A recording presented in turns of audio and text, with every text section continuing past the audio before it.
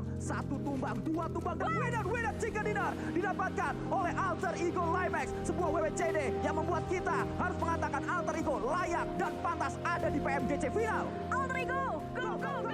Luar biasa sekali pertunjukan yang ditampilkan. Kami tidak pernah menyangka giliran ini akan datang. Didorong dengan dukungan dan harapan yang membuat kami percaya bahwa kami tidak sendirian.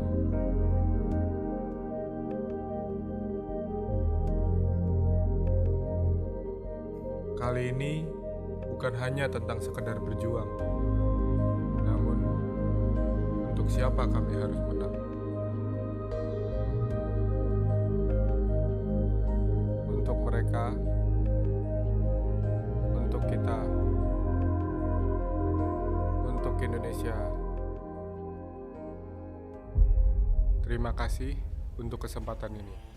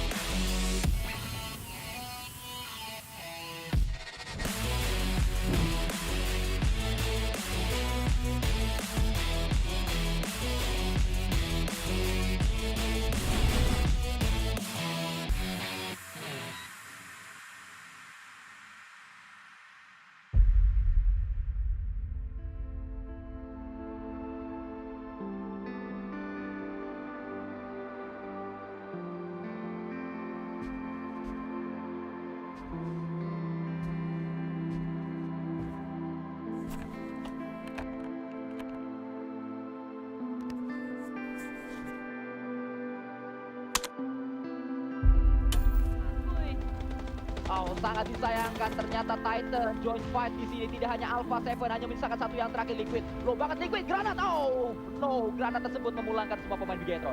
Memang di fight karena bagian dalam dan ternyata di belum tahu tertek juga ada Rexy masih berdansa, ternyata terbait oleh tim Warp luar biasa sekali bisa melakukan bait karena bagian Evos dengan sangat baik karena dia tahu di bagian dikatakan maju.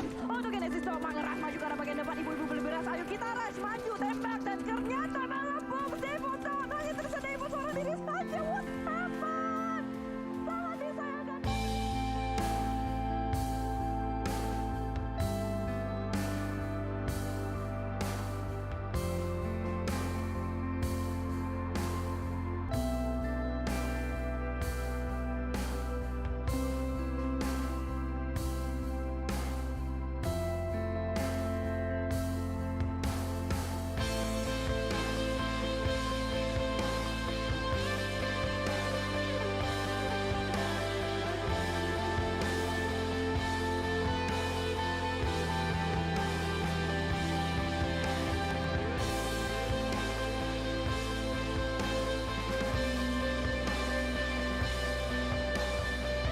Kita Indonesia.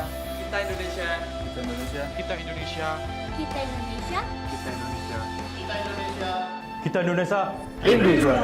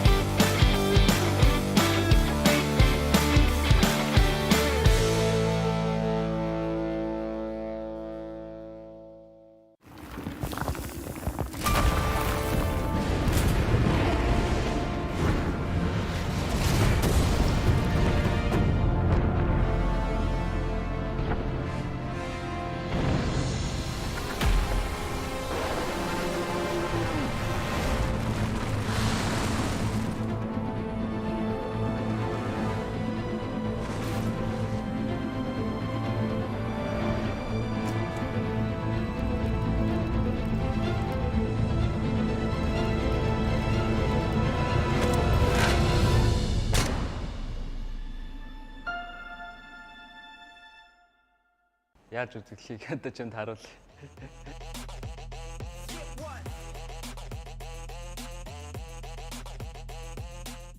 He's 5 out of 10. He looks funny and cute. Espero que tenham gostado da minha dança. Сайн бацхан уу, алтан гэрэл өгтөө бүрэн баяр. Merhaba, ben Fireflux takımından Keç.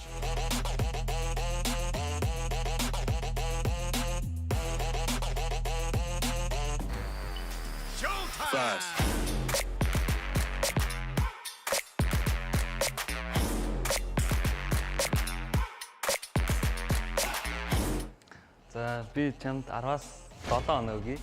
Би өөртөө бол 7.1 өгье. Тэгээд яаж үзэхийг одоо чамд харуулъя.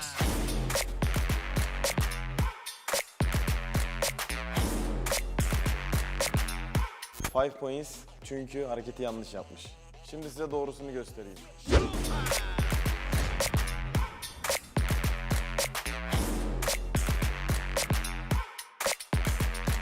He's 5 out of 10. He looks funny and cute. I can do better. Let me show you.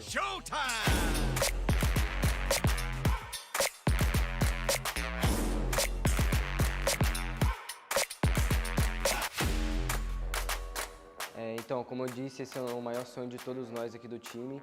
Então, a gente vai dar nosso máximo, treinar bastante, estudar bastante, como se fosse o último campeonato de nossas vidas. E vamos trazer esse título aí para a Inf e para o Brasil. E é na raça que ganhamos. PMGC Grand Final'ında hedefimiz şampiyonluk. Ayo Gorkhali. This time we are here to win. So we'll come back home with trophy. E torça pra gente na final da PMGC, que a gente vai dar o nosso melhor para trazer esse título para a Inf e para o Brasil. Hashtag GoInf. Финал дээр та нарыг тоглолтондоо илүү их анхаарах байх гэж бодож байна. Бид бол стадварт финал дээр уулзцгаая. Asla pes etmeyiz. Fireflux never play with fire. Thank you for watching, guys. That's all from TQK. See you guys at Grand Finals.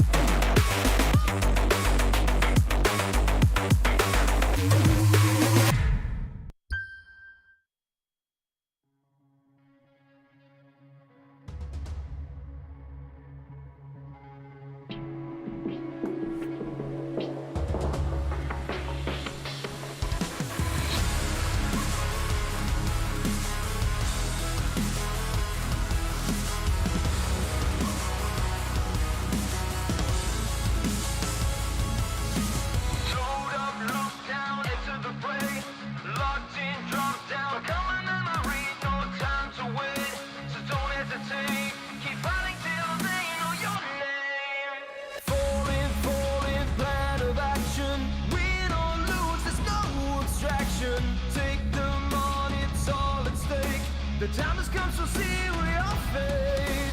Painted scars of past mistakes. We stay strong and refuse to break. You know what is yours to take, and we will be the one. Time to take a stand. The world is in our hands, and you can feel the weight. The circle's closing in.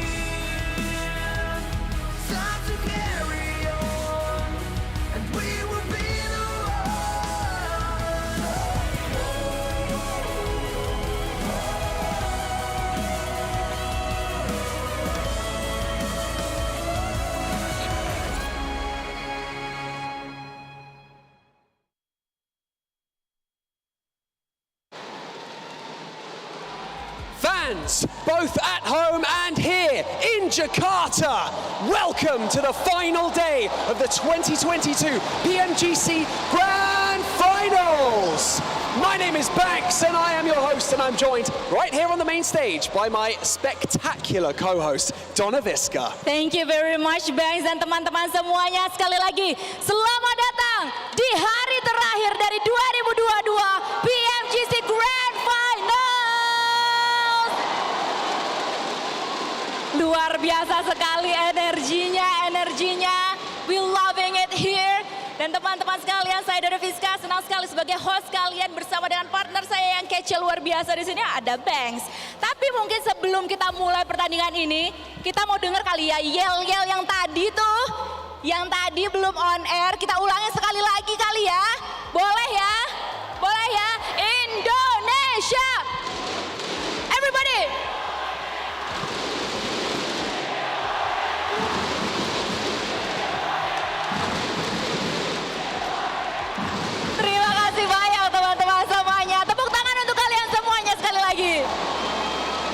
Yesterday, we saw matches 7 through 12, and we have just 6 matches remaining before we distribute that $1.5 million prize pool and, of course, crown our PMGC champion.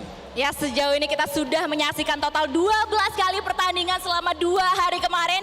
Dan kali ini hanya akan ada 6 kali kesempatan lagi untuk dimainkan oleh para tim, oleh para player di sini untuk bisa mendapatkan total hadiah paling besar dari total prize pool 1,5 juta US dollar dan menjadi juara PMGC. The crowd is raring to go, Donna. I can feel it. The energy on the main stage, it is palpable. But before we get into today's final matches, we have a very special performance for you all. So ladies and gentlemen, please welcome Mahalini Raharja and Alvin Jonathan.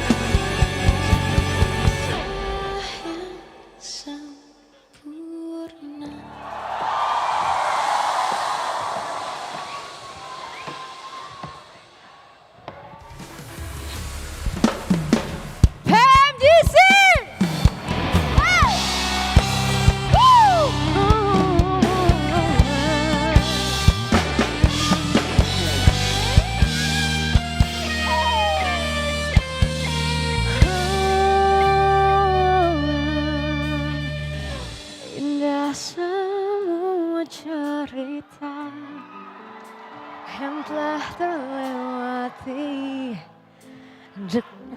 Satu cinta kita yang pernah bermimpi, jalani semua. Hanya ada kita yang tahu ini semua boleh. Namun ternyata tak mungkin bisa. Restunya tak berpihak pada kita semua. Mungkinkah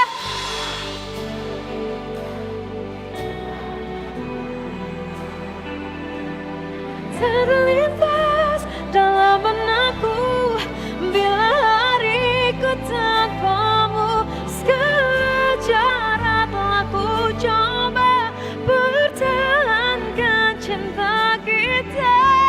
Selalu ku titipkan dalam doaku, tapi ku tak mampu melawan apa?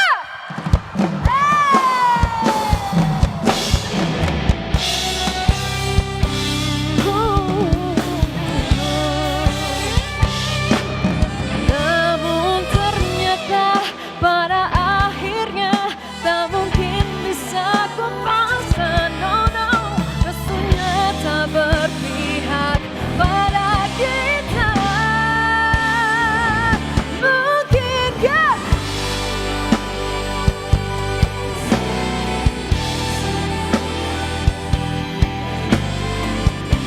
jawaban aku bila hariku tanpamu?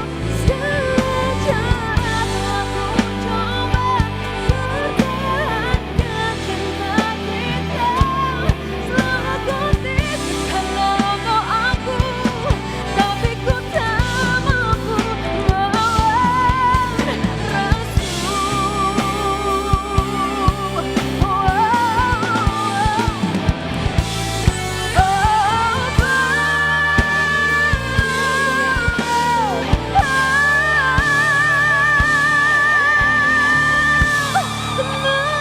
Mungkinkah aku meminta kisah kita selamanya tak terlintas dalam benakku bila hariku tanpamu?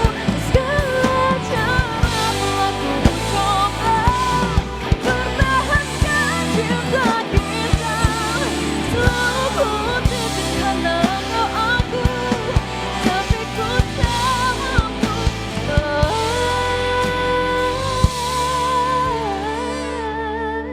melawan apa? Restu.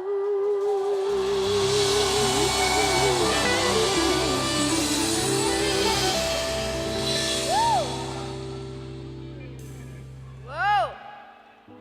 PMGC 2022. Sebelum saya the next song, saya mau denger alter ego mana sih suaranya? Woo. Oke, kebetulan karena diadakan di Indonesia, saya mau denger sekali lagi semangatnya dari Indonesia. Mana Indonesia?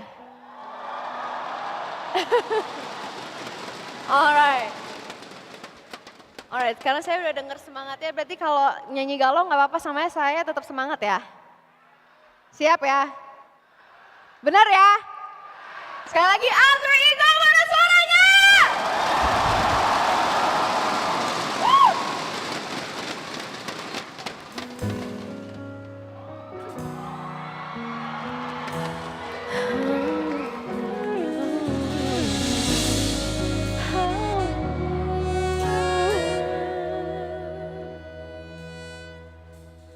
Tenggelam jiwaku dalam masalah yang tersesat hilang, entah lagi cahaya cinta.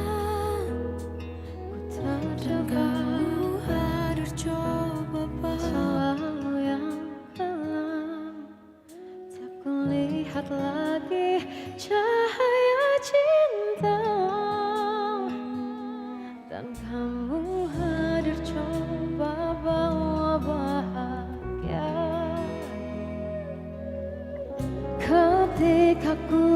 masih mati rasa. Karena apa semuanya? Dia yang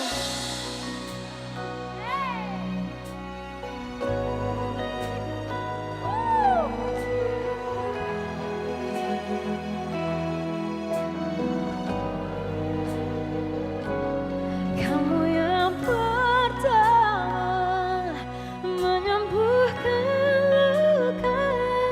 Tak ingin lagi ku mengulang keliru akan cinta. Jadi apa? Jadi kisah yang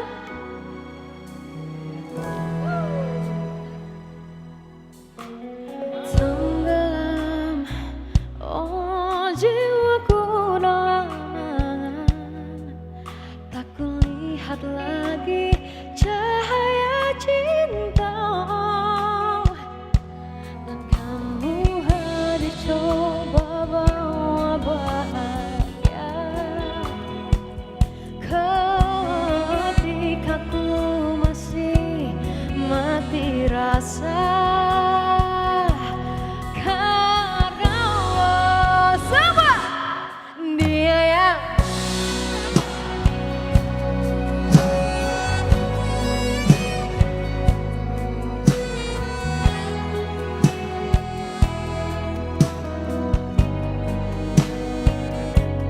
kamu yang pertama menyembuhkan luka. Tak ingin lagi ku mengulang keliru akan cinta. Jadi kisah yang sempurna.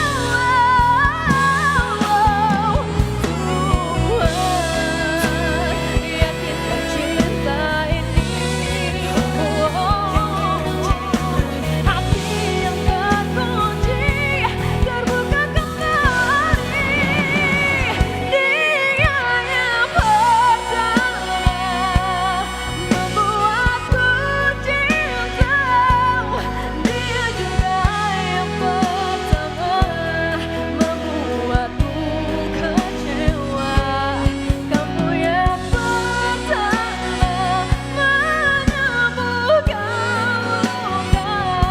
Tak ingin lagi ku mengulang keliru akan cinta.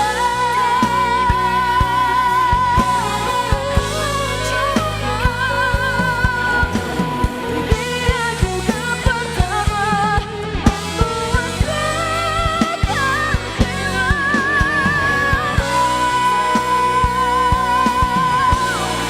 luka.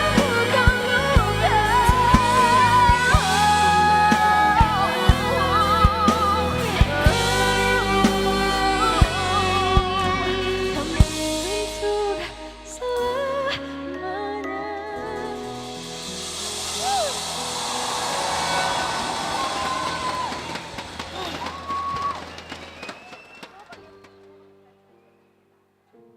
Oke, mungkin kalau lagu kali ini adalah semuanya mungkin akan menyanyi salah satu masterpiece saya. Boleh nggak sih walaupun di sini saya minta flashlight semuanya? Boleh nggak? Boleh nggak? Boleh nggak? Boleh nggak? Biar lebih semangat nanti, biar Indonesia menang ya nggak sih?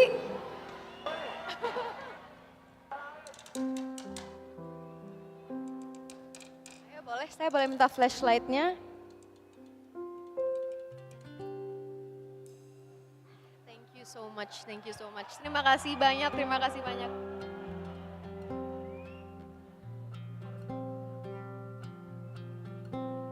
Yang tahu lagunya kita nyanyi bareng-bareng semuanya.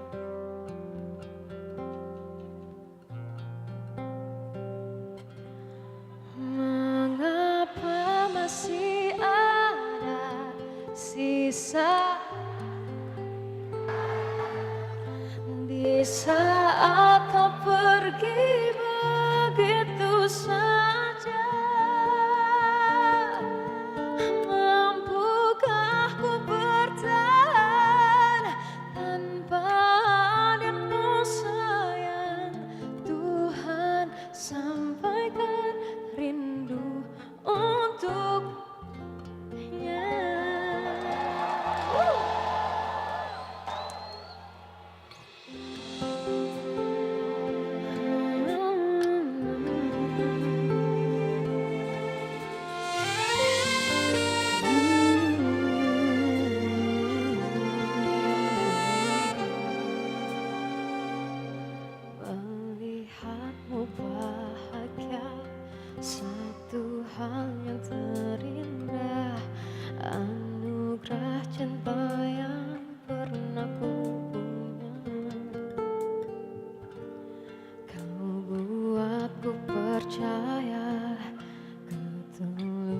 ketulusan cinta seakan kisah sempurna kan tiba.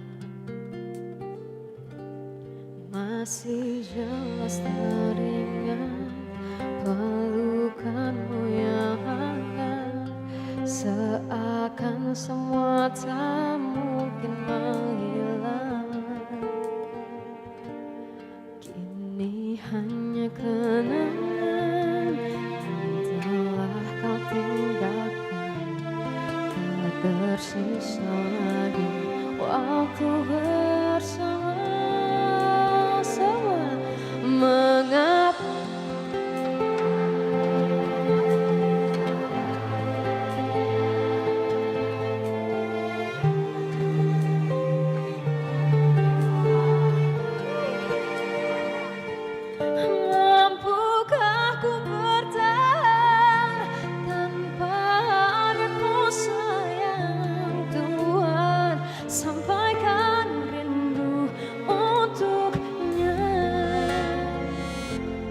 masih jelas teringat pelukanmu yang hangat, seakan semua tak mungkin menghilang.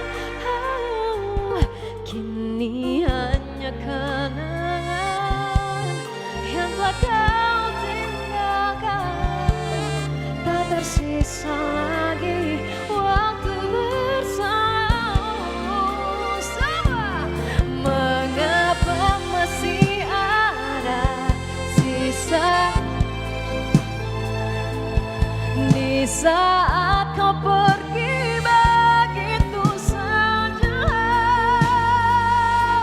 Mampukah ku bertahan tanpa hadirmu sayang Tuhan, sampaikan rindu untuknya.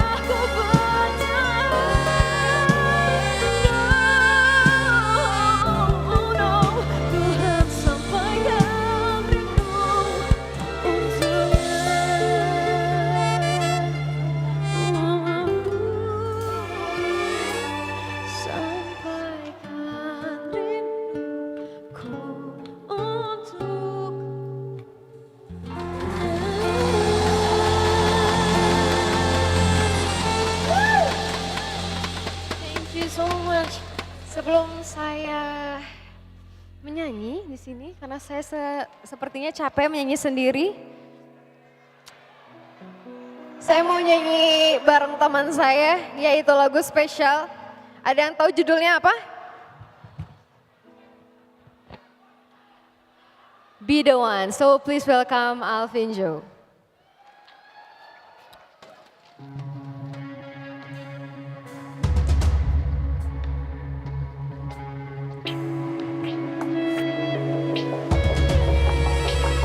Alter Ego mana suaranya?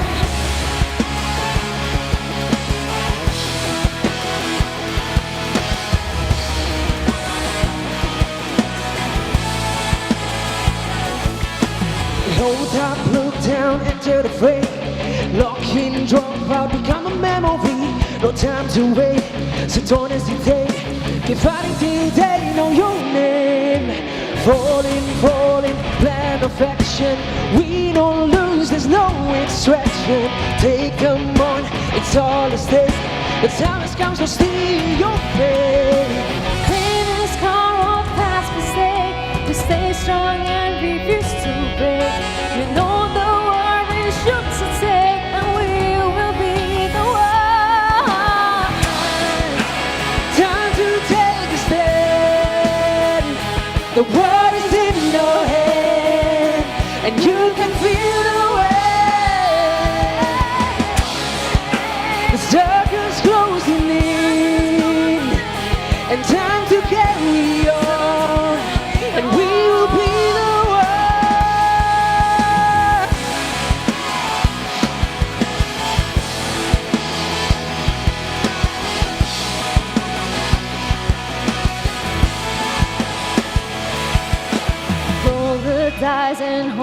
tight. Go all in the race to say, go little lies and wait for you. Just give it all, make it true. Find a hollow victory ways. Enemies will come all in your way. Shake them off, it's time to move. You have everything not to prove. And pain is just so best mistake. Stay strong and refuse to break. You know the world is yours to take, and we will be the world. Time to stay. The world is in your head, And you can feel the way. you can feel the way. The circus closing in. It's time to carry on, And we will be the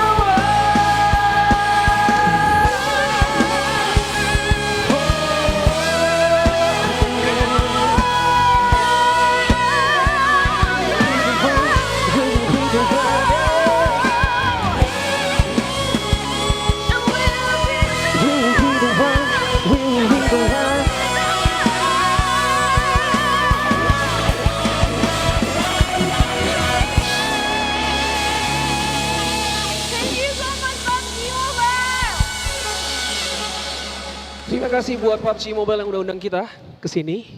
Terus senang banget karena acara ini bisa diselenggarakan di negara tercinta. Tepuk tangan dulu buat Indonesia udah bisa Pubgmobile ngadainnya di Indonesia, tentunya pasti spesial banget. Dan semangat terus buat Pubgmobile dan seluruh pemain, semangat untuk Day 3 dan let's go Alter Ego! Mantap. Once more, Alter Ego mana suaranya? So thank you so much guys, semoga Indonesia bisa jadi number 1. Bye semuanya, terima kasih Bye-bye, banyak. thank you. Thank you so much.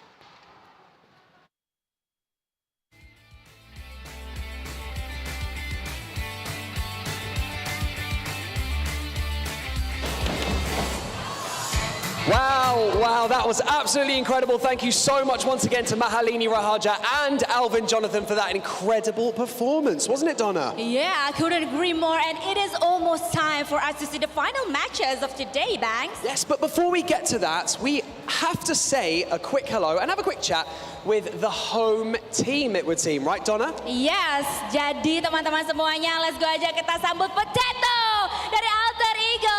Let's go.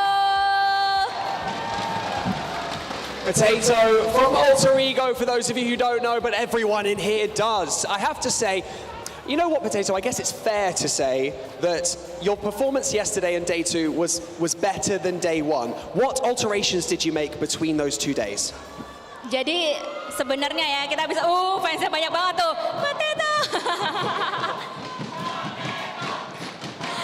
Jadi kita bisa dibilang lah ya di hari kedua kemarin performance kalian itu bisa dibilang lebih baik daripada hari yang pertama. Jadi ada evaluasi apa aja yang dilakukan selama dari hari pertama ke hari kedua kemarin, Potato?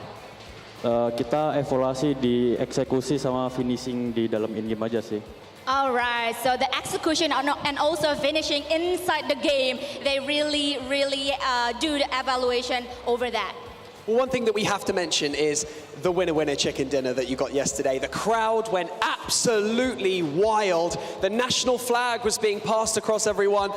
I really hope you got to see it. Now, I just have to ask you, how does it feel to be participating in this competition in your home country and being the only team that's representing Indonesia? Jadi kemarin pas udah WWCD tuh, by the way gue juga di situ, di tengah-tengah para Alter Champ semuanya, luar biasa sekali energi mereka semua. The crowd was crazy, mereka semua cheering untuk Alter Ego, bahkan ada bendera Indonesia juga yang udah dikibarkan, dikeluarkan di sana.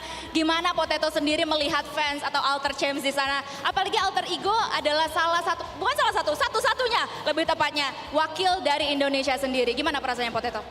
Perasaan kita anak-anak Limak sih ya bangga lah karena kan dari pendukung lainnya juga bersatu buat Indopret. Jadi sangat bangga dan nggak mau ngecewain mereka semua yang udah datang jauh-jauh juga.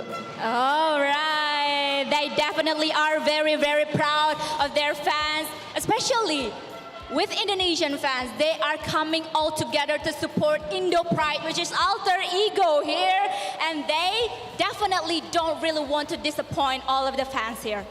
Well, speaking of your fans, you know, I'd love to give you the opportunity to say something to them, to your friends, to your family, and to your fans who have supported you throughout this entire year, all the way up to this point. What would you like to say to them? Jadi mau silahkan sepatah dua patah kata mau disampaikan untuk para fans di sini. Untuk semuanya mohon dukungan dan supportnya karena masih ada 6 game, semuanya masih bisa terjadi apapun itu. Yes, of course. Semua masih bisa terjadi teman-teman semuanya. Please support Alter Ego because they still got 6 matches left, still 6 matches to go, and everything can happen inside this game. They definitely can go up in the leaderboard as well. Well, Potato, thank you so much for joining us in your pre-match interview. We're going to let you go back to your booth and practice, get the rest that you need, and get ready for that first match. And congratulations on all your success so far. You may now go back to your booth. Terima kasih Potato. Sekali lagi Potato. And now, I believe, without further ado, it is time to go over to the analyst desk where they can break everything down before we dive into our first match of the finals. Jadi langsung aja tanpa basa-basi lagi kita lemparkan ke analis desk kita untuk bisa break everything down sebelum kita masuk ke game yang pertama. Jadi analis dan juga host kece kita silakan.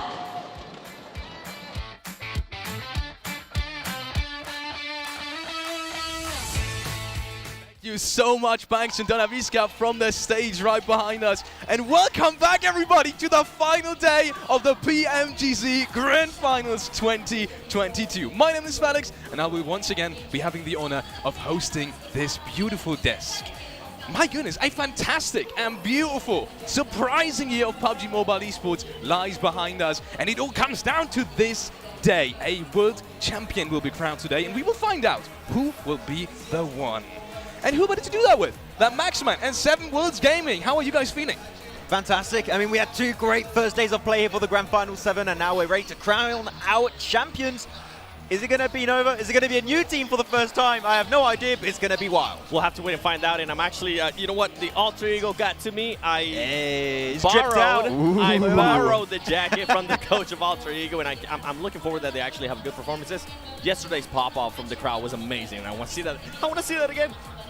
We will see whether or not they will be popping off in just a couple of minutes. But first of all, we want to take a minute to thank our beautiful sponsors. First of all, Sony and Sony Xperia 1 Mark IV's beautiful smartphone. Also, Sony Xperia Stream, which were co-developed in collaboration with professional esports players. You can play PUBG Mobile with Xperia Stream's total cooling system and multiple ports for intensive gaming and streaming. So if you want to share your highlights, if you want to stream on any of the social media platforms, you will be able to do so with no problem at all. Also, we want to thank Prime Gaming.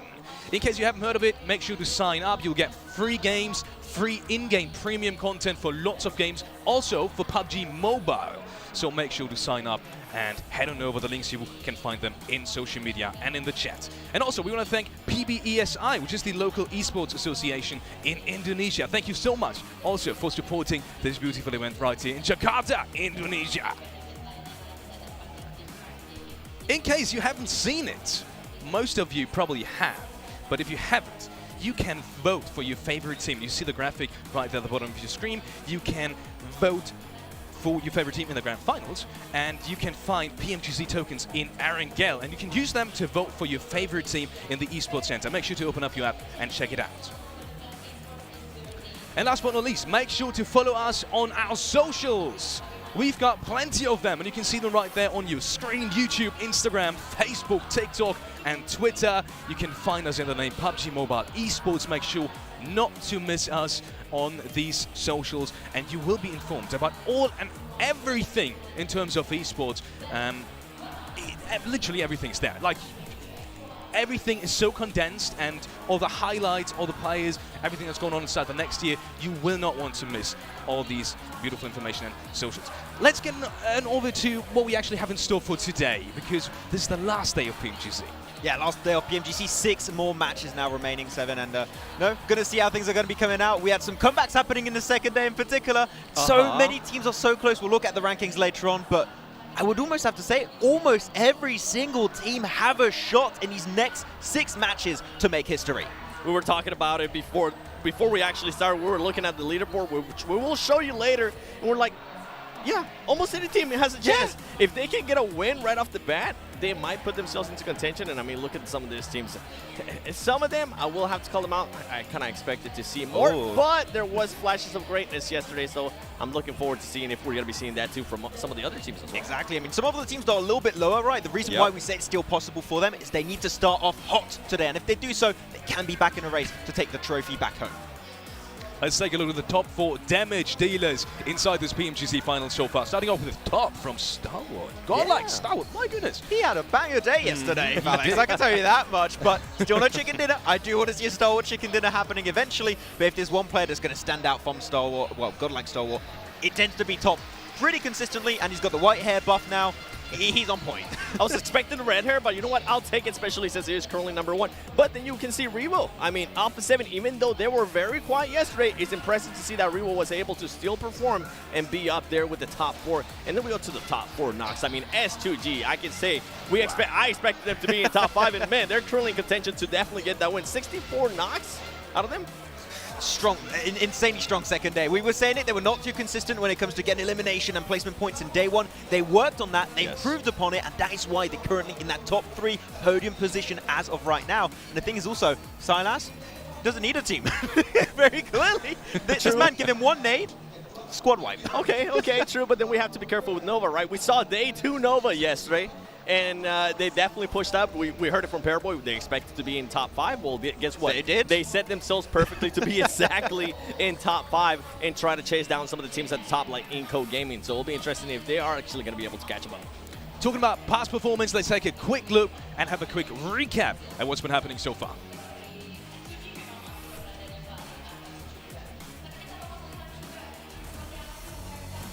I love it. Starting off with S2G, that nade was fantastic. I was sitting in my seat and I literally just wanted to scream. That nade, you can see it right there from this angle.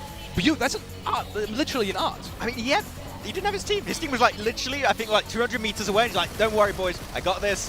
One nade, goes for the push, then the entire team just joins up. And their hold on this position, if Nova do not really put themselves in that position earlier, that would have been an SGG win, but then Nova does what Nova does on their second day, apparently. You know, they start off doing their research, then second day, that's when they pop off, and now they're in a position to compete, to claim their trophy back to back to back, and that was insane. I mean, talking about Nova, I mean, Jamie, for him to be able to do that play right there and Frozen throwing that nade, getting that extra knock, and then they just continue to push. And we didn't even... come on! We didn't get to see the Paraboy nade. That was so amazing. We were kind of joking about it yesterday, right? Paraboy was doing so well that he decided to nade his teammates as well. I do wish I was as good as Paraboy, where I get 6 eliminations in 1 fight versus 1 team. Those are the stats we're working with on Paraboy's side. But once again, SGG, the big step up. So many strong plays when it came down to it. The thing is, hopefully it's not going to be just day 2 to be their legacy in these grand finals. We want to see if they can keep the pressure on and keep these matches going their way. And with SGG, I mean, I think you mentioned it perfectly too earlier. It comes down to, are they going to be able to get those eliminations? They have showcased that they can actually continue to get those placement points, and that's why they're currently sitting in second place, as you can see right there with 123 points. And then we have Inco Gaming. That was the biggest surprise for me. I didn't expect them to be in that first place. I thought it was going to be Alpha 7, but Inco Gaming, they are very confident. And don't worry, we'll get a chance to talk about them a little bit more later on. No, not only Alpha 7 and Inco Gaming in the top 3, also S2G, and we've talked about them plenty. They did have a rough start in this tournament, but you have come back, especially in terms of eliminations. Exactly. I mean, we say we want to see a 50-50 split here coming out when it comes to rank with placement points and eliminations, and they've been able to do that in absolute banging fashion on the second day. And the most impressive things, there's only 5 Western teams. 3 of those are in the top 3 right now, which is mental when you think about it, when in the past, it's always been dominated by Asian teams. Yeah, and when we were talking earlier about teams that might be able to make a push towards the top, this is what we meant. Any of these teams, I personally think up to 12. I think, Max, you were saying up to 15, right? Yes. If I'm not mistaken. They can make a push to at least the top 3, to at least the top 1. It's going to be interesting. It comes down to the first game, and look at this head-to-head between Razy and Paraboy. Okay, of course this is the big step up. I'm sure that if Paraboy played like day 2 on day 1, I'm sure the stats would be way higher, but that just goes to show how much of a redemption they've been able to kick off on that second day. And I saw a lot of theories going on online. It tends to always be the case for Nova. Day 1, research, analyze. Day 2, start your comeback. Day 3, dominate. And I want to see if we can see that once again today. You want to see dominate? I actually want to see if order is going to be showing up. We saw him being a little bit of a rough stretch out of him. And then we go to the top Erangel performance. I mean, Inco Gaming, this is what's so impressive out of this team. I feel like they could have gotten 2 extra wins yesterday when it came down to Erangel. I got a chance to talk to their coach, and they told me that they are aware of the mistakes. We were kind of pointing it out, right? Whenever they did a 2-2 split late in the game, we were scratching our heads. We're wondering why they were even doing that. They are aware of it, and they are going to be fixing those kind of mistakes. Yeah, I was actually really happy when you told me that earlier when you had that chat, and the fact they knew that that was a big issue, and we do not want to see those same mistakes happen once again. If that's the case, they could potentially hold on to the place in first and maybe take the trophy home to Brazil. Are you teasing me? Yes, I am. A little bit. Okay.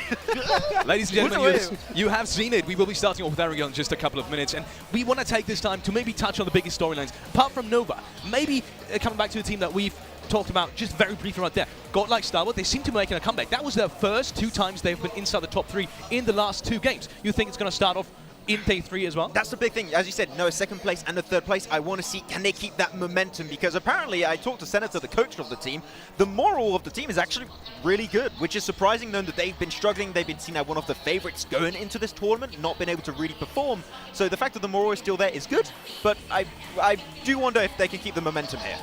Okay. Let's take a quick look at the teams to watch from both of our analysts, and maybe starting off with you, Seven. Oh, what? Okay. I mean, tell me about one of your teams, or maybe just all of them because they're the same, you know? Alter Ego. I mean, this is the only chance that I feel like I'm going to get a chance to actually talk about them. They showed up an amazing improvement yesterday with that win, especially in Sanhok. We were talking about it. They played that perfectly, the way they were doing their splits, the way they were willing to take fights too. I feel like if this team can actually continue to do that and continue to improve and get themselves there within the top 3, they can possibly get the win here, and this crowd would go absolutely nuts. I just want to get one more chicken dinner. Just give me that. I think we all want you. Max, going over to you. Godlike Starwood, we were just talking about them. I feel like they blamed me already on Twitter for cursing them pretty extensively. I get it, but Godlike Starwood right now, I gotta go entirely in. I got the jersey on right now. Okay, Godlike Starwood, if there's one time to make a comeback happen, it is right now in these next 6 matches. I believe they can make it happen. Keep on going, boys. He cursed them. They are sitting in 9th place right now. Yeah, we're talking about curse. Let's not hope it's going to be that way for them. Talking about another team that's pretty far down there, Buriram. They just won that last game. And we were hoping for a comeback. Any words on Buriram going into today? It was a good third party. I think there's one thing we can say about that game. They were opportunistic. That's great. I want them to create their own luck. I want to see a game where they have 4 players remaining and they just look hyper-aggressive, willing to take control of a position in the game. We haven't seen that at all this entire finals, except for that third party, as we just mentioned. I want to see the league stage, Buriram. They've been missing so far. I want to see them hopefully come back today. And for me, going based on their performances so far up to that one game, right, it's just not going to be good enough. I actually don't even have them finishing in the top 10. Brutal. Yep. Look at this. We will see some of the players in their backgrounds. And talking about the Brazil region, maybe let's quickly touch on A7 because that was one of your favorite 7. They had only a single game in this tournament, but they did not get a single frag. Only 1 game. You expect that to continue? No, I think the team is definitely aware of the issues that they need to fix. I got a chance to talk to them, and they were very confident. Actually, impressively confident. Their mood was actually very high, too, because this is a team that we've been mentioning over and over again. They go momentum very, very much, and I feel like it's going to come down to the first game. If they have a great first game, then Alpha 7 might have a chance to actually get in this win and being able to be the global champions. But if they don't start off hot, I don't think it's going to happen, and I think it will probably end up with the top 3. I mean, if you're purely looking at like the odds of the trophy going to Brazil, they're pretty high. Like, you got Inco in first, you got Alpha 7 in third. It's looking pretty good. Though, I do want to bring a little bit of an underlying team that we haven't really talked about too much. It is DRS. We keep talking about these massive teams all the time. You're talking about your Inco, S2G, Alpha 7, Nova. But DRS, they're chilling in 4th position. And if they strike hard today, we might see a Nepali team become the world champion. Max, and they do have 2 wins in Erangel. And that's big. We do play Erangel 3 times today. So if there was ever a time for them to win, it will be today. If the Nepali region can prevail, we will see in game number 1 of the PMGC Grand Final, day 3. And who better to do that with than John Allen and Blank. Take it away, boys.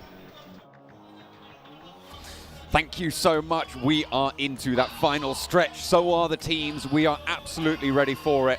only time will tell what is going to happen because it is still all to play for. It is still all to play for. There's so much on the line right now. A huge amount of prize pool, huge amount of prize money, huge amount of glory to be found during today as well. Day 3, 6 more matches. That's it. You're done. You're finished. And that will be the 2022 book to a close. And I'm very, very excited to see exactly how that last chapter does finish and what it sets us on for next year. Because if it is the 3-peat coming through from Nova, once again, teams will be looking to dethrone that king right at the top next year in Turkey. Or will we have ourselves a new PMGC Grand Champion looking to defend next year? I think that one of the crazy things is that right now with the way S2G is currently playing, and you keep saying this, John, is that they could certainly be the winners. And it could be a home ground team defending over in Turkey. It would be amazing to see. It would be quite the story as well to see if S2G can keep that momentum going throughout the year as well, because that's going to be an important factor moving out of this tournament. But we've got to think about that later, Blank, because right now they've got to win it first if they want to be defending champions. Plenty of other teams, though, wanting to challenge for that title. You talked about defending champions Nova. Sure, they've had that rise from 10th up to 5th so far over yesterday, but they still have a little bit more to climb. And teams like Inco will not be going down without a fight. Even teams like Alpha 7, who started day 1 very, very strong and coming back into day 2, didn't have as much power, are going to be looking to put their best foot forward here in match number 1 on the day. We are looking for the first Erangel. Horrible playing path to start our day off here, though. Day 1 was very kind. Day 2, even kinder when it came to playing path. Day 3, no prisoners, no mercy. Playing path down from Sosnovka all the way to the western side of Gatka here. A horrific way to begin, but for Stalwart dropping out early towards Novo, this could be a really good start for these boys. And definitely 2 teams going to be dropping out on the eastern side of the military islands. Going to be a little bit of conflict potentially over towards Novo, a hot drop, and 2 more teams, 3 teams actually dropping out over Sosnovka, but they're all heading north, so likely going to see them over on that main island. Nobody going for C block at the moment, not that I can see anyway, which is fairly interesting, I'd say, with the playing path as it is. Still time to turn around if they want to go. And look at that, Alpha 7, they did drop out in the same position as Godlike Stalwart, but they are going to go all the way over the water towards Milter Power. Yeah, I mean, but this is practically their basic drop spot anyway, so this is fine for Alpha 7 as a backup. Other than that, towards North George, also an availability for Alpha 7, been dropping their majority of the time throughout this tournament. But Milter Power, Milter, very standard drop spot for Alpha 7 during this match. I don't think anyone's going to cause them too many problems on this side. I am really surprised, though, that nobody dropped on C block or even on the western sides of that island. They're all going to have to head north, and not only because of the plane path now, they will go up with the circle. Another northern Erangel. I think for most people, they realize that, honestly, going down towards Sosnovka military base or on C block, with this type of meta, this type of lobby, where they're all going highly central, that's Inco, though, getting dropped upon by S2G. They lose a couple there. That's 1 already down. Vitali sends away. Takes a fair bit of damage on the way out. That's Inco already losing 1 player. This could be a little bit tricky for them now. Wanting to take that central position early on, play with 4, but now playing with 3. This will cut their chances a little bit. With losing Nenebete as well. That's really not the ideal candidate. Hang on a minute. Buradam are there as well. Inco, they are getting chased down right now. S2G with the elimination point that they were able to get. They're now 1 point behind Inco at the top of the tables, Blank, and maybe looking to pursue a little bit more with only 2 players alive for Inco. You've got to think that that central strategy of theirs is looking pretty shaky. Yeah, this is not ideal for Inco, honestly, especially with that playing path. It does not give them a lot of time to get set up and going.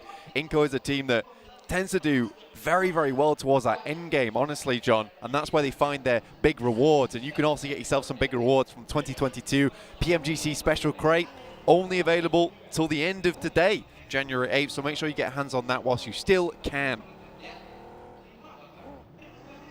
4 angry men just picking each other up and moving forwards. Look at this, early moves. Generally, what you will see from Inco this time around, though, they are cut down in half. Vitali took a lot of damage early. There's no meds on Squash, so they still have yet to go for this loot. A lot of teams have made their way up north fast, and one of those teams, 4 angry men, will be across that river in North George, 2-2 right now. and all 4 of them still alive. T2K also moving to that north of the river. IHC, South George occupation. Yeah, T2K can head towards Box Compound, perhaps hold there for a little while longer before heading up towards Severny side. 4 AM picking up their usual drop spot in North George, so they know that this should be clear, this should be clean. They'll either drop out and get towards that position nice and early. Inco's headed up towards Rozok.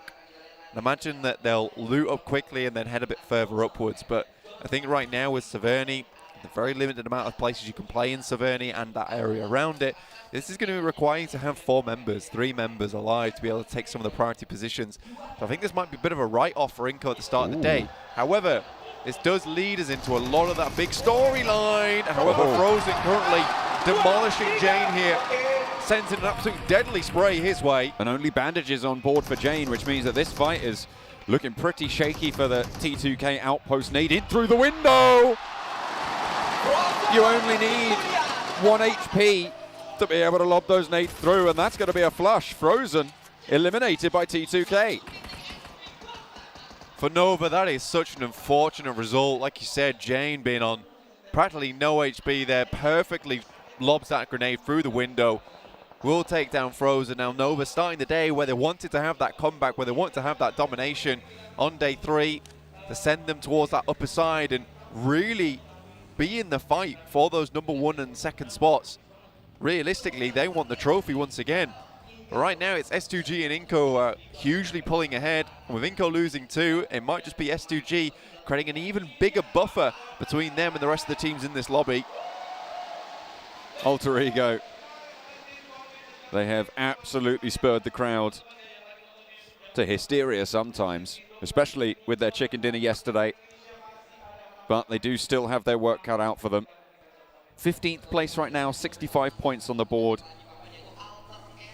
They aren't lost. I think that's what we can say for them. But they did manage to get the chicken dinner, and the one that they did get, it was fairly convincing. Yeah, it was a good chicken dinner. I was talking to Denny about it, the coach from the team, saying that, you know, they were given the circle. I had to be nice to him. I was like, look, you're given the circle, but you still have to play that out correctly. Take that win. I think that Indonesia could be certainly proud. And he said, yeah, well, we changed a few things, and we've worked on it. And again, this is PMGC. This is the hardest PMGC we've had in basically forever. So for Alter Ego to continue performing like this, it's really good to see. And I don't think there's a single team here that has underperformed massively. Maybe VPE, you could say, currently at 45 points, but there is 6 more matches still to go. Maybe they can change things. Nova at the top of Everest after getting backed off the position in the compound across the river by T2K with a sneaky little nade. Godlike Stalwart moving on the southeast side as IHC and Fireflux in the crates near Georgia Pole looking to lay claim. I think Fireflux, yeah, they have just been trying to move in on that west coast, and Solke gets spotted. IHC want to close the jaws of this, moving 2 players up to the warehouse. Solke into the vehicle as well, looks to hop out as they will have heard that one. The engine did switch on, and 2 players going straight on in. Solke with a challenge now, half HP, going to be tricky to make it work. UMP to move forwards, a lot of damage sent in, but Solke's being flushed out. Goes for the challenge, and it is IHC to take him down. Solke falls, and the rest of Fireflux divert attention. They flee, go back south. Very nice stuff there coming through from IHC. Well, let's get themselves few, or at least 1 point, right? That 1 elimination, but it gives them a nice little platform to play from going forward.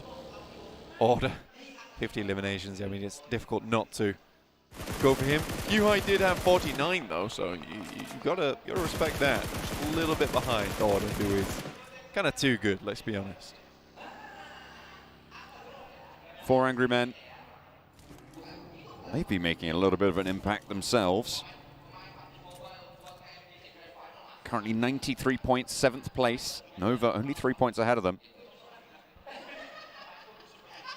Svan, the legacy player from this roster, keeping them in and leading from the front, really. I feel like this is a roster that has had quite a lot of power with it.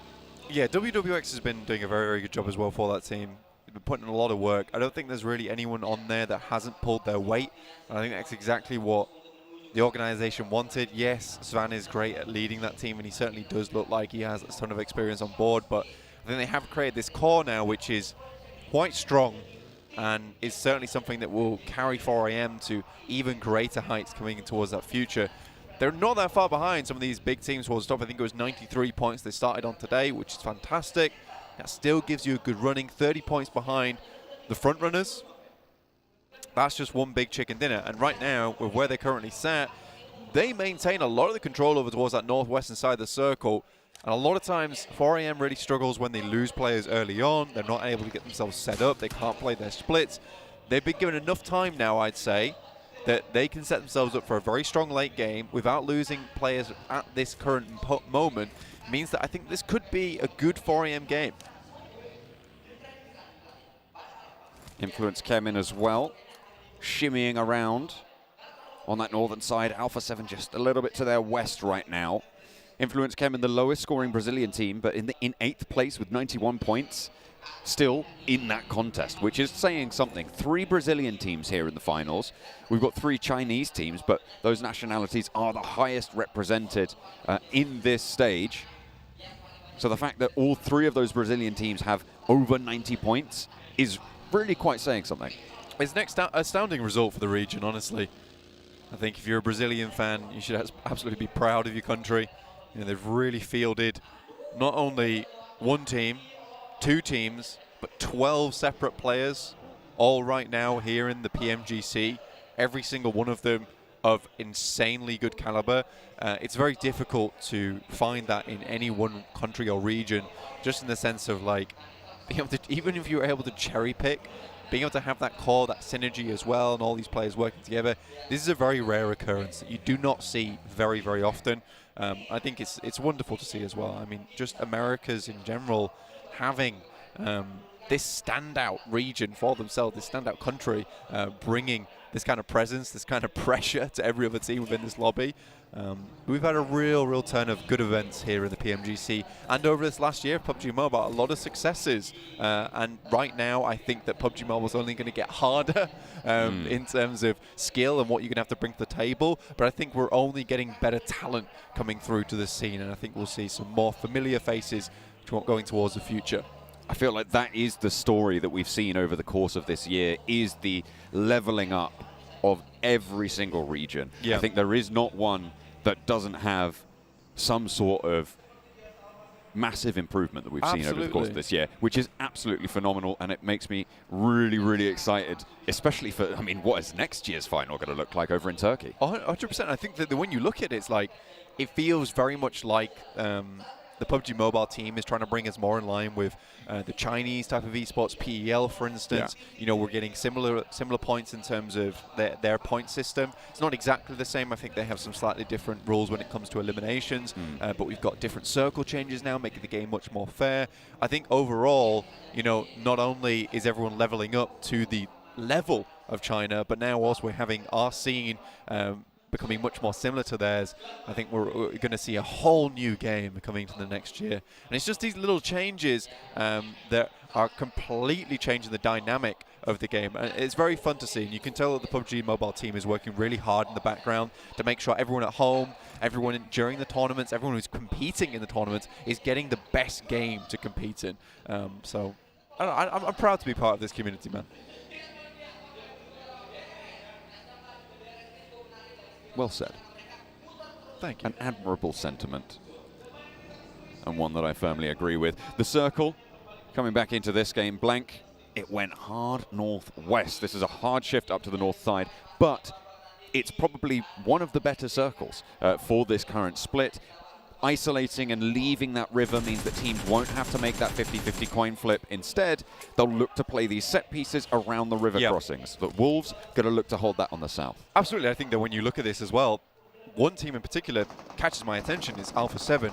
Not an easy push, not an easy rotation for them coming up from Mill to Power to suddenly being towards the center of the circle here, shooting range. But S2G currently taking a lot of casualties here versus Wolves.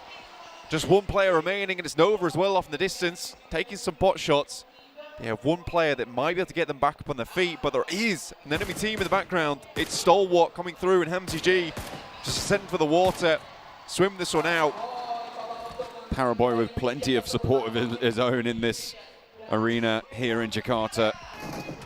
going to be taking shots actually over towards everyone. Godlike Stalwart also third partying in. Beautiful wants to confirm these flushes. 2 players active for the Wolves. And he moves up on the ridgeline. Hamzy G is beneath him. Needs to be careful, but there does seem to be some backup there. Calceep, Silas, both going to be flushed out. Now they can turn their attention to the reses, unless Hamzy G has something to say about it. Floating around near the boat. Remember, spots it. And there's no way Hamzy gets up here.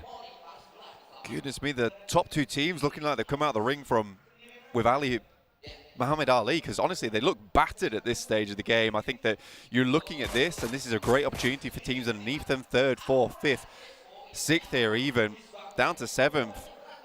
They could jump up now. This is a great opportunity. The fact that Inco, as well as S2G, aren't really going to profit very much from this game if they don't get their players in towards that end game in the first place. This is a very, very wild start to our day 3 where absolutely no one's safe once again. The southwest side being overseen by 4 Angry Men. We talked about how strong their position was for quite a while, actually, and now Vampire are finding out just what a difficult position it will be. The circle gives 4 Angry Men as well some legs into the next phase. On the south side of it, that cut does keep them in, but Vampire going to have to push further north. I think when you look at 4AM's position, it's actually incredibly good. Purely with where they're playing, they have a massive amount of high ground looking down towards the players underneath. Ingo's making a swift rotation on that northern side. In the meantime, Godlike Stalwart still taking some good shots. Memory pumps them down below. That's Hamzy G going down too. So S2G out now. Second place team eliminated on 124 points now after the game. Once you add that elimination point in, Inco might actually have, with a duo, an opportunity to open up a 7-8 point lead if they're lucky. See how much further they can go. Godlike Stalwart not stopping with just the 1 team. They want to try and take a second as well. They want to ruin the day of Wolves. Seemed like they were somewhat back on form coming into yesterday. Looked a bit better. I think that was just a case of being able to figure out the lobby. Again, one of the invited teams. They didn't get to play with these circle settings for our group stage. I think for Alter Ego, again, still very admirable for this team to be where they currently are, considering they didn't get a lot of practice during that group stage against a lot of these teams and the new circle settings. It's a lot to come into, a lot to figure out on the fly. Wolves now going down. Inco moved across that northern side, like I said before. A bit of a dangerous push, but they made it happen. Unfortunately, Influence came in the wings on that northwest side. That will be a problem for them later. 4AM, though. Spot Nova coming towards them. Already find 1, and I think it might be lights out for Nova at this rate. Nova with just order now to keep them alive. Repositions, maybe looking for the res over onto Paraboy. Will not be the easiest, but no, they aren't actually going to try and make that one happen. Probably wise. Only 1 first aid available for order in the meantime. Catch from Fireflux. 3 of those players alive as well. As Godlike Stalwart rocks straight on up into T2K. Scry has gone down, but they send Rig on kneeling as well. Pika on the inside of the shack finds a player, gets the knock. And Godlike Stalwart turning up the heat. Maxman with the jersey. I mean, you can only curse them for so long, right? It's got to cancel out at some point during this day, and it feels like it's right now. 6 eliminations. Good stuff. Alter Ego on the prowl, though, from afar. Shots coming through. Stalwart taking a heavy amount of punishment. Should be able to get some reses off, some meds through. Vampire Esports also looking towards his position. Mini 14. Oh, not quite able to spot what they needed there for Fluke. Smokes to allow them forwards, though. Could sneak a couple nades into the shack. And they swing down low. Ravenclaw leads that charge.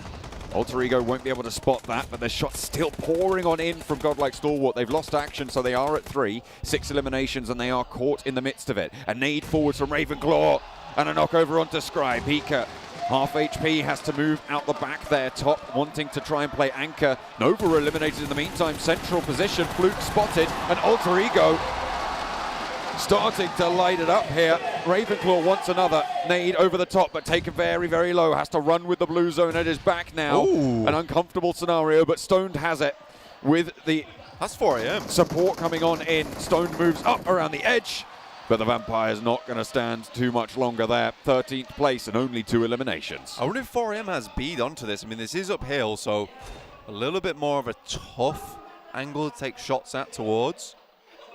Vampire Esports, what a rough time of it though. Running through all this, trying to take shots at the team from Stalwart, also taking shots from Alter Ego, send them back, and Alter Ego is very happy to just send this one away. But that's Sky Only running down one of Influence Kemen's players. Inco down to 1, they cut their losses, sent one of their players up towards the northwest side and Vitali over towards the center. Right now, it will be earning 1 point just in terms of ranking from a 12th place. See how long Vitali can go for. Any kind of points he can get at this point is useful to them. DRS.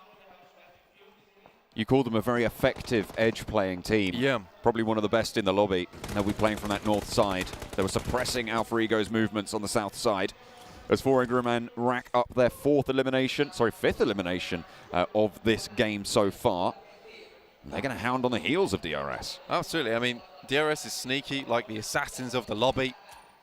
It's really fun to watch them play, honestly, because like I said, they are probably one of the best edge teams in the lobby. It's not easy to play edge. I think Fireflux has certainly suffered because of those reasonings. This lobby just doesn't take to it.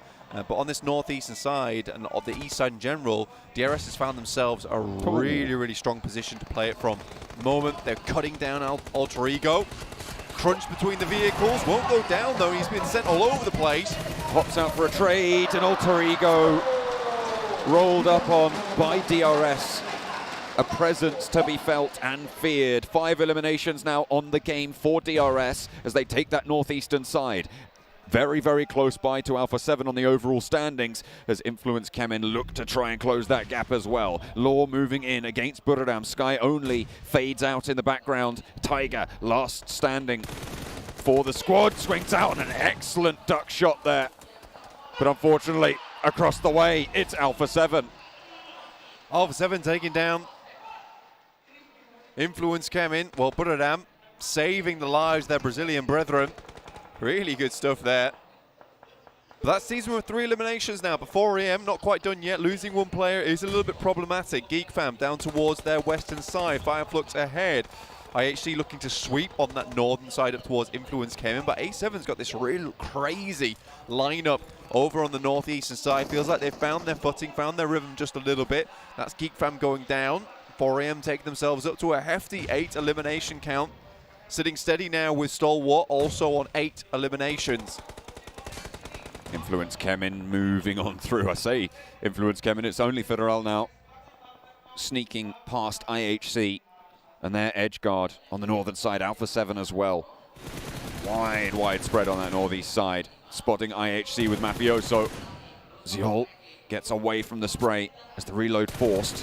Demo tucks it back behind the headland as well. And Alpha 7 not really going to find too much value other than suppressing IHC from swinging out on the north. 4AM, unfortunately, lost 1 player, but they do get the circle now. There's a very good chance for them. I think for 4AM, if they get a massive game at the start of the day here, it'll see them in a position where they can fight out for that first place spot. Inco, though, still alive with Vitali.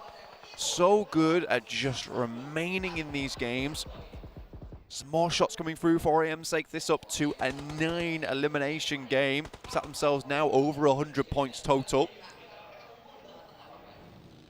IHC pushing in from the north. Corralled by Alpha 7 somewhat and directly into the lines of fire with 4 Angry Men, who have been a massive force. As you'd said, 9 eliminations so far in the game, but they will hold their line. This hillside has been their sanctuary for so long. It's a really difficult position to push up on. It is quite difficult to hold, though, as 3. When you have 4 players, it is infinitely easy just to keep players off that position. But WWX has to hold the southern side all by himself. So if Stalwart, DRS, wanted to swing in on that side, he'd have to hold it basically a solo gunman, because as soon as he goes down, they must weaken that northern side, which is another really good point to just crash upon. So it's going to be difficult for him. It will have to be perfect play here onwards for them. They want to hold this position, have a really dominant game going forward. This eastern side has to clear itself up first. A7, DRS, T2K, all still going. Oh, nade from Legend. Gets value on that one. 2 knocks found, and DRS cut in half for the moment. Legend looks to burn them away with that Molotov as well. Rules and Delta, they're not moving. Are they just going to give this one up? It seems like they might.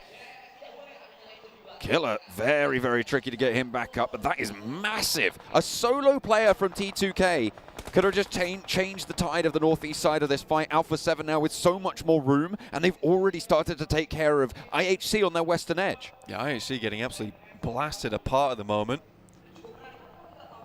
Alpha 7 really has just rocked this entire lobby's lives. The sound of resounding grenades, shrapnel all over the place, with Alpha 7's signature all over it. 4AM though, again, still hesitant to move. Pretty sure the circle's going to come down towards him. Not really much point in being too aggressive at this point, especially with 9 eliminations. You know, finishing this game out with second or a first place, ideally, would be perfect for them. Legend spotted. Rules with a little bit of retribution, and they will be able to res for a third player on the DRS roster, but that leaves Alpha 7 at the advantage. Inko still alive, by the way, in this engagement. I mean, this is just typical Inko, honestly. I think that they're just able to slip past the defenses and senses of a lot of these teams. And he's even taking knocks over down towards Pika, leaving top as the final player. Vitali will finish off Pika with the help of 4AM. And now top might be looking up that way, up to a 6th place finish if Vitali went down now. For 4AM, this is a really good circle. The fact that isolates WWX's position on that south side means there's less position to have to take care of on this hillside, which means they can consolidate their forces a little bit more. They do need to wait for that to happen, though, and it will be a little time. But with IHC and Alpha 7 in a chokehold, in a lock, which Alpha 7 is going to want to break right now, this could be difficult. A double roll-up, close range, up and personals. The old falls. Goodness me. Mafioso shots from the heavens as well take them out, but Mythic gets knocked and flushed as 4AM pinch another one away. Revo gets the heal off Mythic. Down and out. Honestly, such a good play from Alpha 7. Similarly, such a good play from 4AM, being able to take that point and flush. That means the team's down to 3. Their main advantage coming into this last circle, the fact that they were at 4 players total. Really, really well played. Look at the sniper lineup on 4AM as well. AWM available, Car 98K, a Mini 14. They have the long-range advantage. They can just get involved in all these fights. Vitali, though, 2 for 2, over on top of Stalwart. And that'll be them laddering up to a 4th place at least. Guaranteed 4th place. Points starting to rack up for Vitali. With their main competition going down early as well, it's going to be tricky. Here comes the roll-up for Alpha 7, 4 Angry Men. They do have a lot of snipers, but they've got a lot of firepower in those close-range fights too. Just Revo as the backline has been isolated. Revo moves forwards, a third of his HP, and that's swiftly snuffed out. 4 Angry Men are dominant here in the open fields. 4 Angry Men with more to do, though, against Vitali and DRS. I mean, I was saying from day 2 that the way 4AM was playing on day 1, I felt like it was in the back pocket for them. Vitali steps out for just a second. WWX with the M4 just sends the bullets in. That'll be Inko down, up to 15 eliminations now. AWM still in pocket. DRS, I still think that this is a team that can challenge versus 4AM. Circle will definitely be a big factor in this last engagement. This is massive for 4AM, not only because of the difference that they have in points to the top of the tables, but also to stop DRS as well, who are a team ahead of them. If 4 Angry Men can convert here, it's huge. 30 points is what we were asking for. Right now, 15 eliminations, a potential 3 more. 33 points total would be huge. WWX brings out the big boy. The AWM looks over towards that direction. Unfortunately, with DRS, with the circle at their back, they will have to move forward. So a knock at this point of the game, this stage of the game, it's not going to be too influential. Jing Chen picks himself up a vehicle. They know they'll need cover going into this last fight.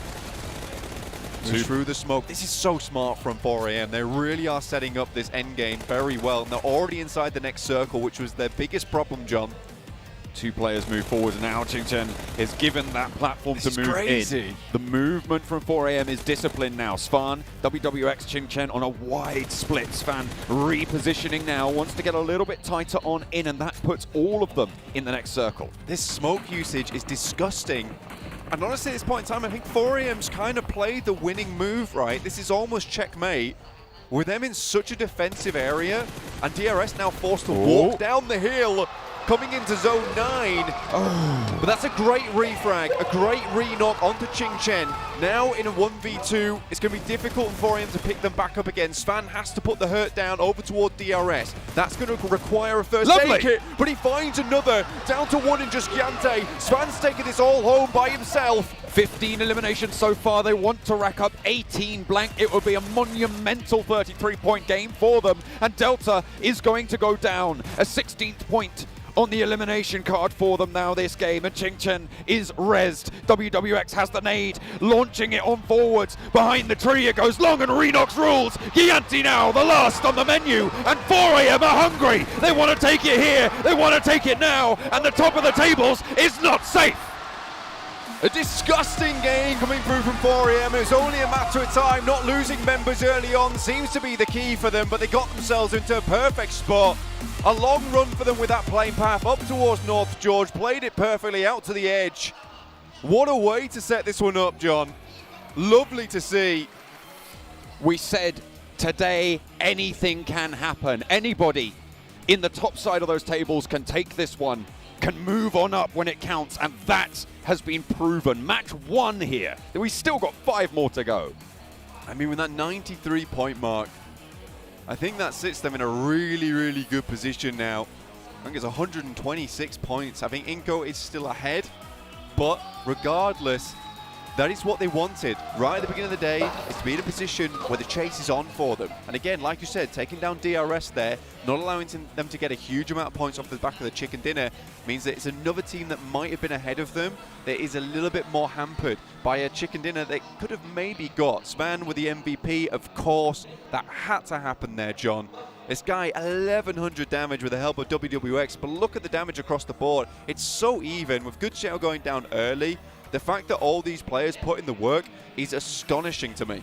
And they traded that off. Huge, huge value for the position that they held. Yeah. They got there so early as and well. Set up off the back of it. I mean, taking all these long-range weapons, in which case they were just adding to these fights, getting involved just a little bit, maybe as an afterthought sometimes, maybe as just one knock, one elimination here and there. That was more than enough that by the time they got to that end game, you know, Alpha 7 taking that one elimination away from them, sitting them down to just 3 players, meant as soon as Svan found that backstop player, they had no one to res him. They had no one else there, and it was a Hail Mary from the 2 in front.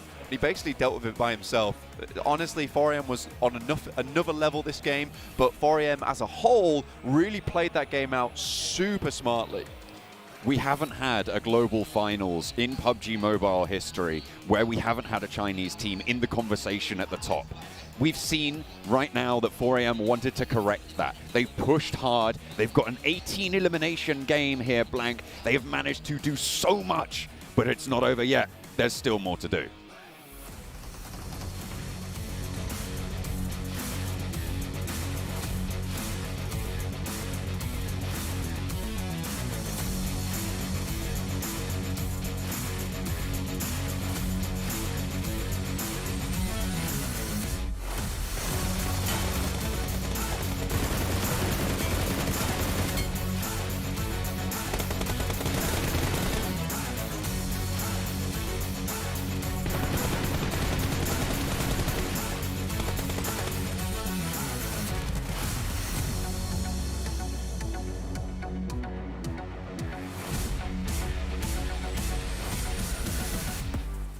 What an absolutely unbelievable game coming in from 4 Angry Men. They put on a show coming into day number 3, and that is the strongest game that we've seen so far in the PMGC Grand Finals. 33 points, Max. I think it's fair to say 33 points, that's going to help you pretty significantly. 4 Angry Men.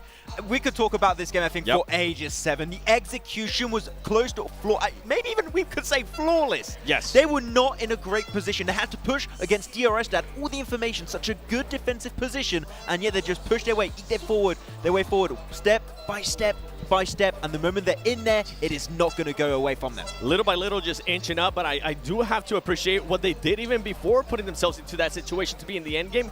They were able to control the outside of the circle. They were able to take on fights with Geek Fam. They were able to take on fights with Alpha 7 when Alpha 7 decided to make on that push, and they held them off. Yeah, they did end up losing 1 player, but it wasn't enough, And I mean, 18 eliminations. Come on, could you ask for anything better? We were looking so much at the late game, but they started off so strong in the early game as well. Maybe didn't have the screen time, but at phase 3, 4, they were already at 9 eliminations. Yeah, I mean, as you said, right, they cleared the western side. They cleared himself at GeekFam, Alpha 7 also. I think even 5flux, to some extent, they did it. And Svan, the MVP of 2 years ago over in Dubai for the Grand Finals of 2020. And he's going for the title once again. 7 eliminations, that puts him back in the MVP race. Earlier today, I got a chance to talk to him.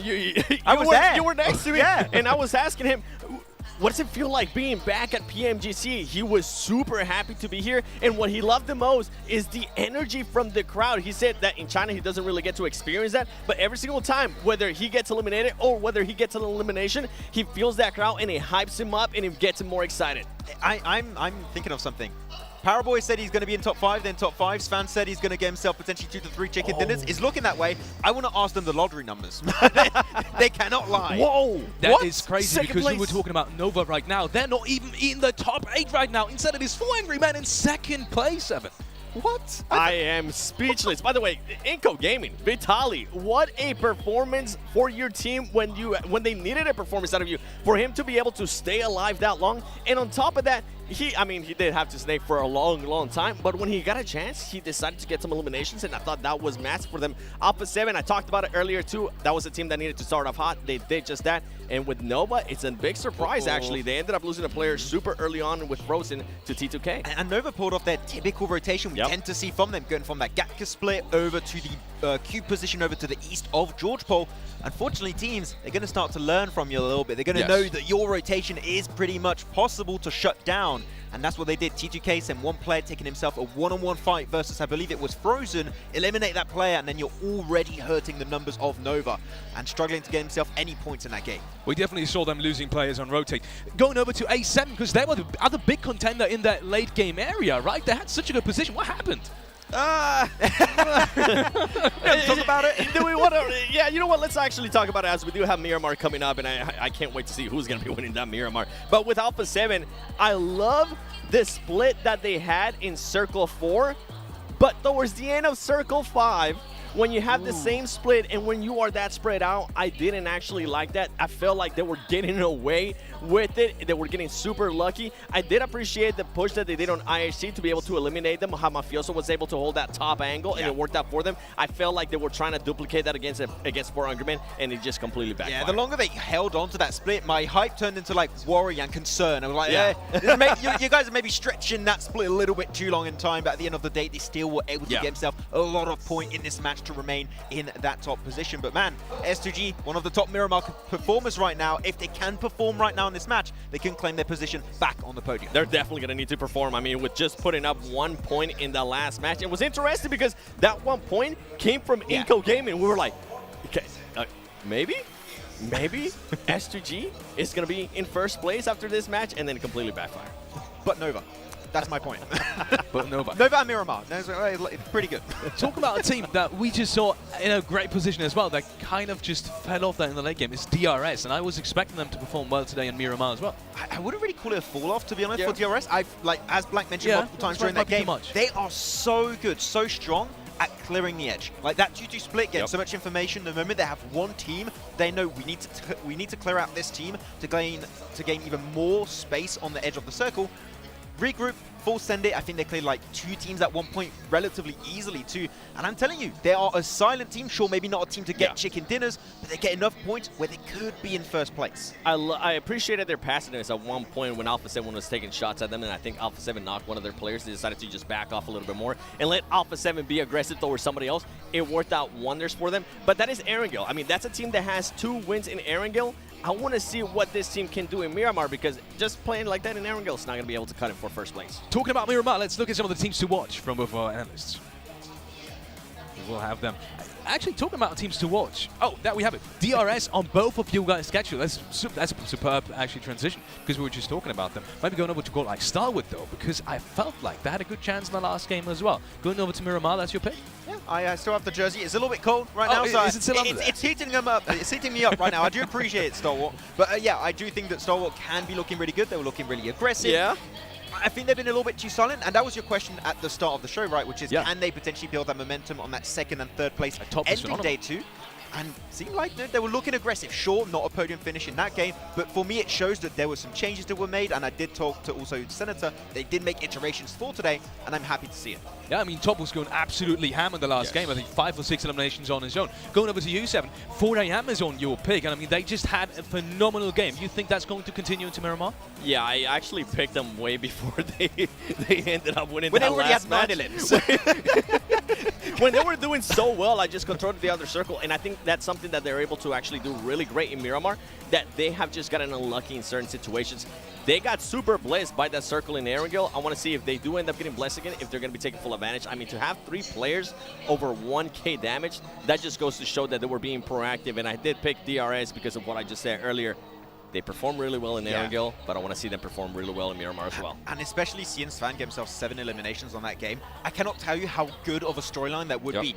MVP 2 years ago loses the MVP title to Order of Brethren in the PEL to reclaim it back over here in Jakarta, Indonesia, in this season of the Grand Finals. 100%. Talking about one of the teams that's also at the very top. They just had the first frag, but also went out as the very first team. S2G. Any thoughts about S2G coming up? No. No, I think they just got caught with their pants down. I think it's kind of like a situation that happened. They were trying to go for Rivercross. Wolves were there. I think even Stalwart third party that fight. So unfortunately, it was a smart rotation because it's always rough. As we know, when you have that phase 1, phase 2 circle, you've got that river in play. It's about a 50-50 split. It's always going to make it really rough to pull off those rotations. So I'm not going to hold it against them. They were already looking so comfortable at the start of the day. But just don't allow it to happen too often. Like, rivers are a big issue, so just be careful. Going over to another team that's also at the very, well, not also at the very bottom, but it is at the very, very bottom, actually, is Vampire. They also, again, lost Swap X very early on. Any hopeful I'm not even going to let you finish that. No? They're absolutely done. Whatever changes they were trying to do yesterday, it's just not going to happen at this point. I think the team... What I expect out of them is at one point today we might see some madness, and I felt like it's gonna be in the last game where this skill is gonna come through, right? They're gonna realize, you know what, at this point we got nothing to lose. We're definitely not even gonna be able to make it to first place, top 3 or top 5. So let's try to get some highlights. Let's try to make ourselves look good here at PMGC Grand Finals in Jakarta. I think what's happening, they already announced that we're going to be having PMWI back in Riyadh. They're already preparing for that one at this point. Okay, PMGC is done. Let's just look to try and be the back-to-back champions of PMWI, which would be a good achievement, but as you said, sit down, finals are done. Yeah. I was very surprised none of you guys were talking about T2K going into the next match, because they also were in a, well, not all of them, but at least Legend had kind of a big moment there with this double nade, and I was expecting them especially to be very good today. Yeah, they were one of my teams to watch, actually, so I'm intrigued to see if they can do potentially more. Knowing the power, DRS looking good. Can we also see T2K being good? I'd love to see it. Whether or not that is going to happen, the answer is...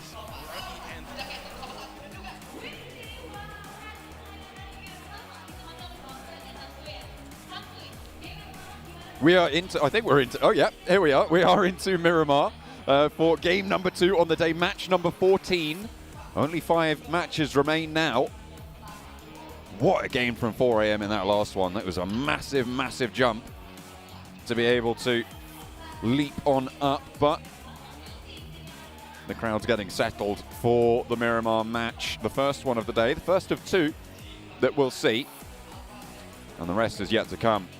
Nova, they lost a player early in that last match and didn't really get going in that one. Inco as well, losing players early. They did manage to get up to 3rd though. I mean, that's Inco in a nutshell, right? They were able to somehow find a way into those final circles, those final zones, still pick up some points here and there. Getting into our match very shortly though. So do a quick rundown. A little bit of stock checking. Crowd obviously really, really excited to be here. And I'm also really excited to be here just because of how amazing the crowd has been. Hello, my friend, my AirPod buddy. Look at that, get those selfies in. Fantastic. Everyone needs to take a record of when they were here, when 4 AM did the that. only time when you're allowed to take a selfie by using the front camera. Taking a photo of the old screen. Honestly, this should be a good map though. And again, an awkward playing path over from El Pozo to Junkyard. Match 14, second match of our day. 3 some of these players and teams starting to really bring up the heat just a little bit here, John. Starting to head towards that top side after 4 AM's absolutely glorious performance there on our previous map of Erangel. That's going to see them nice and happy towards the top of the standings. A really good chance to bring out something more. S2G obviously not having the best of games there whatsoever, Erangel. But yesterday it was Miramar where they picked up the vast majority of their points and where they played out very comfortably. So we'll see if they can do that again here on match 2. Now saying that it is that saving grace. You come to match 5, you are S2G, and you have a really confident run to actually pick up a massive win at that point of the day. DRS denied at the final turn. They had a pretty big game themselves as well in the previous game, so it is very much tenuous. I think at the moment there's 4 teams in the lead when you bring DRS into the fold, with Inco just that little bit ahead of everyone else. Alpha 7 though looking to try and take down a major competitor here for Angry Men with a bit of a challenge. Iron sights on this. Not super easy to control. Plenty of kick for Mythic and doesn't really land too many of those shots either. Blank, he will not be able to curtail 4 Angry Men early on this drop. The vehicles gained and in operation for 4 Angry Men. Good stuff there. Central circle as well, so the playing path not as awkward as we maybe have hoped. It does mean that Los Higos, Minas del Sur, Playa de Mar, Chumacera, a little bit inaccessible, but Torre Armada, Campo Militar, Tierra Bronca, La Cobreria most likely will be taken up by some of these teams. That's a tongue twister and a half for myself. I didn't do any of those earlier because I can't do tongue twisters, sadly. I just stay out of dodge of any dodgy words myself. I've just got to say them really fast. That's the issue. Yeah, that's fine. I don't have to do that. I So know. I just keep it nice and chill, nice and happy. I bring that saxophone vibe to the broadcast. Irish wristwatch. You bring the electric Irish wristwatch. cello to the broadcast. Do you think? I reckon I could rock a cello. Yeah, I think so. Give me, 16, 17 years of practice. I'll let you know. Give me 1 second on the saxophone, and I'm ready to go. Or the saxoboom. Well, they do I say... can do the saxoboom. All right, Jack Black, calm down. They do say, though, music is more about what you don't play. So the fact that I've never played the cello up until now, I feel pretty much makes me a master, right? Well, I think that, the best times when you cast is when you aren't talking. That was so mean. That was so incredibly mean. And you smell. There you go. There you go. Look, we've all got our faults. Really poor personal hygiene, Blank. What do you mean?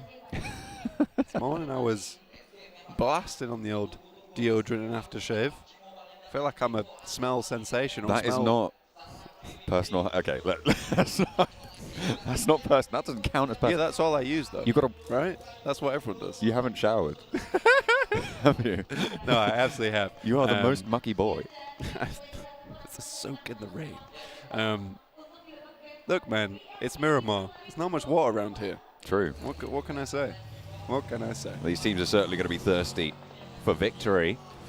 There you go. That is correct. Inco still at the top, though. 10 points clear with 5 teams in that front-running section now. Godlike Stalwart. Quite quickly. To be fair, Godlike Stalwart did do fairly well in that previous game as well, with the fights that they're able to take, launching themselves further up to boot. IHC, T2K, Nova, all the way even down to like Buriram and Wolves. I mean, they are not out of it fully, but it is getting towards that way. Yeah, it's pretty tough now. I think our front runners of the pack are going to be quite difficult to catch up towards.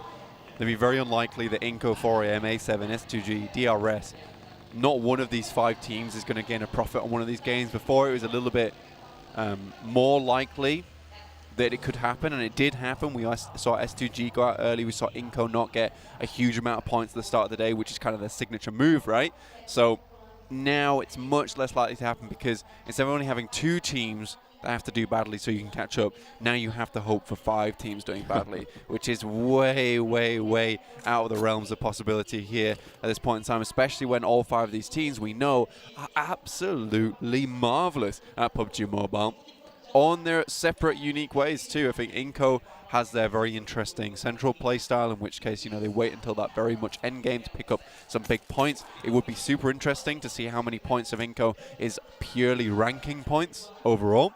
4AM, great team when it comes to just that coordinated play. Alpha 7, just a hot streak within them. They are aggressive like nothing else. A lion inside the lobby. S2G, another one of those teams that is able to really play well coordinated as a squad. And DRS, one of our edge teams inside this lobby. So everyone's got like a very, very different type of play style, but they all play it to the best here in the PMGC, which shows you can play absolutely anything and still work out with it. And I think that is something that is great to take away from this PMGC, is that we've got a lot of individual characteristics with these teams at the top. So you don't have to play it one particular way, you just have to play it your way.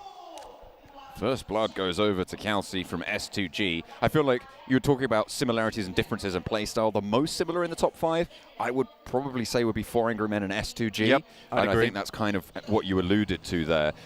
And whilst it is slightly different, I feel like S2G maybe stay a little bit further on the outside for a lot of the game. Well, not a lot of the game. They sort of come through in the mid-game, whereas 4 Angry Men maybe a little bit more central leaning. That might be where they differ. Although not this game. That's just me pointing at the map for John. Like, but I normally see 4AM in the center a lot more frequently than I see S2G. I think for 4AM, I'm just throwing my water on the all floor. everywhere. Look, we said that there's no water here on Miramar, so there's no water in Indonesia now either. It's for you, at least. Yeah, I think for 4AM and S2G, I would generally agree with you. I think what you're going off is mainly Erangel overall, because Erangel, 4AM does tend to move a little bit earlier towards the circle. Yeah. I think what they've been having difficulty with is making those movements, making those rotations, and they're quite speedy with it and aggressive. That is interesting. That is very interesting. And oftentimes it does lead to them getting absolutely demolished by some of these teams within the circle. Alter Ego, though, Fnatic hits the next one. I mean, I was a little bit happy about it on the first, but that is true elation coming through for Alter Ego. Getting the second onto Alpha 7 is a really, really big piece of news. Not only in terms of Alter Ego taking on one of the top 3 teams, but also the fact that Alpha 7 is down to 2 already here on Miramar, when they're fighting for their lives in that top 3. This is great news for the rest of that top 5 set of teams, right? They now have an opportunity to thin down the numbers in that lineup to try and open up a gap, turn up the heat. S2G already with a point in a central location. Hopefully they can hold on to it, have some power there. The Turkish squad wanting to have the honor of defending their title next year in Turkey. Would be the absolute cherry on the cake there for S2G to take it all the way home. Max is back on the desk once again. What's he got there? He's got goodies. He's got a special little goodie. Is he going to show them to us? I don't know. I don't know. We'll find out. What's he got there? What have you got there, He's Max? got some BTR merch. We'll find out later. Repping the old Indonesia. Fair play to him. With that, the BTR merch not only brings Max a lot of happiness, it also brings Alter Ego the center of the circle. Fantastic to see is, absolutely, that hard west shift coming on through. The Indonesian roster will have to hold off against some pretty fearsome foes, though, as S2G swinging on the north. Good position. Very difficult spot this is overall to play. There's a lot of space here, which is really inaccessible. Down towards Monte Nuevo on that southeast side, fielded area. The southeast of El Pozo, more fielded area. Last-ditch attempt resorts there on that side of the map. Down towards the south side of Credit Fields, a place that HVP would play very, very often. The S2G would tend to kind of challenge them out on and not really succeed. And it's what would cause some huge amounts of problems. They've tried to get up towards it, but Alter Ego are already on that position now. 4AM loses arguably their front man, their lead singer, here in the Pubgmobile PMGC. There's too many P's no, and M's. Don't talk about it. Don't even mention it. In the PMGC, Svan going down in match 2. This is a bit of an awkward one for him. And now 4AM have to play just the rest of the instruments here. Try and work it through. Nenebete taking a bunch of damage, but doesn't go down, doesn't fall just yet. Slides through the staves of Nova. keeps himself out of treble, keeping with the music theme. I thought it was good. I liked it. I liked it too. Oh, okay. Vitali doesn't know. He is going to be pretty discordant with that one and ends up reaching the crescendo in the stage 2. The middle of it. That was a stretch. That was a stretch. That was a stretch. That was a bit of a stretch. Anyway, straight back into the game. Vampire Esports are obviously struggling. We talked to Satani just a little bit earlier, saying that ideally they'd love to be in top 8 by the end of today. I don't know how easy that's going to be for them. There will have to be a real turn-up in performance. The fact that they weren't able to get too many points on the start of the day, well, I'll take that back. They did get 2 points. I just don't know if it qualifies as too many points. Geek Fam, also on our screens at the moment. That's towards that northern side. I think they fell down quite a bit right now. I think Geek Fam were on a pretty hot start for themselves. They looked good. You're dragging themselves out from PMPL, moving up towards PMGC with this core roster. Look strong, look promising. Fortunately for them, I think there are just a different type of beast in this PMGC as a whole. Nova over towards that eastern side. Influence coming in through San Martin. Stalwart as well in this circle. Alter Ego still holding on to a very strong position with high ground, a very typical position as well. And Inco, dead center. So again, I think we're looking at the Inco game.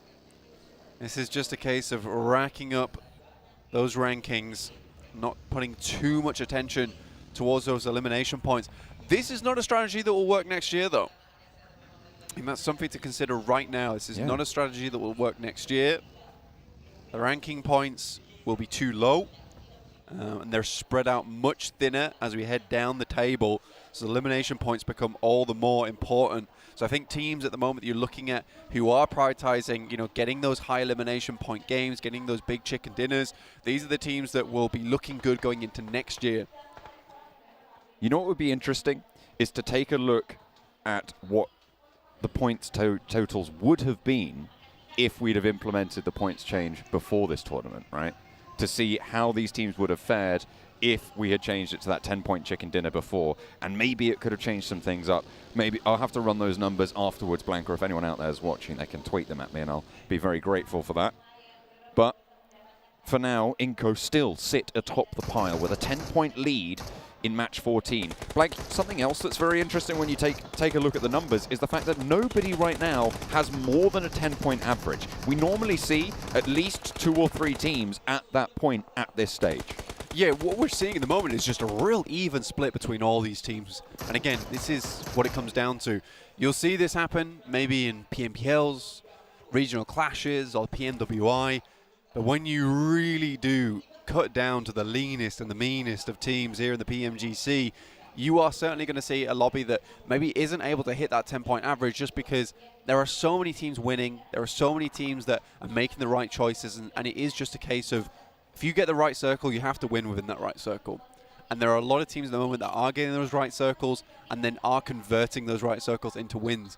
So this might not be a case of, any team particularly being terrible, but just some teams leading ahead by certain games where they don't get the right circle, but they're able to get a 5th place now and again with some eliminations here and there. It's really just chopping away at that points total time and time again and never letting it up. And I think that's what 4AM's been able to do a lot. Alpha 7 has a different approach to that. They're a bit more momentum based. They burst out from nowhere, get some big points, then they fade away just a little bit. They always bring it back.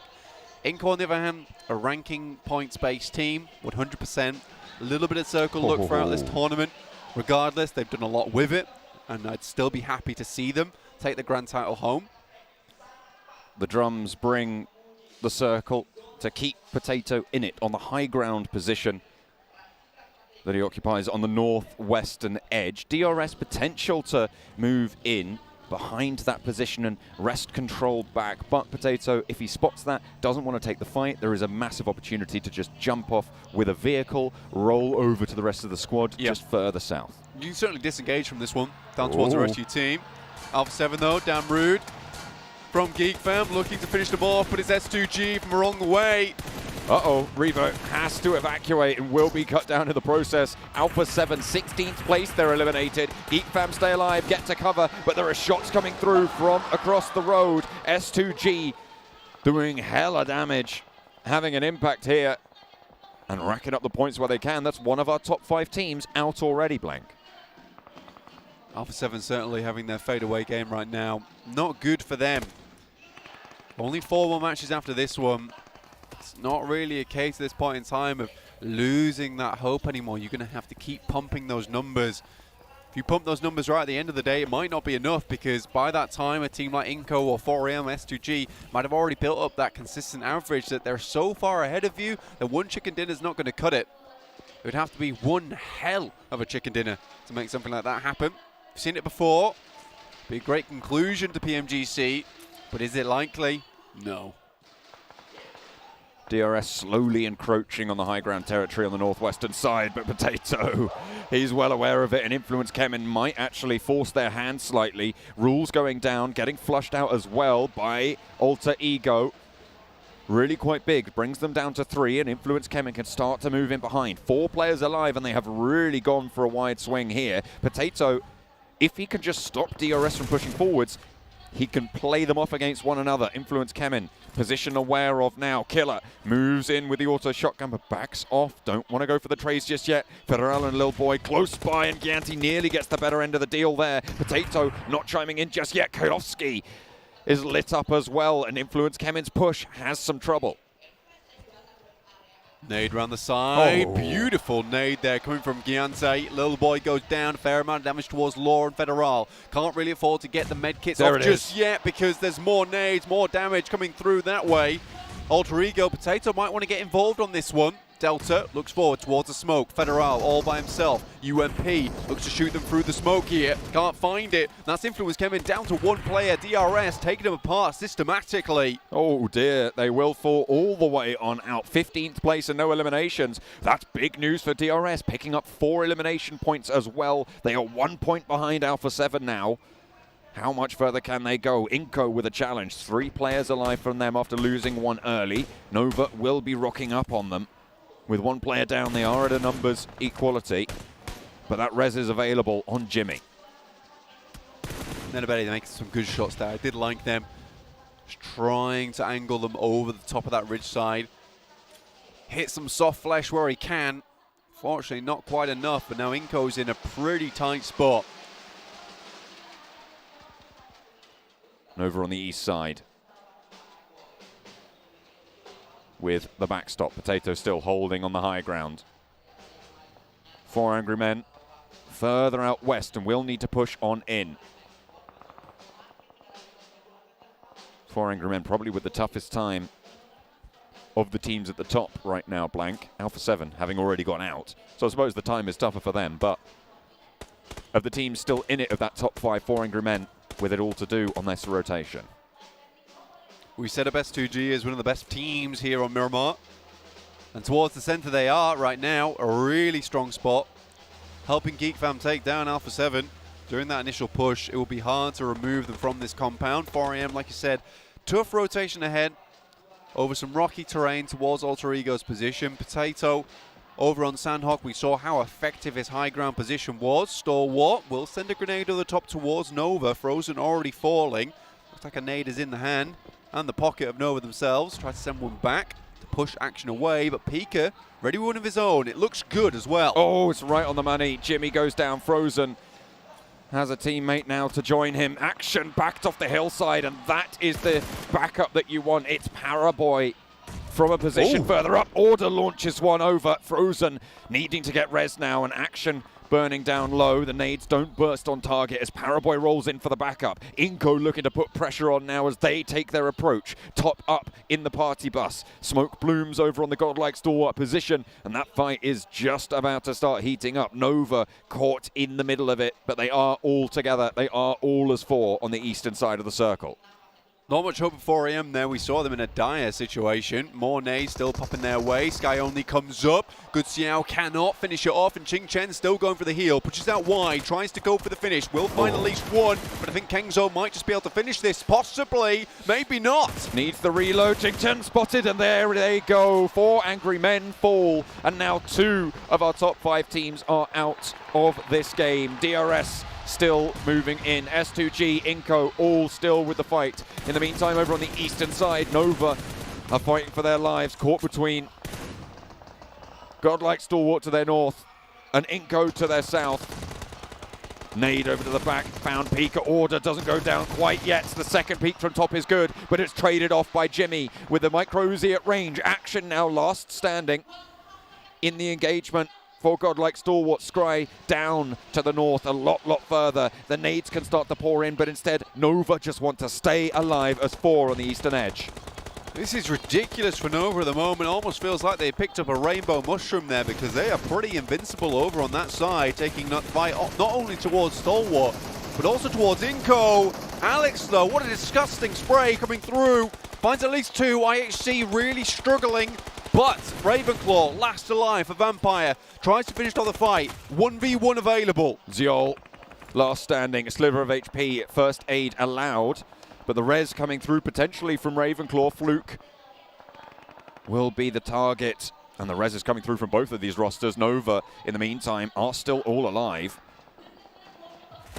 Looking to try and keep themselves going. Ravenclaw around the edge, has got a teammate back in, and Ziol falls. IHC eliminated, and Vampire stay alive. Jimmy, Order transferred on by top as we hop back on over to the eastern edge. Paraboy with the off angle, not quite able to slow down Godlike Stalwart. Frozen, the only player holding now on the main position from Nova. They'll have to go a little bit further into the circle. A flush onto 1 for top, and Paraboy starts to light it up. No punishment found, no knock in response, but a lot of damage, and there's a beautiful knock coming through from Action over the top of the smoke. 2 players up top to deal with now. Order and Frozen both in action. Top not going to take the knock just yet. There's the first spray, and Action is good for more. He takes down Paraboy, he moves up, and he takes down the rest of Nova as well. The roughest of positions there.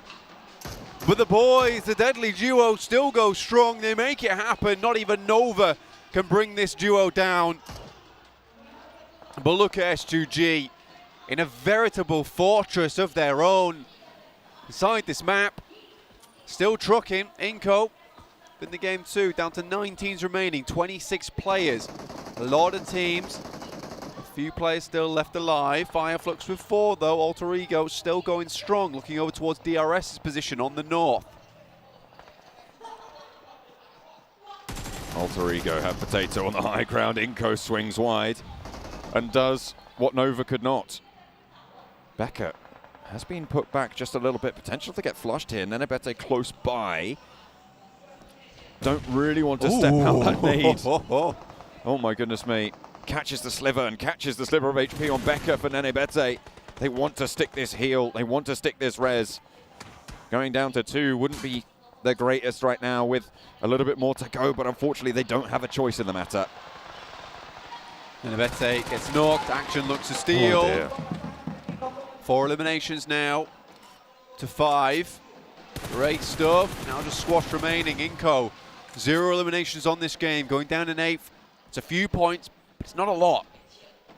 Alter Ego, they have been dominant on this northwestern side. DRS now losing another player down to 2 against the hold from Potato. Action falls and Godlike Stalwart with them.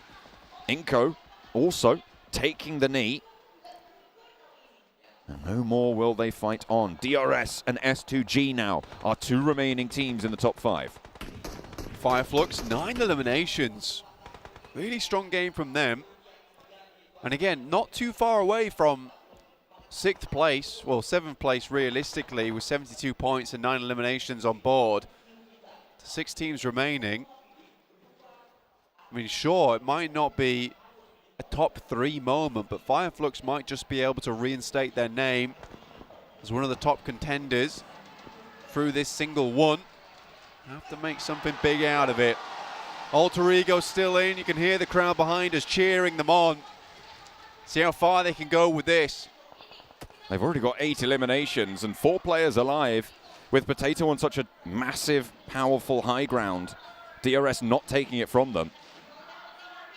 The 8 elimination count will be crucial if they want to launch themselves from the bottom of the tables. But Kelsey from S2G, this is a team that has power on Miramar all their own. S2G, again, compound still, and this is why this compound's very strong, especially when you know circles ending around here. It's such a large compound that no matter where the circle shrinks to, a little bit should still just be about in that you can play from. Though leaving this area will be difficult for S2G, so I hope they brought vehicles with them. DRS playing around the shadow that Potatoes creates. Some good nades from S2G, honestly. Vampire finding it very difficult to find any kind of respite on that area, on that side. Reposition up to the top floor from Hamzy. Spots Lutz trying to flow down the hill and will be able to get the spray. Hamzy lighting one up, and Solus actually under pressure as well. Razy spots a player over towards Alter Ego, knocks Potato up the top of the hill. Unfortunately, that would be a really, really valuable pick, but the blue zone will push them out nonetheless. These shots are going to be so crucial. Keeping that K9 in the hands of Razy could prove to be a game changer as Silas sits Ponbit back. I think realistically, a lot of these teams just have to wait right now. Fnatic finds Ravenclaw. That's another 1-9 eliminations so far. Fnatic, an absolute roll at the moment. 7 eliminations, all is lonesome for him. Razy, this K9, disgusting weapon. I think for Alter Ego, patience is the name of the game. S2G's life is going to become hellish when they have to leave this compound. I think they realize they need some more points, so going for these eliminations, risky, but also rewarding. They don't have many options, and Ponbit will look to start the scout. They have to move up to the ridge line. Razy looses another bullet. Silas as well with angles over towards Fireflux, who are split right now and burning the candle at both ends. To be fair, this ridge side, well, this little ditch that Alter Ego is able to play underneath the road, actually fairly decent. Getting Ponbit down there immediately whilst the other team is probably thinking about rotating. That's fantastic. Oh, I don't even think Kelsey knew there was a player there. He was just shooting out towards a buggy.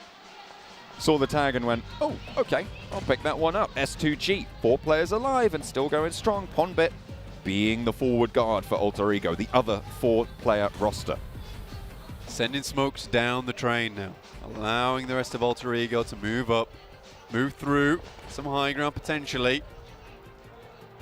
Circle moves a bit further away from S2G. That is absolutely disastrous for Alter Ego. At this point in time, they needed no casualties coming through. Getting up towards that high ground position was fantastic for them. S2G will have to move on the next zone, but Alter Ego, they need to play their cards right now. They need to be calm, they need to be patient, they need to breathe this one out. Like a spotted Silas, picking up points for the squad. Snipes last for Geek Fam, a team that we haven't seen too much of.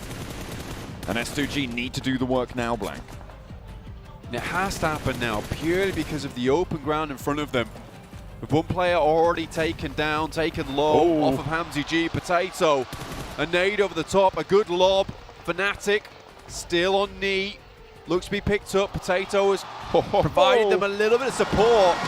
And outside the play zone go down DRS.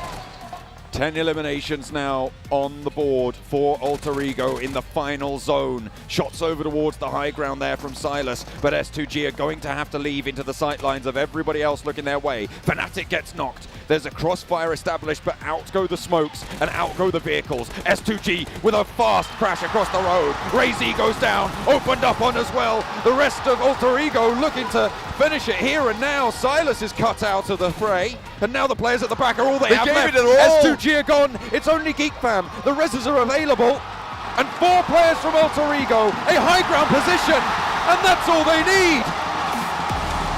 Alter Ego take it home. A massive chicken dinner. Make that 2. What a way to finish that one out. 2 chicken dinners at the PMGC 2022. An unreal result. They are giving it out in droves for the crowds, this PMGC. Really taking it all the way. What a good crossfire they set up as well for that end game. They knew that S2G might have had their number if they were given a single place to look, so they do not do it. It requires gumption and determination and a little bit of ballsiness, to be quite honest with you, to make those plays, to make those movements. But they knew what they had to do to set up for the win, and they just went for it. That is just a case of, like, everything has to go right. If it doesn't, we don't take this chicken dinner. But Alter Ego, they just do not let it up. Really big chicken dinner there for them as well. We'll get them a whole hunk of points. That should see them towards the top end of the lobby, towards that top 8. Fnatic got the MVP title there, but I feel like Potato was so pivotal for them. Stopped 2 teams on the northern side from moving on in. Influence came in and DRS, forced DRS around the side instead of the high ground. I mean, for Potato, we've seen it twice now. You give him high ground, he'll work with it. That is just the way it works. I think that he prefers to be up in the clouds. That lack of oxygen gives him a sense of calm and concentration, which is great to see. I like to kind of watch that. I like Alter Ego when they have this particular play style they like to move from. But again, a very, very strong position. It's quite difficult to hold on to that position as well for a long time. They had several spots they were holding in the beginning as well, up towards that compound, up towards the field. They moved from there. They still decided where they wanted to go next. They knew they couldn't take those fights with S2G, so they just quietly tried to finish off, conclude some of these fights around the actual battlefield before waiting for S2G, knowing that at some point they would have to leave, and it's just bare ground for S2G. They knew they had to get as much done as possible, and I do think it's a slight mistake on S2G's part. They were far too focused over towards Vampire Esports, when realistically they should have 100% had angles over towards Alter Ego as soon as that Zone 8 came through, because they would have to move. They had to make a rotation. With that game, that puts DRS and S2G ahead as well. Late game performances for these 2 rosters to push on up. But the big news here is that Alter Ego play in the rarefied air up on the high ground and take home a big chicken dinner.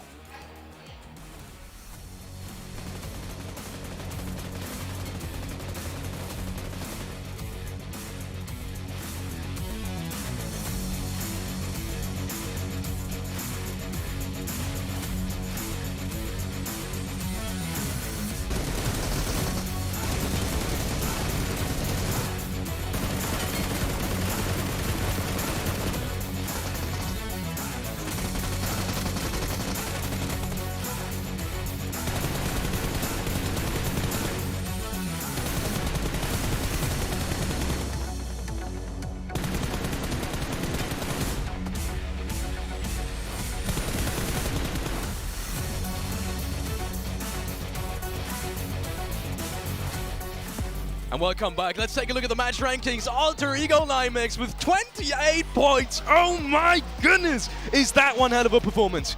Exactly what we needed from the boys here to try and put himself back in a race towards the top, and 7. They played such a good position. Potato, the absolute monster on that hilltop position, clearing off the position away from DRS especially, and giving that information over to all of his teammates. Being able to fend off people, and on top of that, I love the rotation they did end up, especially at the end. They ended up getting one of the players knocked. He ended up getting revived too, and it worked out wonderful. Yes. They didn't wait long enough. That's what I'm talking about. The execution is there for this team, and we're starting to see it. S2G, by the way, with 16 points, that's going to be nice for them, being able to bounce back from that horrible first game. DRS also with a great performance going into this match. Again, we just saw them in the late game and the game before, and they have done it again. They're racking up points right now. I mean, you said it during that game, I think, 7, right? That you were saying, oh, they could win. And I was like, the game? And you're like, no, the event. They could win the Grand Finals. And with results consistently coming their way like this, I gotta say, there's a clear possibility this could be an Nepali champions after this Grand Finals is huge. But looking at a few extra stats, Kelsey, my boy, from Turkey, looking good, but...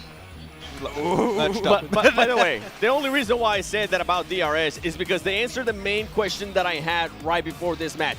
Are they going to be able to perform outside of Erangel? And they just proved that. And that's when I was like, okay, you know what? This team can definitely take the championship home. Talking about teams taking home championships, we got to talk about Nova. What was that against Go Like Slow? It looked like they had it in their bags. And then it all turned around. 2 words. top, action. You don't mess with them, okay? Gotta bring it up. You got to eventually. Yeah. It was not the best push from Stalwart. I Yes. think we were both like definitely having some criticisms for what Godlike Stalwart did at that time. And Paraboy, he was like super proactive. He's like, okay, they're on a ridgeline position on a road. It's not great to defend it if you're getting just pinched upon. He's like, a little bit of an off angle, and then they shut down Paraboy. That was such a key moment for Godlike Stalwart to get themselves those eliminations and take down Nova. It was good, but I think knowing Godlike Stalwart, they can do better. Talk about shutting down your opponents. Hardware is needed for that as well. And what better hardware than the Sony Xperia 1 Mark IV? Sony Xperia 1 Mark IV and Sony Xperia Stream were co-developed in collaboration with professional esports players. You can play Pubgmobile with Xperia Stream's total cooling system and multiple ports for intensive gaming and streaming.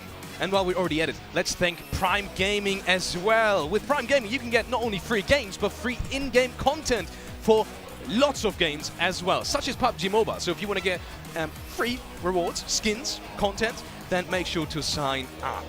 And also, we want to thank PBSI, the local esports association in Indonesia, for supporting this beautiful event right here in Jakarta, Indonesia as well. Thank you so much for all of your support. If you haven't seen it already, there are links in the chat linking to a PMGC survey. And you can find that survey either in the chat or on social media. And we want you to let us know your feedback about the show. Positives, negatives. By doing that, you may get the chance to win some prizes as well. Thank you all in advance if you are participating in that survey. With that being said, we're going into a short break before we dive deeper into match number 2, Miramar, that we've just seen.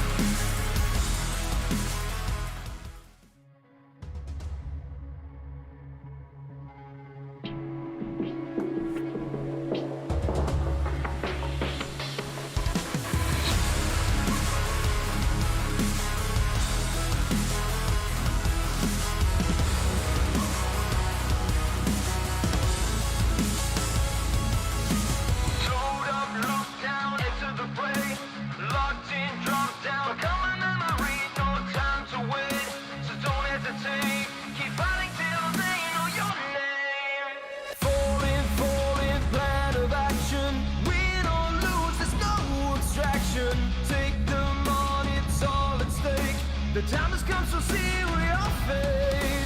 Painted scars of past mistakes. We stay strong and refuse to break. You know the world is yours to take, and we will be the one. Time to take a stand. The world is in our hands, and you can feel the weight. The circles closing in. Time to carry on, and we will be the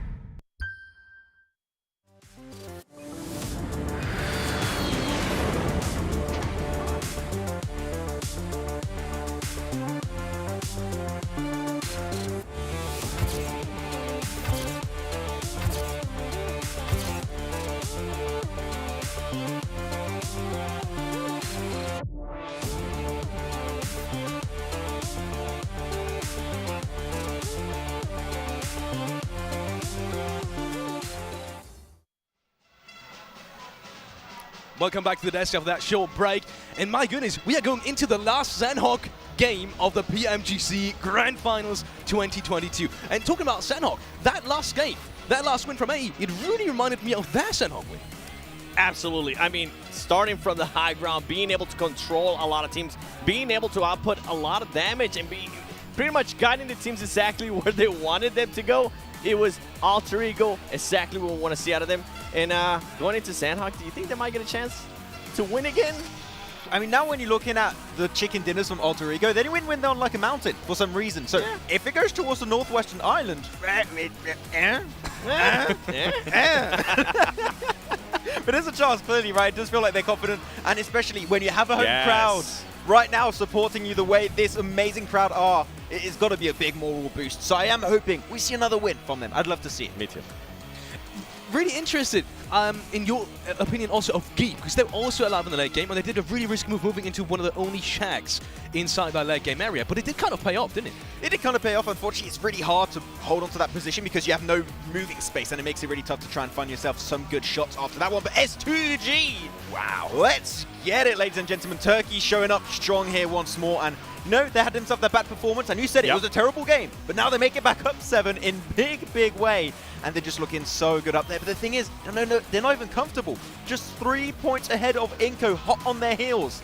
And even to this point, still have no idea who will be in first place. Yeah, I think anybody from that first pitch can honestly take that first place. Up and then we go here, T2K, Alter Ego, the big jump up now with 95 points. I'm telling you, if they can get another win here, this crowd is going to go absolutely nuts. I'm going to go crazy. You're going to go crazy.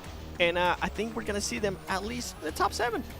You know what? My objective for them is I would love to see them make it in top 5. If they keep getting results like this, I think that would be a win. Yes. For Alter Ego, if they make it in the top 5, that would be their goal right now, but not an easy goal to achieve, so we'll see if they can pull it off. Let's take a look at some of the next matches that we have coming up for you. Once again, it is the last day of PMGC 2022, and especially of the Grand Finals. So we have Sanhok coming up. We were talking about that last win from Alter Ego, the last big one at least, before going into match 14, and that was Sanhok. So we're already talking about some of the chances, but going maybe over to some other teams I haven't really talked about too much today. 4AM, obviously, they did have their chances today as well, but they also had some good chances in Miramar just now. They get taken out by Kangzo pretty early on, though. Any thoughts going into Miramar about 4AM? I mean, going to Sanhok for 4AM, I don't know. Don't really know what to expect from them. I mean, they're really good when it comes to Erangel, really good when it comes to Miramar in particular. Sanhok is not a map for me that they really stand out on, so we'll have to see. Though one team I want to see a win for, Alpha 7. They're going up the first one. They didn't drop off bootcamp. My heart is broken, but if they can get chicken dinner, I'll forgive them. You want them to jump on boot camp? Because it's fun. It's fun. Tell me it's not fun. It's absolutely amazing. Exactly. My point exactly. Let's look at some of the teams to watch from both of our analysts. And I was, I'm surprised none of you guys picked S2G because they're still at the very top of the table. And they did just have a good round as well, 7. What about your picks? You know what? The reason why I picked Inco instead of STG is because Inco, every single time so far this tournament that they have lost the lead, they come back the next game and they regain that lead. I expect to see that out of Inco Gaming. I felt like this past 2 matches, even though they did get a good performance in the first Erangel, I felt like it was super lucky. Yes, Vitaly did end up getting 2 eliminations, but it just wasn't what I expect out of Inco Gaming. Without the 7, I feel like it's going to be now or never. It is going to be the map that they got the chicken dinner on. You can hear everybody screaming in the background. That's because they were showing Paraboy to the crowd. And that's why I picked Nova, because for Nova, if they want to get that repeat, it is now or never. We were walking around before that Miramar started, and we saw the analysts for Nova Esports just going, all right, we need to get things dialed down. I wanted to decipher what was going on there, but it's too smart for me. It's too 10,000 IQ what's going on in the brain of the analyst for Nova Esports. But of course, no, it's Sanhok. When it comes down to it, they can perform so on this map. Like every Battleground, despite Miramar being their one standout map, they can still get themselves some wins there. You had Alter Ego? Yes. Okay. Yes. I mean, I got it. I said if I get at least another chicken dinner, I would love to see them get themselves in the top 5. That would be the win in my eyes for the home team. Also, going quickly over to one of the other teams you picked, DRS, I feel like they deserve it as well at this point. They have such a good showing, not only today, but throughout this whole tournament. They've been so consistent. Yeah, exactly. For DRS, they play this edge position just so damn well every single time. And we said it, they could be the silent winners here of this Grand Finals. It could be happening. If they get themselves another result here, it will be down to the last 3 matches.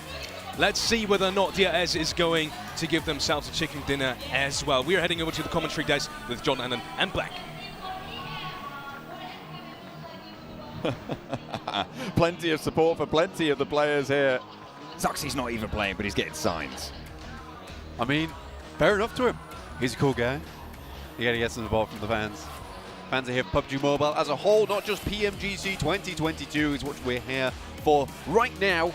The last Sanhok of 2022. Technically, I know we're in 2023, but we're closing the book on 2022 first. Make sure you're reading everything before we head towards that sequel, which is going to be very good. Or so I hear. Right now, this is the exact kind of ending that we wanted. Very competitive. A lot of very good teams up towards that top side who are still performing extremely well, even under the conditions of what an absolute crazy finish to a tournament. Massive amount of pressure still on board. Playing path on our screens though as we head into Sanhok very shortly. In fact, right now, heading down from Cow to Docks. See where this one heads. We did see it go all the way towards that northwest side where Alter Ego were able to pick up their first chicken dinner of the tournament. So they just grabbed another over on Miramar. Towards the top, especially after this game, Blank, I imagine that we're going to start to see teams dropping out of the race for that top spot for the champion title to lift the trophy at the end of the day. Match 15, it is so close to the end of what these teams have worked all year for. What a way to cap it off it would be, well, for anyone really, to lift that trophy. Phenomenal news. Nova, if they want to defend their title, they have to stand up now. Seven put it best. Honestly, this has to be the time for it, right? Because 3 more matches. You have to be absolutely blind as you have to hit it outside of the park every single time. You want to be that guy that has to make that poor dude run all the way into the car park to pick the ball back up again just so that you can hit it for 6 once more. If Nova's going to do that, it has to be some extremely potent games coming forwards. Already Circle hands up in their direction down towards Painan. Maybe a chance for it. I think the scariest thing for Nova is they've left it so late at this point in time that you're doing it on Sanhok, a pretty unreliable map when it comes to hitting those points. It's a map where you just want to be consistent. 10 points average is absolutely fine. But for Nova, 10 points is not enough. They're going to have to go for the chicken dinner. Second place with a lot of eliminations. First place with a lot of eliminations. Third place might just cut it. But again, you don't want to have to go into Erangel and Miramar and have to continue to pump up those points.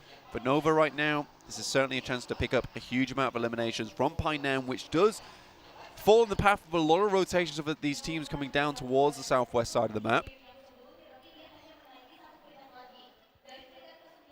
Nova might be able to pick up a whole host of points for themselves if they play their cards right here. Controlling their crossing could be crucial for their chance at the title.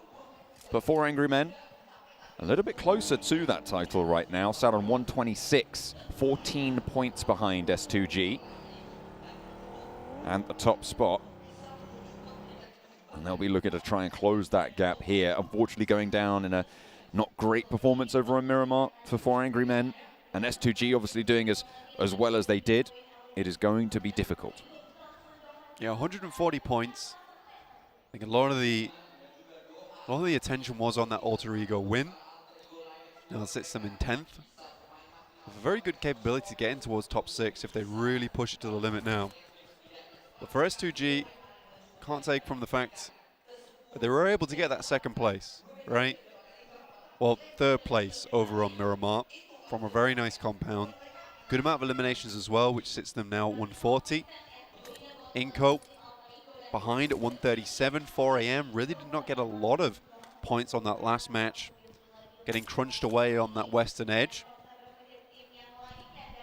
Godlike Stalwart playing in boot camp, Central, yet to make their full decision on rotation to move down to that southwestern island potentially. Most likely we will be finishing over there, so at least getting to the compounds to their southwest on the confluence of the rivers, on that trifecta compound blank, could be a good decision for Godlike Stalwart. Because remember, they're on 110. They're an outside shot, but they are still very much a horse in the race.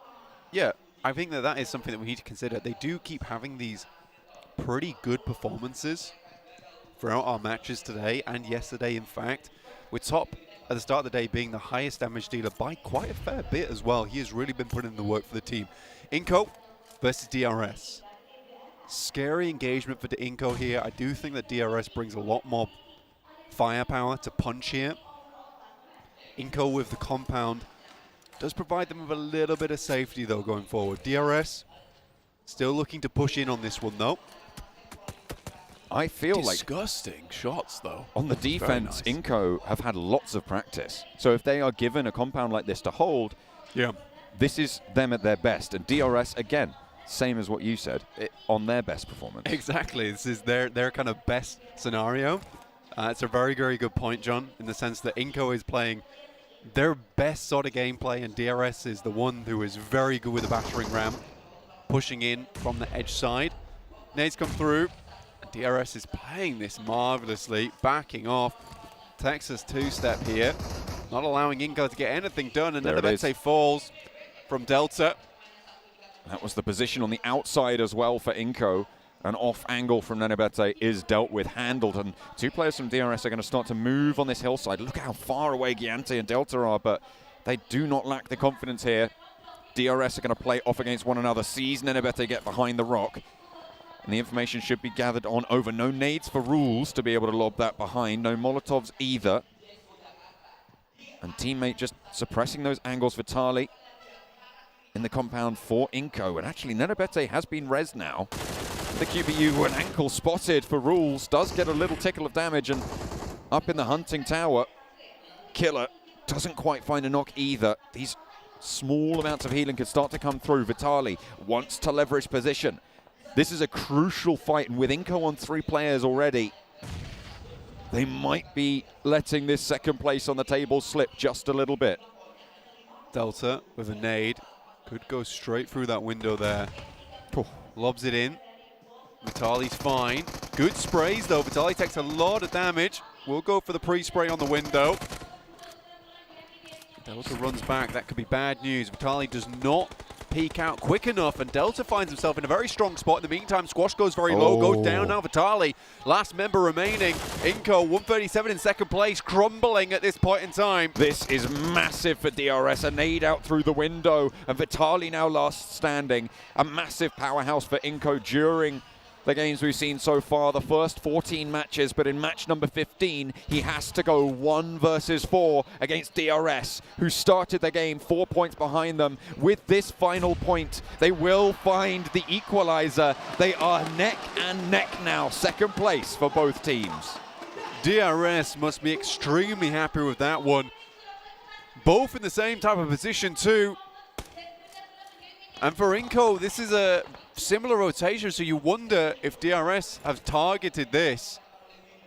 Taking them down here and early does not allow them to go for their classic approach in towards the circle. Alpha 7 though versus S2G, currently low on members. Alpha 7 getting pushed down the pecking order somewhat in that last game. Looking to try and slow the lead over on S2G side. Nades are really putting some punishment heavily in the way for S2G. Ray-Z with the DBS around the rock. Silas and Hamzy G both going low, and a lovely little opening found. No peaks being made by Alpha 7.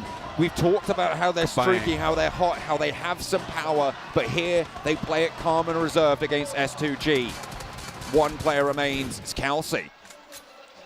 Kelsey does send out a dodge. 7 was saying he'd love to see Alpha 7 come out on top here on Sanhok. They're certainly an aggressive team. They work well on Sanhok as a whole.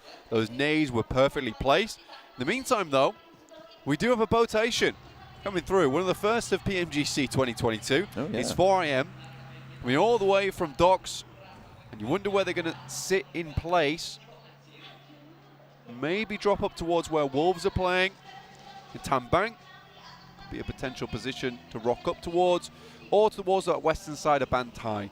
Also a pretty good position to play from. Maybe going for more of an edge play here for 4AM. But again, I think this is another very important game for 4AM because at 126 points, behind Alpha 7 now in 5th place, really will take something special for them to get towards the top.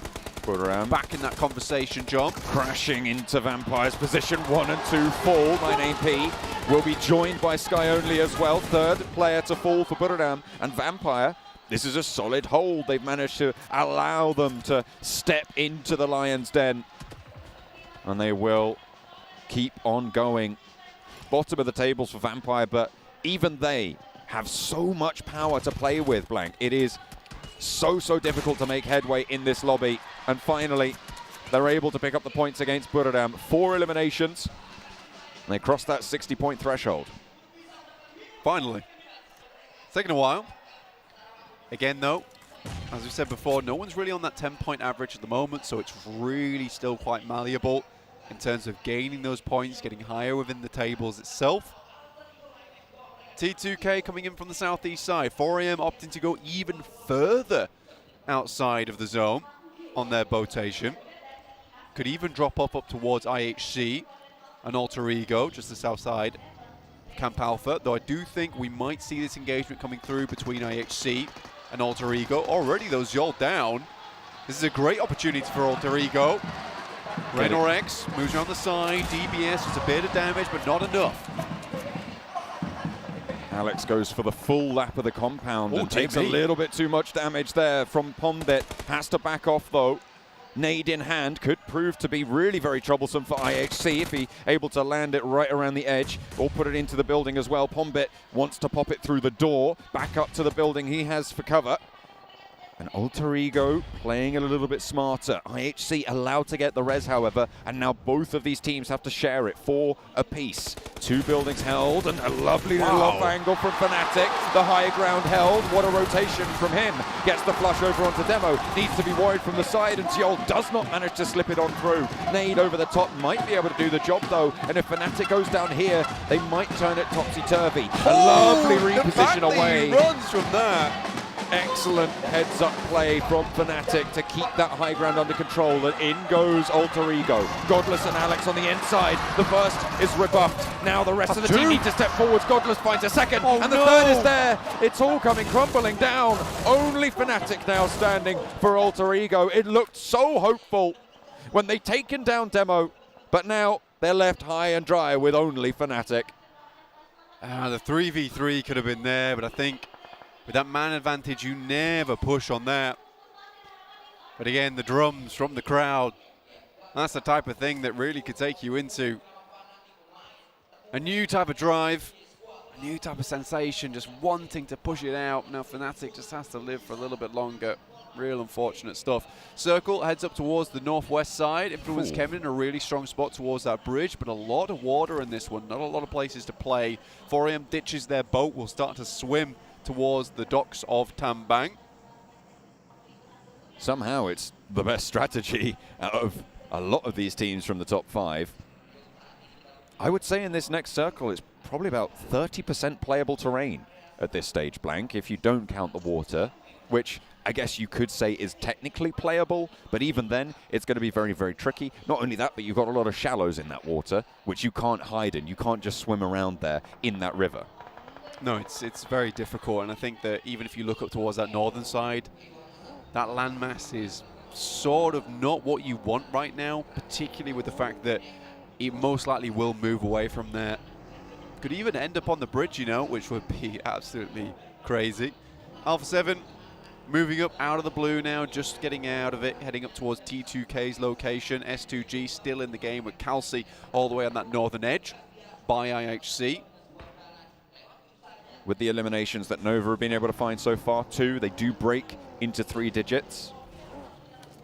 101 points now. We said at the start they need a big game, every game from here on out.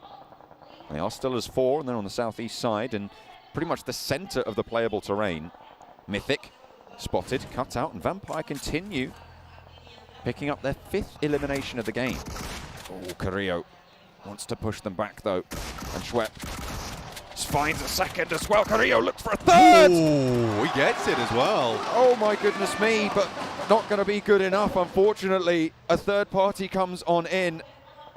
And that is beautiful news for Vampire to keep themselves alive, but my, what a go of it from Alpha 7. Shift comes in, it's all the way down south, and 4 Angry Men, with a rotation, playing out in the water, somehow, Blank, have one of the best positions in this next circle. Yeah, extremely strong. I think the real question for me is, can they get up onto the coastal side? Currently still in the water.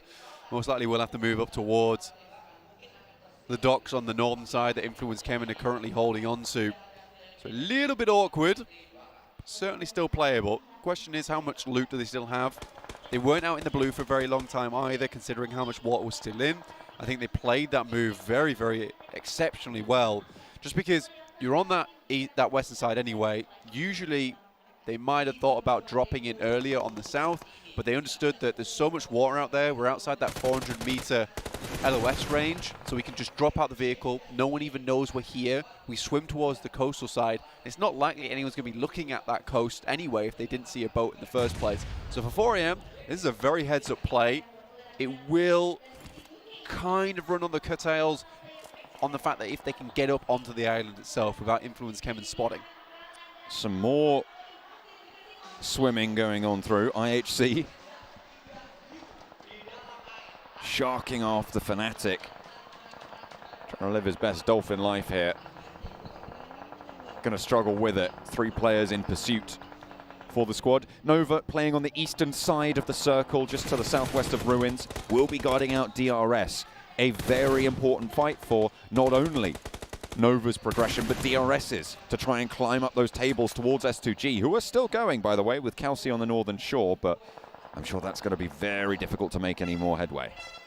WWX making a dangerous move right now. Swinging over the top side of this rock. Fnatic doesn't take too much damage, but IHC, unfortunately, spotted much quicker.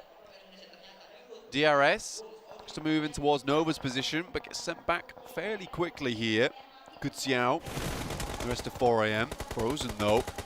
It's a heavy hit there, but DRS is just slowly but surely bleeding out as the bullets find the target too many times. Just Delta remaining under the purview of Nova, who seem to have turned it up a notch. 5 eliminations now on the game. That nade is going to cross with the one from Frozen. And Delta takes a little bit of damage.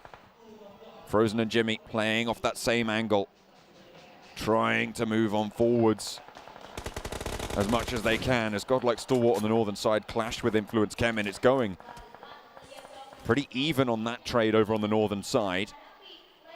If DRS go down here, it is going to be so close, with Kelsey almost certainly going down fairly soon. I think he's still healing right now in the blue zone. We saw that strategy go a little bit down the pan with the changes to the circles that we saw, but you can still get to maybe a top 8 if you're lucky. Top 8 certainly still available. Stalwart moves up though. Influence Kemen taking punishment here from them. Pika moves in, finds another little boy. I think last remaining now for the team. Wolves in the meantime keeping Geek Fam off their doorstep. Pushing them back. Pick Feet the only casualty so far for Wolves, but in come Nova to try and play spoiler. There they go for S2G as well. So the top of the tables is down and out. Delta most likely not long for this game either. And the nades from Nova start to pour in through the windows. One more launched on in for Order. 3 eliminations for Order, 3 for Paraboy right now. And they're going to try and add that one as well. Pick Feet still down for the Wolves. Chinese team pushing onto Chinese team, but Memory shuts down Frozen's close position. A second knock over towards the back from Remember finds Order. Jimmy wants the res on the player towards the back. Paraboy still active. Order super low, and there's the knock. Paraboy now in a 1 versus 3 on the hold. Needs to push in, but Delta's still there. DRS are still going, and they might be the spoiler that they were looking for. Frozen knocked on the front, and Jimmy resable here, sure, but the nades can come from the Wolves, and Paraboy, he's not looking his back, he's not checking his 6, and Delta might move on through and play complete spoiler. Delta falls to Geek Fam, who play a third party, and Nova are going to stay alive for it. Jimmy might stay up here, 33 Zan. Also on that western side, has been watching as Fnatic and IHC have rolled in, giving the information back. WWX looks over towards that spot, and Zyol might just try and play spoiler, but the information's already been gathered, it's already been thrown through, and already 4am are starting to swing, sift, flow down towards this south side. And Fnatic's still going for Alter Ego. Let's take a minute to talk about Vampire, though. They have reached 10 eliminations. They hold a massive high ground compound in this next circle, Blank. We've seen them take a fight. They held out Buriram really, really nicely, and they've been leveraging their position ever since. Absolutely, it's going to be difficult to remove Vampire from this spot. They knew they needed the big game. Scry tries to run across, but it's over open ground. It was only a matter of time before some of those shots hit, and this is the PMGC. This is where the players don't miss. This is where you give them an easy shot and you go to your knees. Speaking of, Paraboy and Jimmy lighting it up against Godlike Stalwart on the hillside. The Wolves still in their compound, holding out Nova with the blue zone pushing in. They do need to go for this fight. It was slowed down earlier and taken out of the mix. And teams are really not willing to give any ground. 4 angry men want to go on the chase. They had 14 points to make up, but Svan goes down to top. 2 players active for Godlike Stalwart. Fnatic still in the water underneath, but Zyol's close by. Looking to roll that one up. Paraboy knocks Nova, find the last as well, and Wolves alive with 3. 7th place, 6 eliminations. It's not terrible, but Blank, they needed more than that. They did need more than that. 4am as well. I thought that push from Svan was a bit weird. Massive grenade there. The only saving grace is a nade takes down top. WWX has to hit this first aid kit soon, but he's out into the open now. I think 4am's going to struggle. Already down to just 1 player in WWX, and he has to hit one of these shots. 5th place for Alter Ego. Ravenclaw nearly gets away with it, but WWX Meerkat's back.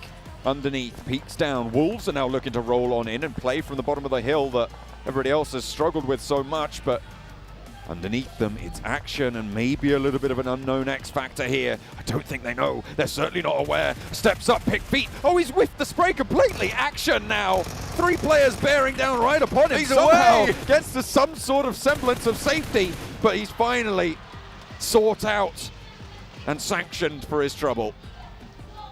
Wolves versus Vampire, and Vampire up on high. But it's a 4v4, an unlikely setting here on Sanhok that we see this type of engagement. Both sides own some cover. There's a row between both of them. But Vampire want to end up in the top 8 today. Like Sir Tanny was saying earlier, the coach from the team, this will have to be the clean 1v4. 4v4. They started the game on none 157. That is true. So they are going to need to... Most teams are on the hundreds and somethings.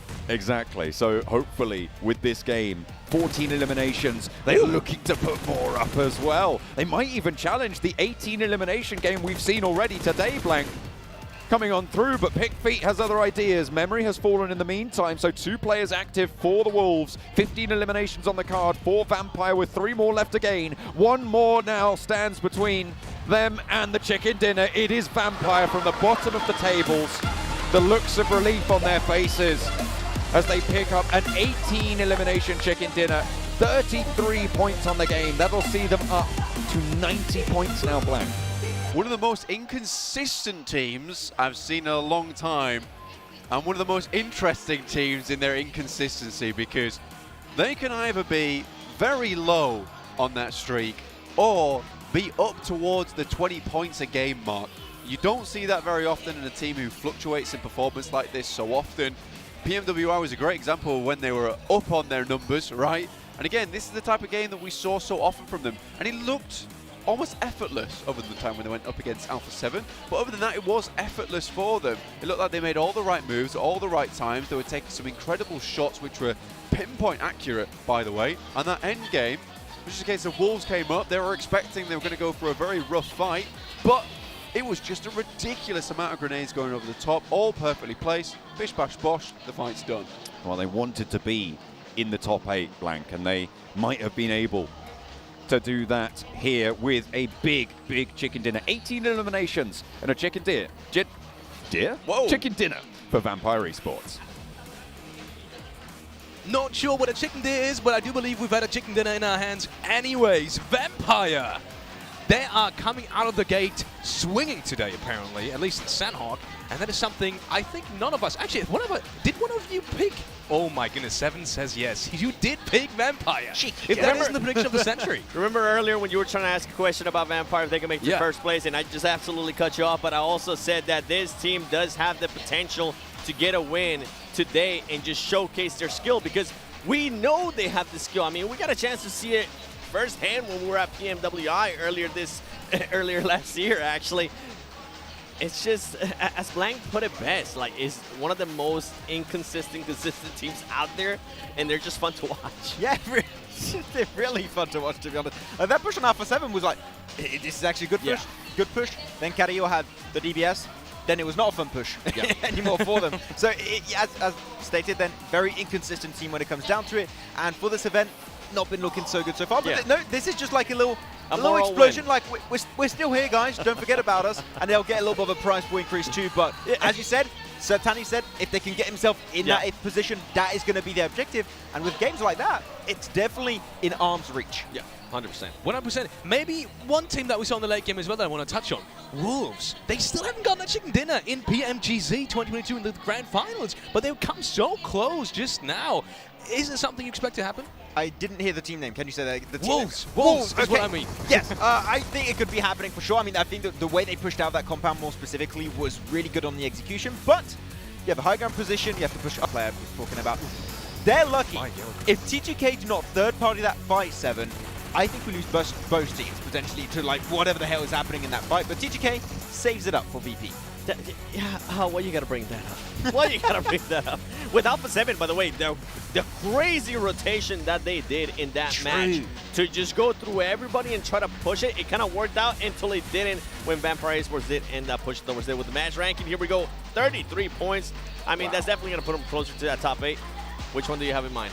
I was going to say a VP. I was going to say that was not like celebration. That was just relief on their faces after that game. A good performance out of 4 Angry Men. I mean, a team that definitely needed Nova as well. We're talking about how this team definitely needs to react, and it's good that they did that because guess what? Inco Gaming, 0 points. S2G Esports, 2 points, and then Alpha 7, 3 points. So if there was ever a time to get a little bit closer and make it even tighter at the top, to just leave us suspenseful. I think even going into the last match, I think last play is going to be the deciding factor for who wins. I think it's going to be down to the last game between what? 5-6 teams potentially. that is how close it is currently at the top. But I also want to bring up that was absolutely Chinese dominated this game when it comes to Sanhok. Wolves Esports in 2nd place when it comes to point, 4th and 5th respectively for Angry Men and Nova. Really once again doing good on this battleground, but we're done with Sanhok. It doesn't matter anymore. You only have Miramar and Erangel left to go. And with that said, I mean, DRS Gaming, they did end up with 5 points, and now we're going to be going into Erangel as well. I'm pretty sure those extra points are going to push them up even more, as they are currently in 4th place. S2G maintaining that 1st place. 4 Angry Men now with 2nd place, 138 points, and Inco Gaming does go down. It is absolutely furiously close. Look, there's 142 points going down to 6th place is 123 only. That's not even a win, essentially. That's just a good game.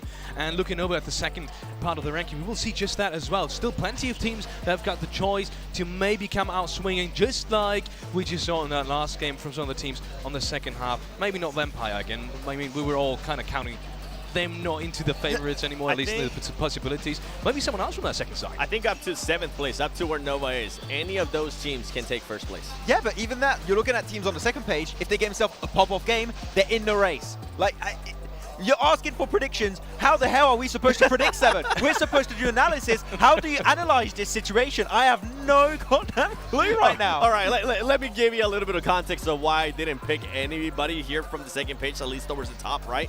It's because T2K, yeah, they did have a 16 elimination game. Yeah, I think it was the 2nd place finish. I just don't see any of those teams having 2 pop-off performances. But it could happen. But I don't see it. You're telling me there's a chance. But I don't see it. Fair enough. You know, I do respect that point because if your team is inconsistent, not able to close off games, you're not looking confident. But the fact that the hope is still alive, and we saw insane comebacks in every esports, even more specifically in PUBG Mobile esports. So the hope is still alive. The teams can still make it happen. Let's look at some of the drop spot locations. I quickly want to touch on INF because I really thought they had a great chance of the great game in the last Sanhok match that we just saw as well. But they have been so inconsistent the last 8-9 matches almost. We're going to have one of the Brazilian teams, unfortunately, be behind, and in this case, it is going to be Influence Kemin. And I still think this is a team that, during the league stage, just showed absolute greatness. But the Grand Finals, I mean, they're just completely outclassed by your Incos, by your Alpha 7s. It's unfortunate, but a team that still has potential and could still make it up there. Yeah. They need a win, though. I think it would have been reasonable for me to sit here and with my bias towards Brazil, think that there was going to be 3 teams at the top continuing in the next 3 days, right? That's why I was waving the Brazil flag at the start of day 2, because I knew While you still could. Yeah, exactly. While I still could, because I knew one of those teams was going to end up dropping off, and it definitely happened that way. Talking about dropping off, Fireflux is in last place right now. And whenever I watch them in the early game especially, I always feel like the rotations, sure, they're maybe a little bit late, but I feel like they do have opportunities. They're just not capitalizing on towards them. I think you just described it super well there, right there, Alex. They have such good opportunities to get in good positions, to do their rotations. They're just unfortunately a little bit too slow. They hold on to their splits too long, and they lose players like one player or two just too quickly, and that really just hinders their chances of a potential chicken dinner almost instantly. So at Fireflux, I had high hopes for them, but right now my hopes are just crumbling down to pieces. I'm disappointed this event for them. Disappointed in Fireflux, Maxman is. Let's look at some of the teams to watch. And Maxman, starting off with you, Nova, 4AM, and Stalwart. Can't explain.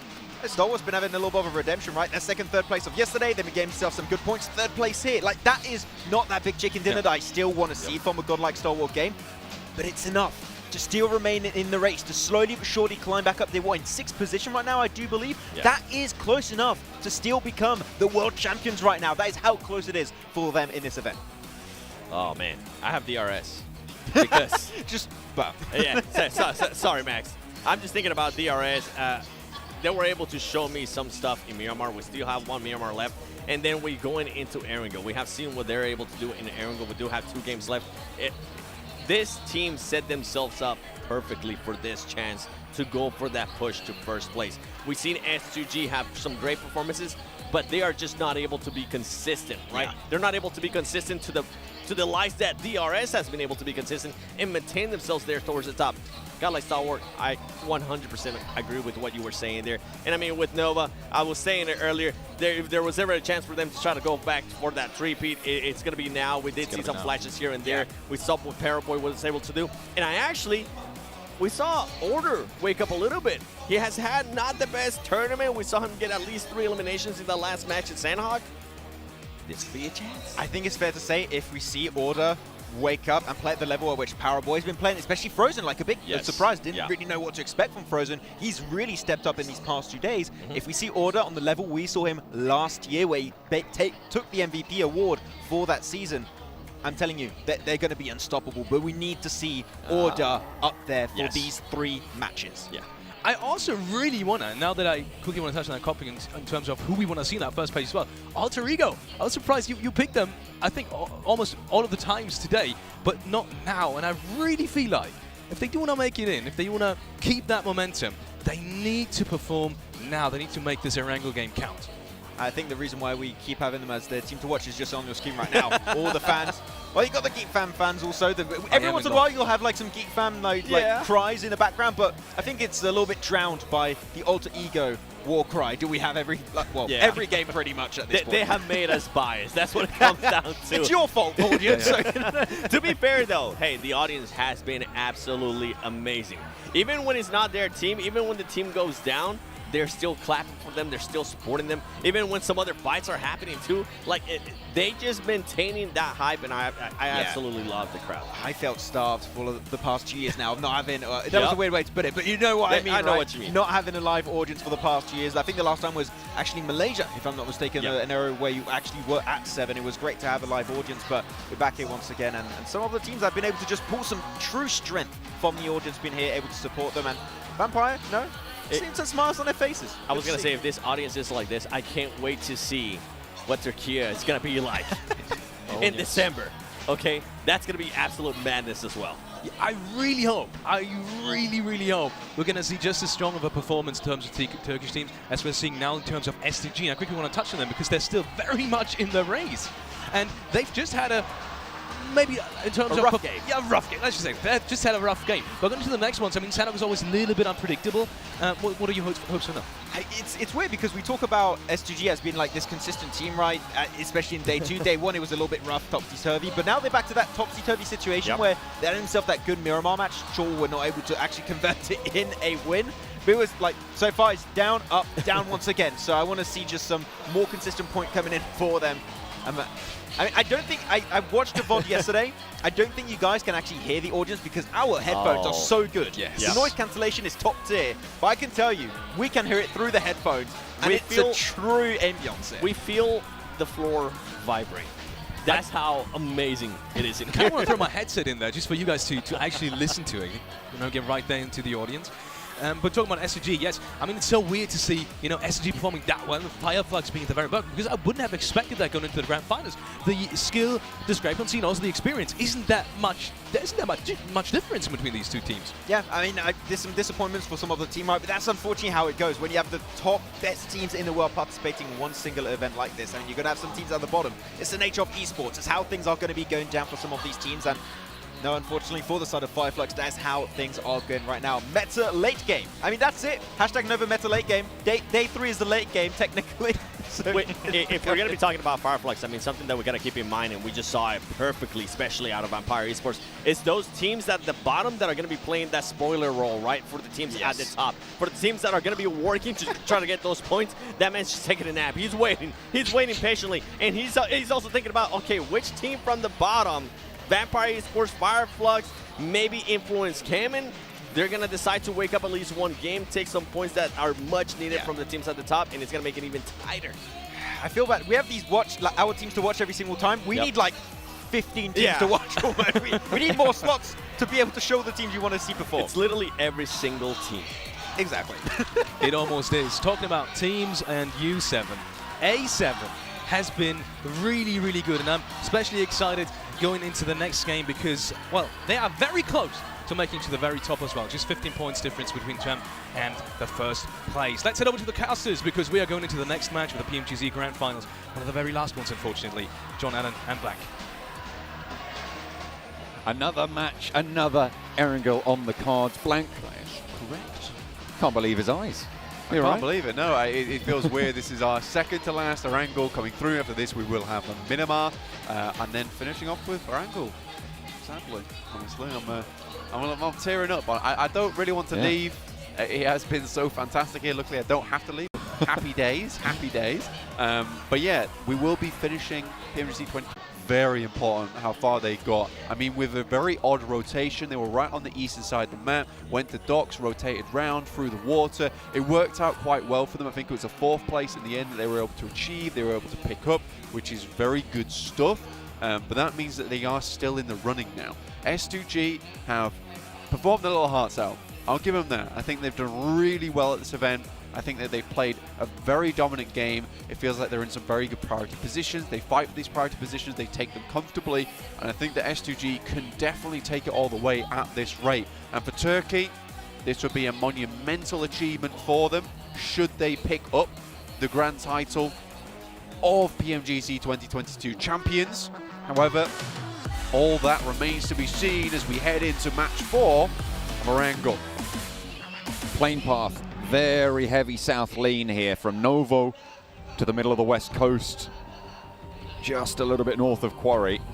So a deep cut there, difficult to get to. Places like Severny is going to be very, very inaccessible, so T2K might go for a backup drop. Last time we saw a plane path, actually fairly similar to this. We had a northern circle on the back of it, and nobody went to C block, so I'm going to be interested to see if a team adapts to that information, or if more than one team adapts to that information. Again, I don't think you'll see anyone going to C block on Sanhok. I genuinely don't see it happening. I think most teams are prioritizing getting these central spots on the circle, and that means being up towards that northern side. There you go. I think a change like that would mean that you are in contention with Stalwart crossing these bridges, those kind of late challenges a bit more difficult. I think everyone just realizes, look, we're just going to allow Stalwart to have it. There's no point us clashing with Stalwart at this point in the game. It's not really a chance we want to take, especially with Stalwart playing much better today as well. That's one of the things that you have to watch out for, is which team's on top, which team's looking a little hot today. And I think Stalwart's certainly one of them. In terms of a team of team fighting prowess, one of the top out there, that is for sure. Looking at a lot of the other teams dropping out, Vampire coming off the back of a big win there over on Sanhok. I think that is our elimination lead for the entirety of PMGC 2022 with 18 eliminations total. Primos dropped for them. 4 AM able to get out towards North George, especially with this little bump up at the end of the plane path up towards the western coast. This does give time for 4 AM to head up there.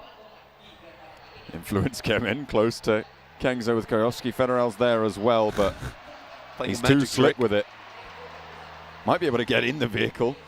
It's just wasting time until there can be some backup from the rest of the squad. You can see there is a micro Uzi on a bike. Wow, Koyovsky actually in a little bit of danger. Might be going the wrong way if he heads towards Sky Only. There's more bullets to worry about, I'm sure. Keeping them separated and actually regrouped up, so does not get pushed into danger, into the line of fire. Unlike Vitali and Inko lose a player early. Really, really good news for all those teams around. They might lose a second as well, as Nene Bete jumps into the vehicle and hightails it out of there. Once again, this issue is coming through for Inko without... They're still in the air. We're still in the air as well. Without a set and fair plane path, Inko really struggles right off the bat. Because they don't have that set drop spot, like I was saying before, when everyone has a fair place to land, you aren't seeing people dropping in random locations. But when this happens, Inko doesn't have those little areas that are free that they can start to trash loot in, then move to the center quite quickly. They have to drop in areas where other teams are. I don't think they are the best at early game team fights whatsoever. So for Inko, this is really bad news, having these two Southern Plane Paths matches in a row. Right now 137 points in third place, tied up with DRS. In fact, after losing one player, it might even be Inko slipping even further down the leaderboard at the moment. You cannot let these opportunities pass. But Inko's record is undeniable here. Over an 80% top 5 rating. I mean, 400 men over 70 is incredible. But to be that consistent from Inko is something else indeed. IHC, though, clashing with T2K.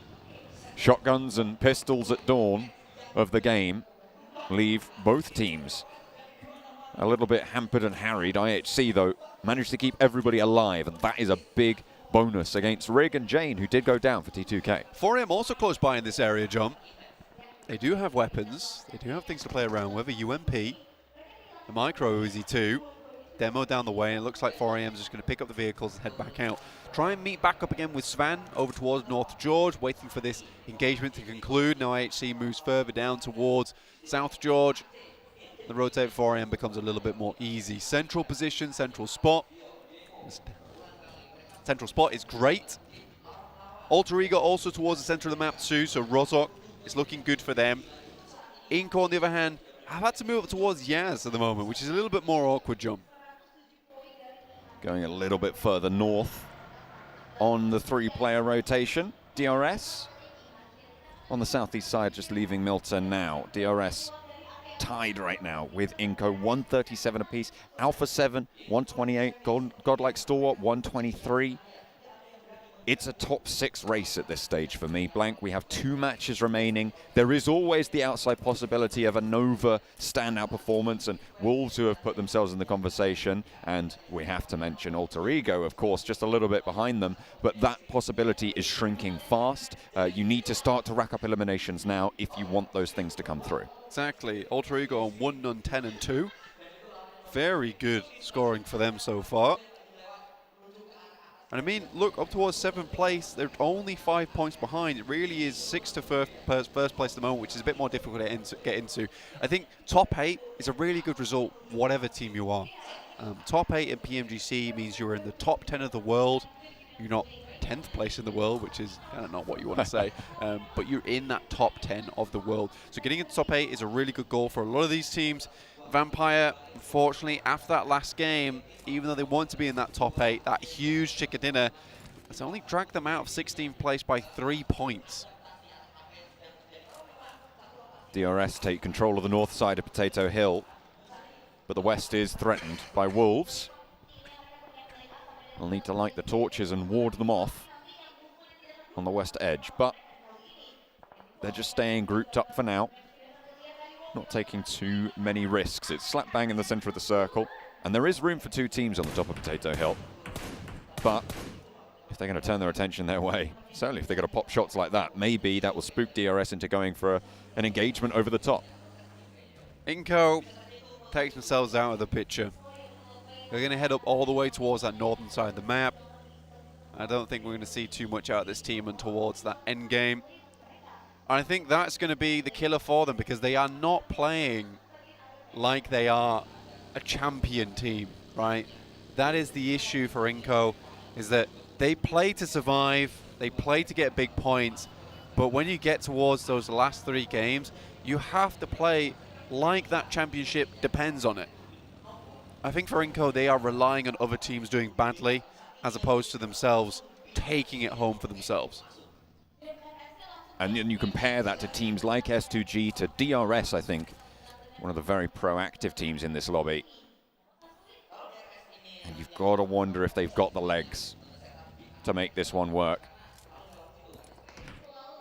Inco, a surprise from the Brazilian region to be such a hot contender in this one. Alpha 7, maybe a little bit less of a surprise, but still very far up there, and Brazil will be proud no matter what the result at the end of these 2 matches. Absolutely. It's a good result no matter what happens. Wolves just sending off these warning shots, letting everyone know that this territory is already claimed. A good thing to do this early in the game as well, especially towards Potato Hill, which is such a massive landmark when it comes to rotations. I think you certainly need to be on the ball with it, or at least letting other teams know that this is taken. DRS off towards that eastern side certainly is going to try and move towards that west. This is the first time in a while we've seen DRS get so close towards the center of the circle so early, and I think that's purely based off the fact that they haven't had to play edge here. They were already in a location to play towards that center, and I respect that from DRS. If they can play center and they're in the position to do it, go for it. T2K on the north side, south of Inco, as the circle pops on the south coast. I say south coast, sorry, south side of the river. On towards Pachinki. Slap bang in the middle of this next zone. Nova maybe looking to move into very powerful positions on the north side of Pachinki. If they want to get some big games here, this is where Nova can maybe make it work for themselves in a central position, playing on that church on the northwest side. They're very split right now, though. And a long line out from Jimmy and Order leaves themselves potentially vulnerable to teams moving through. Potentially vulnerable to some threats coming in from that northern side, especially S2G. Influence Kevin also coming through from school side.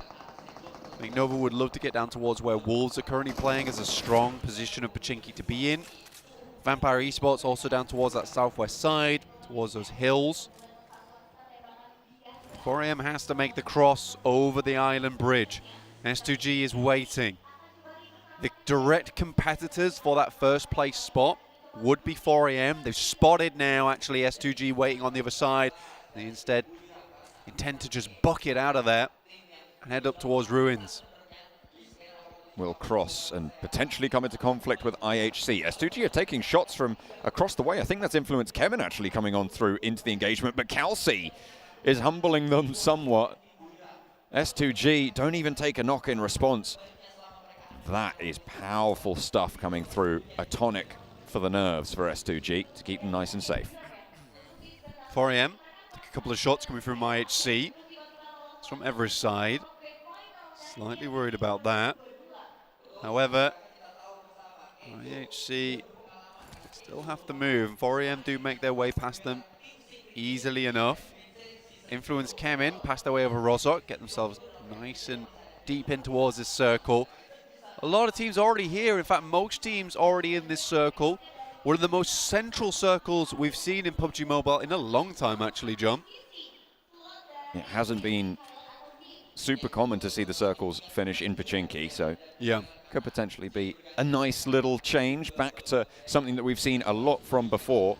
Yeah. Seen I think about 3-4 Northern Circles on the trot. Yeah, we've seen a lot of Northern Circles so far. And for Inco, who intended to kind of take themselves out of the picture with T2K, once again, run down by AHC. I mean, talk about taking out the picture. That's T2K getting absolutely painted over there. Just Legend now on the northern shore to cross in for T2K. Out in the blue zone as well, so severely diminished, and T2K's run might be finished now. With this game in hand, they might have had a chance. They were on 101 point, I think, at the start of the game. But we are going to see teams start to fully drop out now. Anyone below 100 points at this stage will not be making it to the champion spot. Yeah, it's going to be a real tough road ahead if you want to make it towards that champion spot, and if you're behind by this much. I think 7th place downwards is still difficult. That requires you to have a chicken dinner on top of a chicken dinner, and then a very good game to finish out with. It's unlikely. 33 Svan though. Ooh, that is real bad news. That's S2G. And an absolute winner of a decision for them. However, Inco, Hamzy G, right over the side. A nade as well. Could spell doom for Inco. Well placed, and they're done for. Cooks it, but it's a little bit long. Nenebete low, has backup from Razy, who moves up that ridge line. Nicely found, and look, Nova are going to light them up from the back as well. Jimmy has a good angle into the vehicles. They try and flow around the edge, and Nenebete knows they need to get out of there. But Becca, and he will fall. Squash left, last standing for Inco. And they have it all come crumbling down around their ears. S2G picking up those points is almost a worst case scenario for them. Absolutely. For Inco, this is all just falling apart at the scenes. And we said that you need to play like your life's on the line now. And for Inco, I think they've taken that a little bit too far, because they are playing like this is the only life they're ever going to have. It's too safe. It's too cautious. Alter Ego, though, being anything but cautious, and why not? You got to rip it towards the end. With 2 more matches to play, they want to put some numbers on the board. We've seen that they are capable of chicken dinners. They've already managed to accrue 2 over the 16 matches, or well, the 15 that we finished, and the 16th match now on the cards. 3 eliminations this game, tying it up with IHC and S2G, both of whom also have 3. 4 AM, now just 3 players. Fireflux in 16th place down towards their south side. Squash finds himself a little bit of safety. And Alpha 7 fairly central. Nova split around them. Again, for Alpha 7, things aren't over yet. Still a good chance with 3 more matches to go now. Nothing is out of the picture for at least the top 5. The Headshot Hills on the northern side making up a massive swathe of the circle. And S2G control it. Going to be very difficult for anyone to move into it as well. With 4 AM on that west side, you can't really swing through without taking a fight. And those 3 players that remain for them will be a strong barrier to move. However, the circle gives them some semblance of safety for the rest of the lobby. And moves down towards Pachinki yet again. Nova on a 2-2 split, looking to regroup now. Look at that, Order and Jimmy sailing across. It's a really good regroup. Great timing for it. Squash also happy about this one from Inco. Will just be about in. 4 AM may try and hold out against S2G, understanding they'll have to pass it along some quite open ground to get towards this circle. They could swing all the way towards that eastern side, but that's very clumped up. It's a difficult ending. It's Pachinki, a lot of fielded area, a lot of awkward buildings to play. Influence Kevin finding that out firsthand. All these windows. And all this trouble.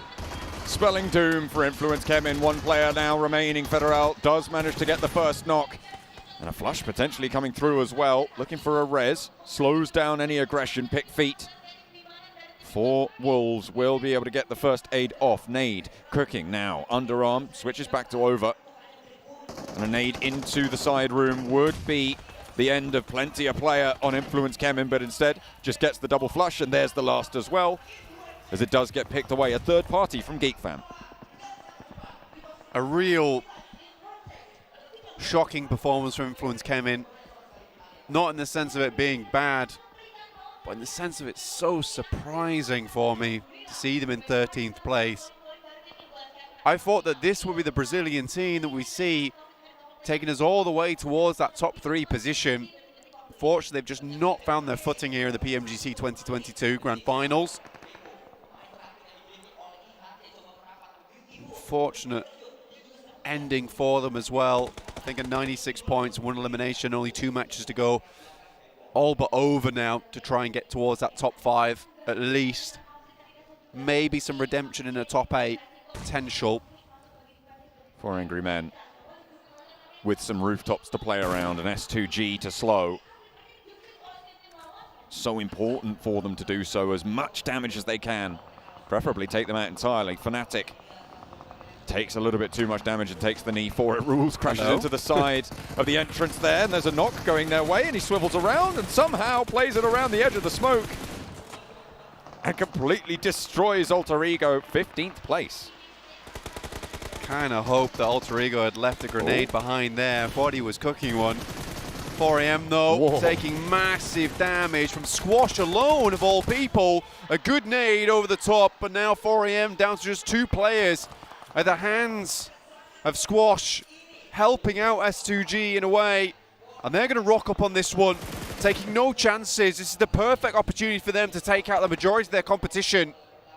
This is absolutely huge, a double roll-up coming through from the S2G. We've seen them do this before, and it has gone pear-shaped several times. But they're on the chase now. The last player from 4 Angry Men is taken down, and their closest rival eliminated. DRS now, a big threat for them.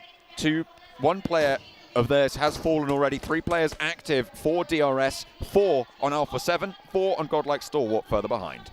All 4M can hope for now is for S2G to go out early, but the way they're playing, the finesse of it, the way that they're just flowing through these hillsides, taking fights and making sure no one can step to them, it doesn't seem likely. S2G are feeling more and more like a champion as the matches go on. The west edge of the next circle guarded by Nova. S2G have been taking some pretty tricky fights, to be fair, with teams that are main competitors for them. Nova might be their next challenge, but will it prove to be too much? Taking players outside the blue to pick up vehicles left behind. Smart move from S2G. Trying to use as many vehicles as possible because they know the run ahead of them is going to be disgustingly hard to hit. So having as many vehicles to ensure as many lives are saved, because I think that they know there are going to be casualties going into the circle. It would be amazing if 100% of the squad made it through, but is it likely? Not really, no. Nova moved away from the hilltop that they were occupying for a long time. The church position overlooking Pachinki is currently available, and S2G might be the ones to try and take control of it. Vampire a little bit too far south and not wanting to step too far in. S2G are worried there's a team in there already, and why wouldn't you be? It's a seemingly valuable position that should have an occupant. Yeah, Nova playing for late game there, and because they were playing a split and they are so strong at holding onto positions, they've essentially held on to 2 spots that 2 teams realistically should have had.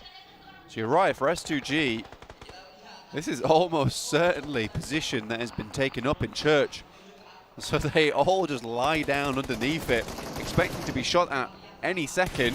Fireflux, send in. Vampire trying to slow them down from the south side, and Buriram will be the doorstop for them. Lutz low, but back to the building. Solus has his teammate swept away from him. Ketch falls as well to shots across the way. Vampire are still chiming into it. Only 1 player now standing. Solus on the ground floor. They think he might be upstairs, but he's a little bit lower than that. They'll hear the footsteps now, though, and they'll know he's still in here. Kengzo watching the outside, and Solus holding the door frame, waiting for someone to make a mistake here on Buriram. We'll hold on. Buriram comes down the stairs, but it's Tiger there moving through, and Fireflux continue to have not the greatest of tournaments here in the PMGC, 16th place. Vampire overtaking them must have stung. But again, just looking at this leaderboard, 87 points to 8th place. You know, it is only 19 points away. It is one game.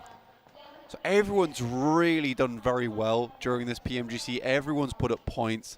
There's not a single team that I think has been dead in the water over here in the PMGC. S2G found out that the church was free and will be the ones taking it, but you're right, the points totals are so tight.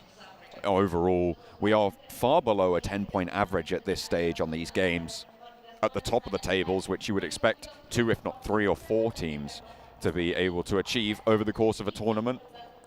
And we are over a 5-point average at the bottom, which is really quite remarkable, which is something you don't see all too often. Nade from Rules out to maybe slow down Alpha 7's approach. DRS, remember, the main threat right now for S2G on the top. DRS looking for something more. Again, like you said, main competitor. Ooh. But a great nade to start things off. Rules is already down on A7. They don't take a single moment, or at least don't waste a single moment. They'll move straight through. 5 eliminations found for them. Again, it's not done for Alpha 7 yet. Dangerous push from S2G, but they make it. No one takes too many shots over towards them. They waited enough time. There wasn't enough firepower, enough guns looking at them. So when they made that approach, they made it by the skin of their teeth, but it was still quite reliable. 6 eliminations for S2G and all 4 of them alive. 9th place for DRS and now Alpha 7 with 5 eliminations, all 4 of them alive, will take up the mantle of the closest chaser in this game to S2G. Shots from top over towards Mafioso as he hides behind the wheels, trying to stay hidden. The Axel ricocheting the bullets away. Mythic hops on into the pickup there. And will be alive for the time being, but there's a nade from Geek Fam and a second as well on the knock from the nade. It's beautiful. Micah wants to keep it on pouring, and Alpha 7 being torn apart here. Godlike Stalwart might be able to step up to the plate as the next closest competitor to S2G's top spot. The nades do not stop, and Geek Fam rack up 5 elimination points already with 1 more soon to follow. That's 6.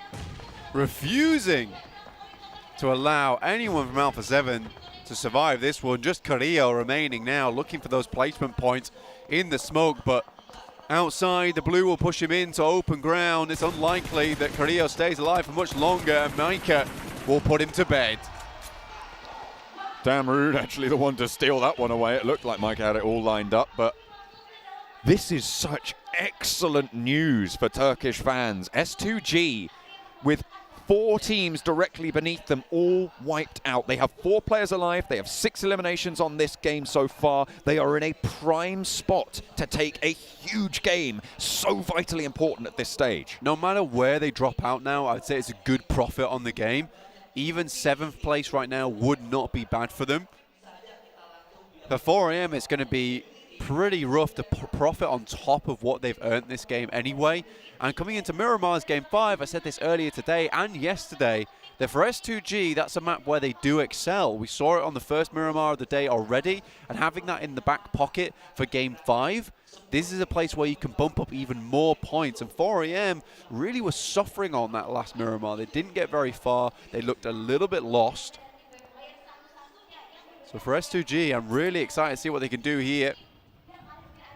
In our second to last Erangel, to pump up some big points here to secure their position at the top of the table. Buriram 2 players, Wolves 2 as well. If they fall, that would put you in 5th place,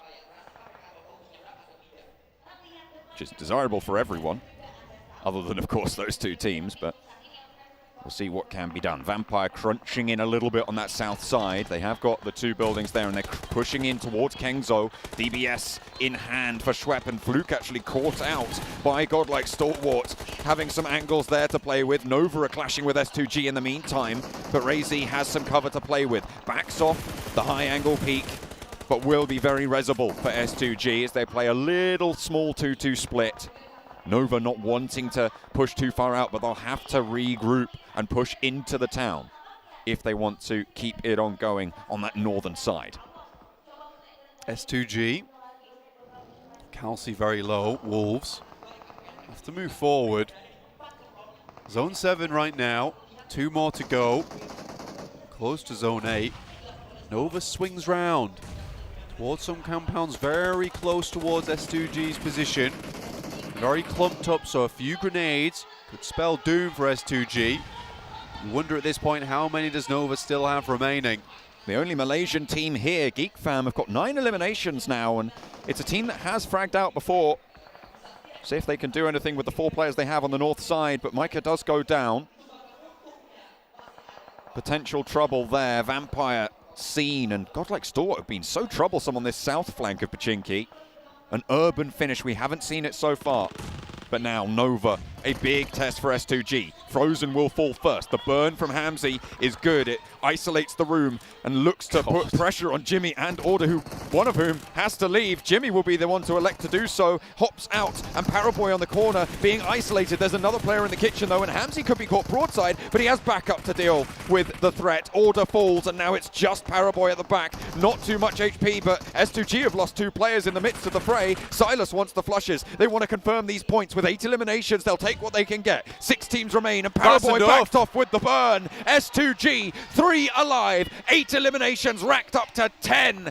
They are on double digits already, and with 5 teams remaining, they have guaranteed a bumper game to see themselves safer towards the top. This is going to be so hard to chase in the next 2 games, regardless of what happens going forward. For S2G, 3 players still going outside the circle now, though. If they can conclude this game in a top 3, the teams underneath them are going to be quaking in their boots because that trophy is going to look so far away. Might need to go to Specsavers just to even have a hope at seeing it.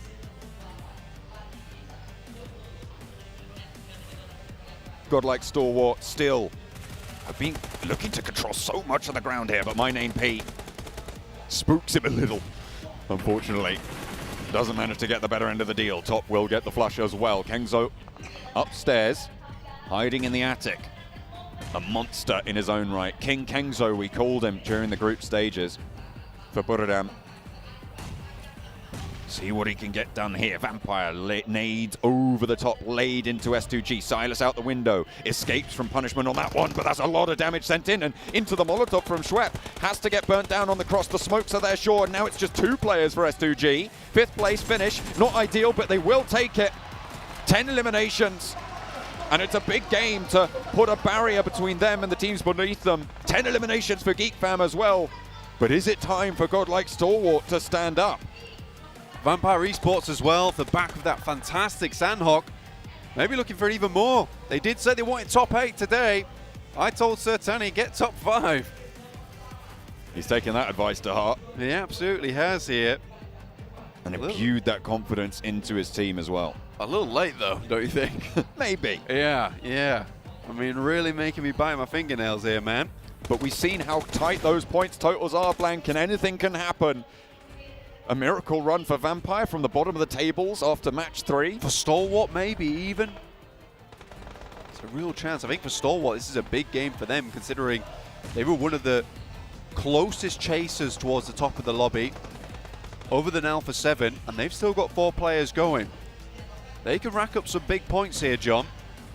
And this is last zone now. This will push everyone in.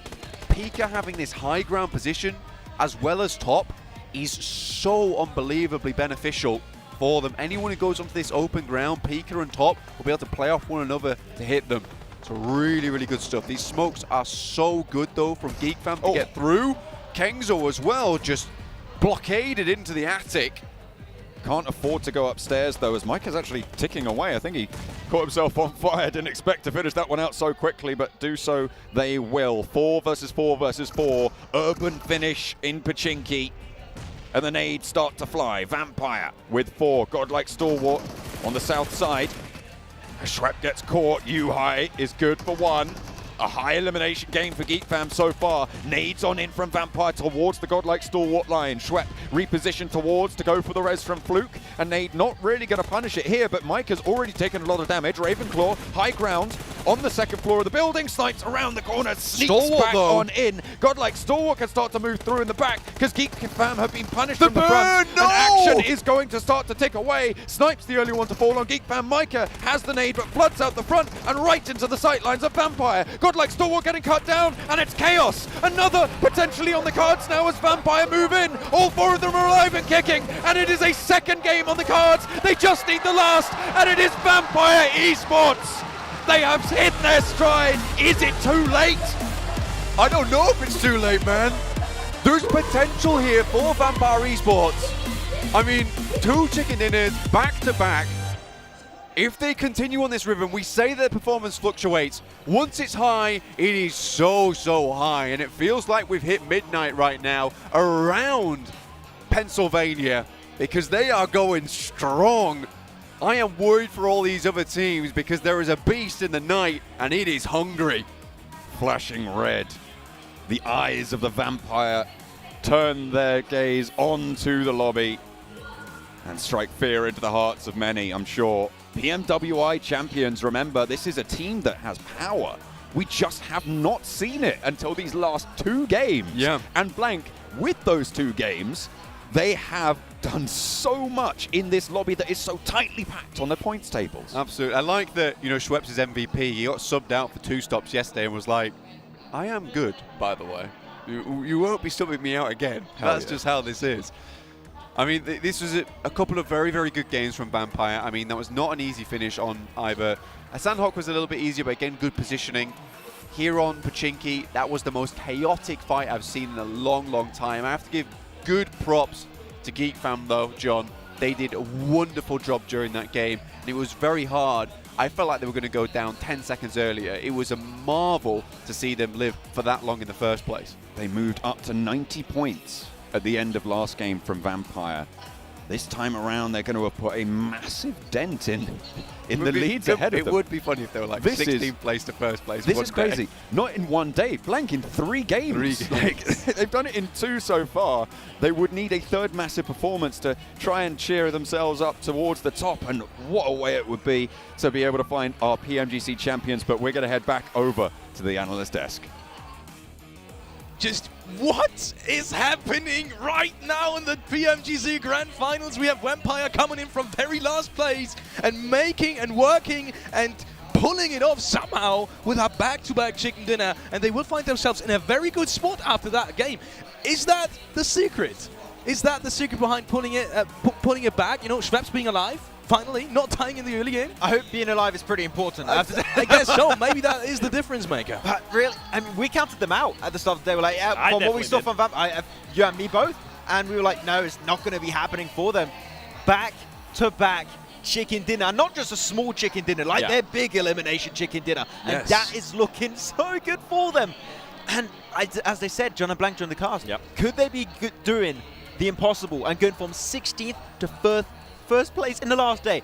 It's hard, but it could happen. If they do it, I'll be more than happy. All right? But I don't think it's going to happen, all right? I just don't think it's going to happen. Let's take a quick look at some of the highlights from that last game, because there are plenty. That was one hell of a game. Obviously, Pachinki being the main protagonist of match number 4 for today. And at that breach alone, I was cheering for Wolves because they finally pulled off to defend that breach. And unfortunately, there wasn't much afterwards. I don't know, you call Pachinki the main protagonist, I'm going to call it antagonist right there. It was not fun for the teams to deal with, but Geek Fam, they were in a hot seat for a major portion of this Game 7, and really what they were trying to do is clear all of the teams coming in from the eastern fields. The moment you do that, you can start fighting teams around you, but unfortunately, as you fight the teams on east, teams in Pachinki itself will become the major threat later on down the line. Yeah, definitely a big game for Geek Fam, and I am just happy to see Godlike Stalwart there towards the top and towards the end too. Oh, yes. I mean, this team has been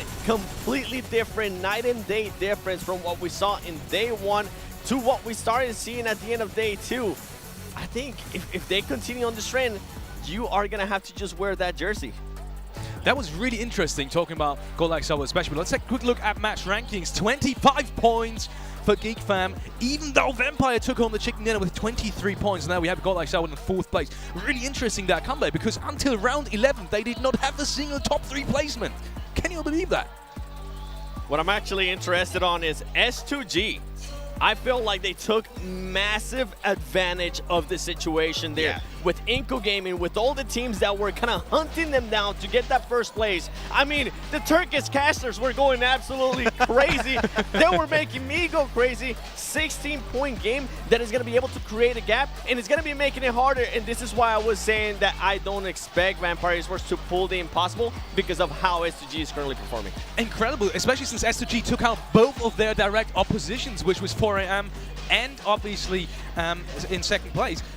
Nova also later on. Oh, yeah, definitely. Let's take a quick look at some head-to-head statistics. And who do we have here? Silas! Ooh, who else than Silas? Come on, we saw Razy, we saw Kelsey doing well. We're finally seeing Silas up there. It's been since a few games that we've been missing out on Silas. But the thing is, the fight they took versus 4AM, the fight they took versus Nova, it just felt so damn easy. Absolutely like a knife through butter, I would even have to say, Seven. And really, the strength of this team, night and day compared to their first day of play. And now, a team that is not only in first place, but slowly and surely building a little bit of a lead for themselves. I feel like their aggressiveness has definitely improved, and we can say the exact same for Godlike Stalwart. I mean, we got a chance to see Top right there as well. These teams are going to just make me not have any nails at the end of the day. Absolutely incredible. Maybe talking about Nova for a second, because you were really worried for them after this game. I still am. I said it during that game. Was that the match that puts Nova out of order? Not a pun intended, by the way. Wow, okay. I'm really not too sure, because sure, the potential, mathematically speaking, they could still make it up there. There's only 2 matches. And if the next match is a bad performance, they're done. That's it. The 3-peat will not be happening. Whatever is wrong with Nova, it sure as hell isn't the hardware that we have right here, because they're all playing with it.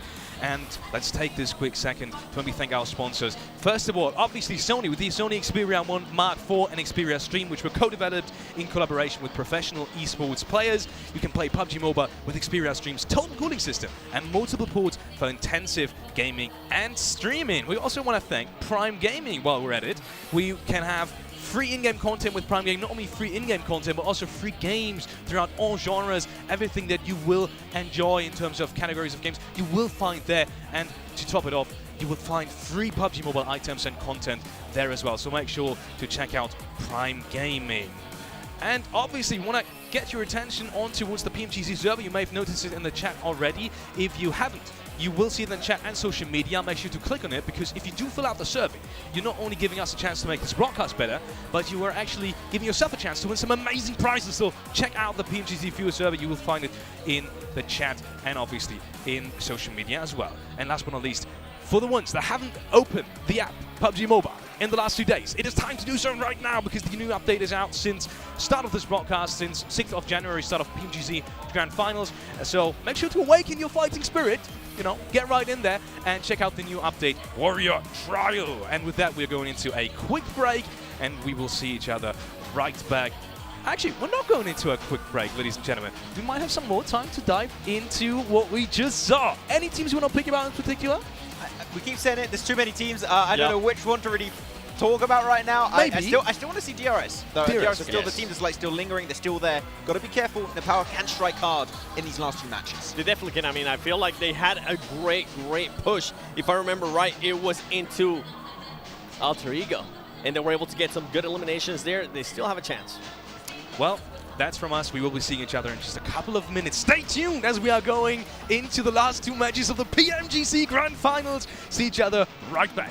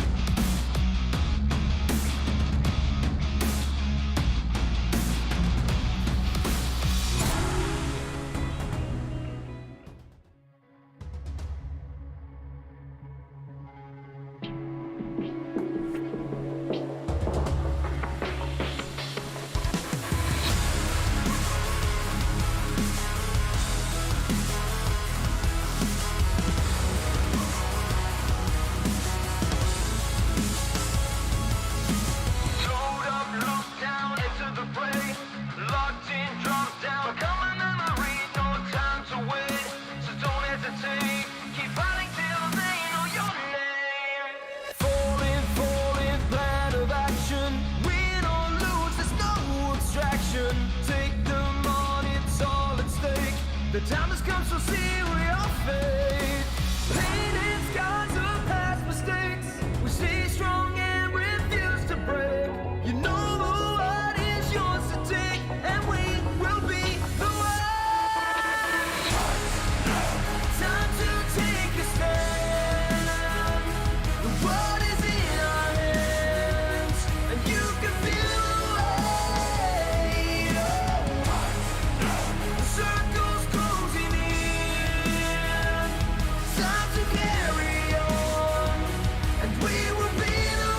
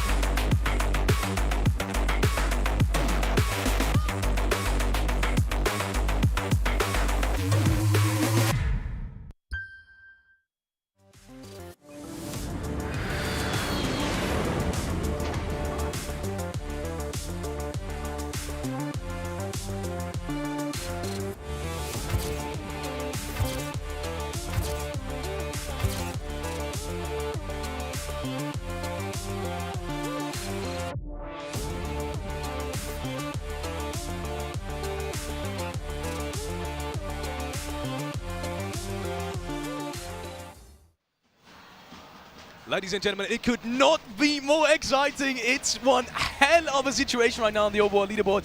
And going over to U7, at the start of the last match, that was something interesting with S2G and Inko. They took them out very early. Yeah, with Inko, they put themselves in some interesting situations that I keep asking myself, what are you guys doing? Because, I mean, they keep losing player early on because they're pressuring for so long that by the time they actually lay down and land, there's people just waiting for them with guns. This is why. This is the reason why I'm wearing their jacket right now, okay? Because if there was ever a chance for this team to respond, for this team to wake up, it would be now. They're currently sitting 21 points behind first place, and if they don't wake up now, they're not going to be able to do anything. And look at that, S2G, 159 points. 19-point lead right now for S2G. I mean, there's just, at this point on time, they're just trying to lengthen their lead against all of the teams below them. DRS, Angry got to be careful, man, because that lead is going to keep on building in these next two matches, but they're just looking good. They've been looking consistent throughout today. Even if they gave themselves a bad game, then they followed up with an absolute banger of a performance. I don't know, can anyone take down S2G right now? It's going to be a tough task at hand. And the crazy jump up to Vampire Esports now in 8th place, Oh, they're there. 113 points. That's crazy. Wolf Esports here with 113 and Nova. No. This is I feel like this is maybe one of the biggest upsets this year. Definitely the biggest upset. I really can't imagine Nova just staying in that 10th position. It just absolutely feels weird. Looking at the next two matches that we have coming up, it is once again Miramar and Erangel. Any tips for Miramar already? Because I really thought the last two games were super interesting. Are you just going to say Vampire's going to get another chicken dinner, Max? No. I think we're kind of stretching it right now. But as we tend to say always, right, Seven, Nova are a team that do well on Miramar. This is going to be the battleground where they can bring it back for themselves. So I want to see Nova get himself a game here.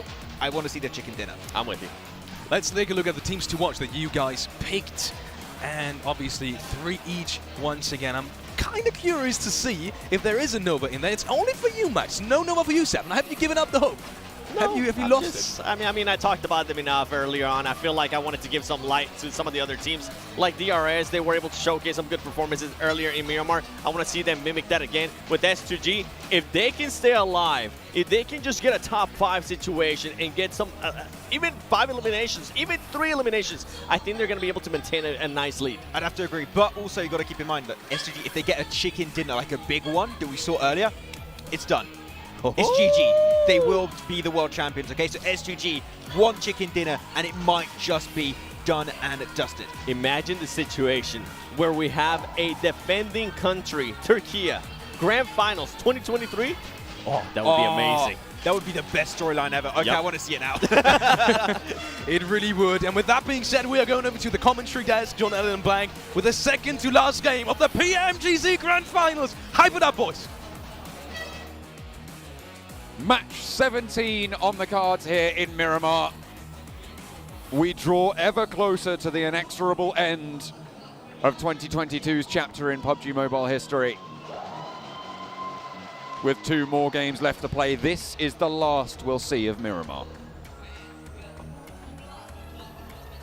Oh, yeah. What are you doing? Alex said to hype it up. Oh, yeah. So I had to hit him with one. I did debate whether it was a good idea or not, but I was like, I'm in for a penny, I'm in for a pound at this point in time. You've broken me. Oh, I'm so sorry, bro. But yeah, we're heading into Miramar, and we've talked about this before. Max has already set it up. This is where S2G could pick up a chicken dinner, a bunch of points, a position which would set themselves pretty much untouchable towards the top of the standings. But is this the Vampire comeback? Is this the Vampire top 5? Is this the Vampire top 3? Can they keep up this kind of pace? Because it's a difficult pace to keep up. If anyone can do it, it is Vampire, the streakiest team in all of PUBG Mobile. Puerto Paraíso to Torre Amara in the north side for our final Miramar. I would love to see Vampire be able to pull that out of the hat. I mean, they've won 2 back-to-back now. They started the day, and in fact, they started match 13 out of 18 with a match 13? No, it would be match 15 out of 18 with a 16th place record. 57 points they were able to have. In 2 games, they have no, they haven't. They've almost doubled it. 1 point shy of that mark. And if they're on form, then there's nothing that can stand in their way. But there is a long, long way between them and that top spot if they want to be able to take it. They have to fight S2G for it, and I'll tell you what, there is no way that that is an easy fight to take. It really is, and I think S2G feel like they're so close to that prize at the moment. They almost have their hands gripped around the trophy. They do not want to let go. And they are holding on for that chance to defend the trophy on their home turf next year over in Turkey. This will be an incredible story to finish off PMGC 2022 and look forward towards the future, but already T2K set sights towards Vampire. Maybe looking to spoil it here and now. Stone doesn't even have a weapon, and he's on the hunt. Unfortunately, a stake through the heart of the hopes through Stone to have the 4-player power here, but with 3, Vampire will try and carry out further mischief in this lobby. Nepal also challenging out for that #1 spot at the moment. DRS, 140 points, tied with 4am. Inco, they fell off. Is an unfortunate truth, to say the least, for them. Right now, just do not have that confidence to ascend for that center. So many other teams have set their sights upon those best compounds, and Inco is struggling to find an entrance at this point in time, with the meta of the lobby shifting slightly over the days. But DRS, I think for Nepal, it would be one hell of a victory for them. From the amount of times we've seen Nepal make their way to PMGCs before and do pretty decently well, but never towards that top side. DRS has really turned things around this past year. They look so fantastically strong, and you know what? They are the real soldiers now. They are the real soldiers. You know what, Blank? This lobby is looking a bit like Christmas leftovers, because it is a turkey sandwich. Turkey at the top, turkey at the bottom here. I know it's the other way around to what you would normally see, but Fireflux at the bottom. The fact that they are the team at the bottom shows you how powerful the entirety of this lobby is, right? Yep. This is a team that people fear when they think about the Turkish region, and they have a 5.5 average score in this lobby, which to be a bottom place score is still really, really high in general. So I'm absolutely loving the action that we've seen so far here. Match 17 of 18. The final Miramar, and this is where we find ourselves. S2G. Certainly, I would say Fireflux is that team that people thought would be on top, but I think for S2G, this has really been a chance for them to establish that dominance and show just what Turkey is made of. And I think that all the clutch players on this team, Razy, Kalsi, Hamzi G, every single one of these players, including Silas, a veteran of the scene, it has been a long time coming for success for S2G, just in terms of the players they currently have on board. And I think that throughout the year, people keep telling me, you know, S2G, man, keep watching out for S2G. And I'm like, okay, I will. And, you know, it was never always towards that top side. You know, I was like, you know, they're a pretty good team. They've got some cool moments. And then they really surprised me. Then they really excited me. And then we get to PMGC 2022. Now it feels like a chance that they could take home a storyline which will be forever etched into the pages of 2023 and remembered there forwards. Would be an excellent foundation upon which to build their year to ride to glory. Silas, Razy, Hamzi, Kalsi, all contributing so well to this roster. And looking to try and convert. The 19-point lead they hold is not certain. It's a bit tenuous, but still a bit of a breath of relief for them at this stage. Once again, Nova takes up a lot of these positions that Inco's been taking. And right now, I think Nova's been holding them just a little bit better. Inco, though, want to reframe themselves towards the top, make Brazil proud. And now they have to face off against the two-time champions themselves. It's Nova here in the compound. Inco have already made their way in. Nade out the side, won't do too much damage. Frozen, tickle just a little bit. Nenebete peeks out, gets a little bit of damage over onto Frozen again with the nade. Paraboy not going to be able to suppress the door frame just yet, but Jane is here from T2K. A long-range shot over onto Order. And we'll go for the spray down as well. That's going to slow down Nova on the approach and maybe a little bit of a gift for Inco at a crucial juncture for them. Nova, they've let it slip just slightly. But they will not give out. Not yet. They have more staying power than that. Paraboy still on that ridge line. Squash suppressing that position. Becca, Nenebete close. Auto shotgun for Nenebete and through the window will slow things down. Ooh. Squash from the staircase. Sees the muzzle flash from Paraboy. Sees the tracers pierce the smoke. And sends one back straight through the heart of the off angle from Nova. Squash, spray around the side, a drop shot. The Frozen hits the up as well and will be able to find another knock. Squash pivotal in the fight, but Jimmy's still active. Seen too that will not go their way, and Nova's hopes have crumbled. 111 points going into the final game, and that is not going to be enough for them, Blank. I think that's it. I don't think we are seeing the three-peat. I think we can confirm it right here, right now. Will it be another Chinese team on top, though? Will 4AM take them all the way, or will we have a different region, country representing that title? And will that title be represented in the home country for 2023? There's a lot on the line here for all these teams. Brazil kicked things off so strongly towards day one. Can they maintain that presence? Happy to see Inco there. They really brought things back. I think that was a fight that they took phenomenally well. They did get a little bit bailed out there by Jane when Order went down for a very long shot from T2K. But regardless, it was well placed. It was well played. They got into the building early enough and set up there and after. So very well done to Inco. Now sets them just a little bit behind S2G. Still, that lead is fairly strong. 4 Angry Men close to the 3 players from Vampire. Remember, they lost a player to a hot drop coming on through against T2K, who have now got 2 eliminations on the cards for this match. Match number 17. 4 Angry Men sharing Los Leones with them right now. Happily so as well. You don't really need to be too worried about having another team in Los Leones. There is plenty of space. You can house comfortably 3 squads in this location. And even then, 4 Angry Men, they're playing 2-2 split, so they're not even fully in there. Taking a look around the map at the moment with this shift. Inco, central, the first time in a long time.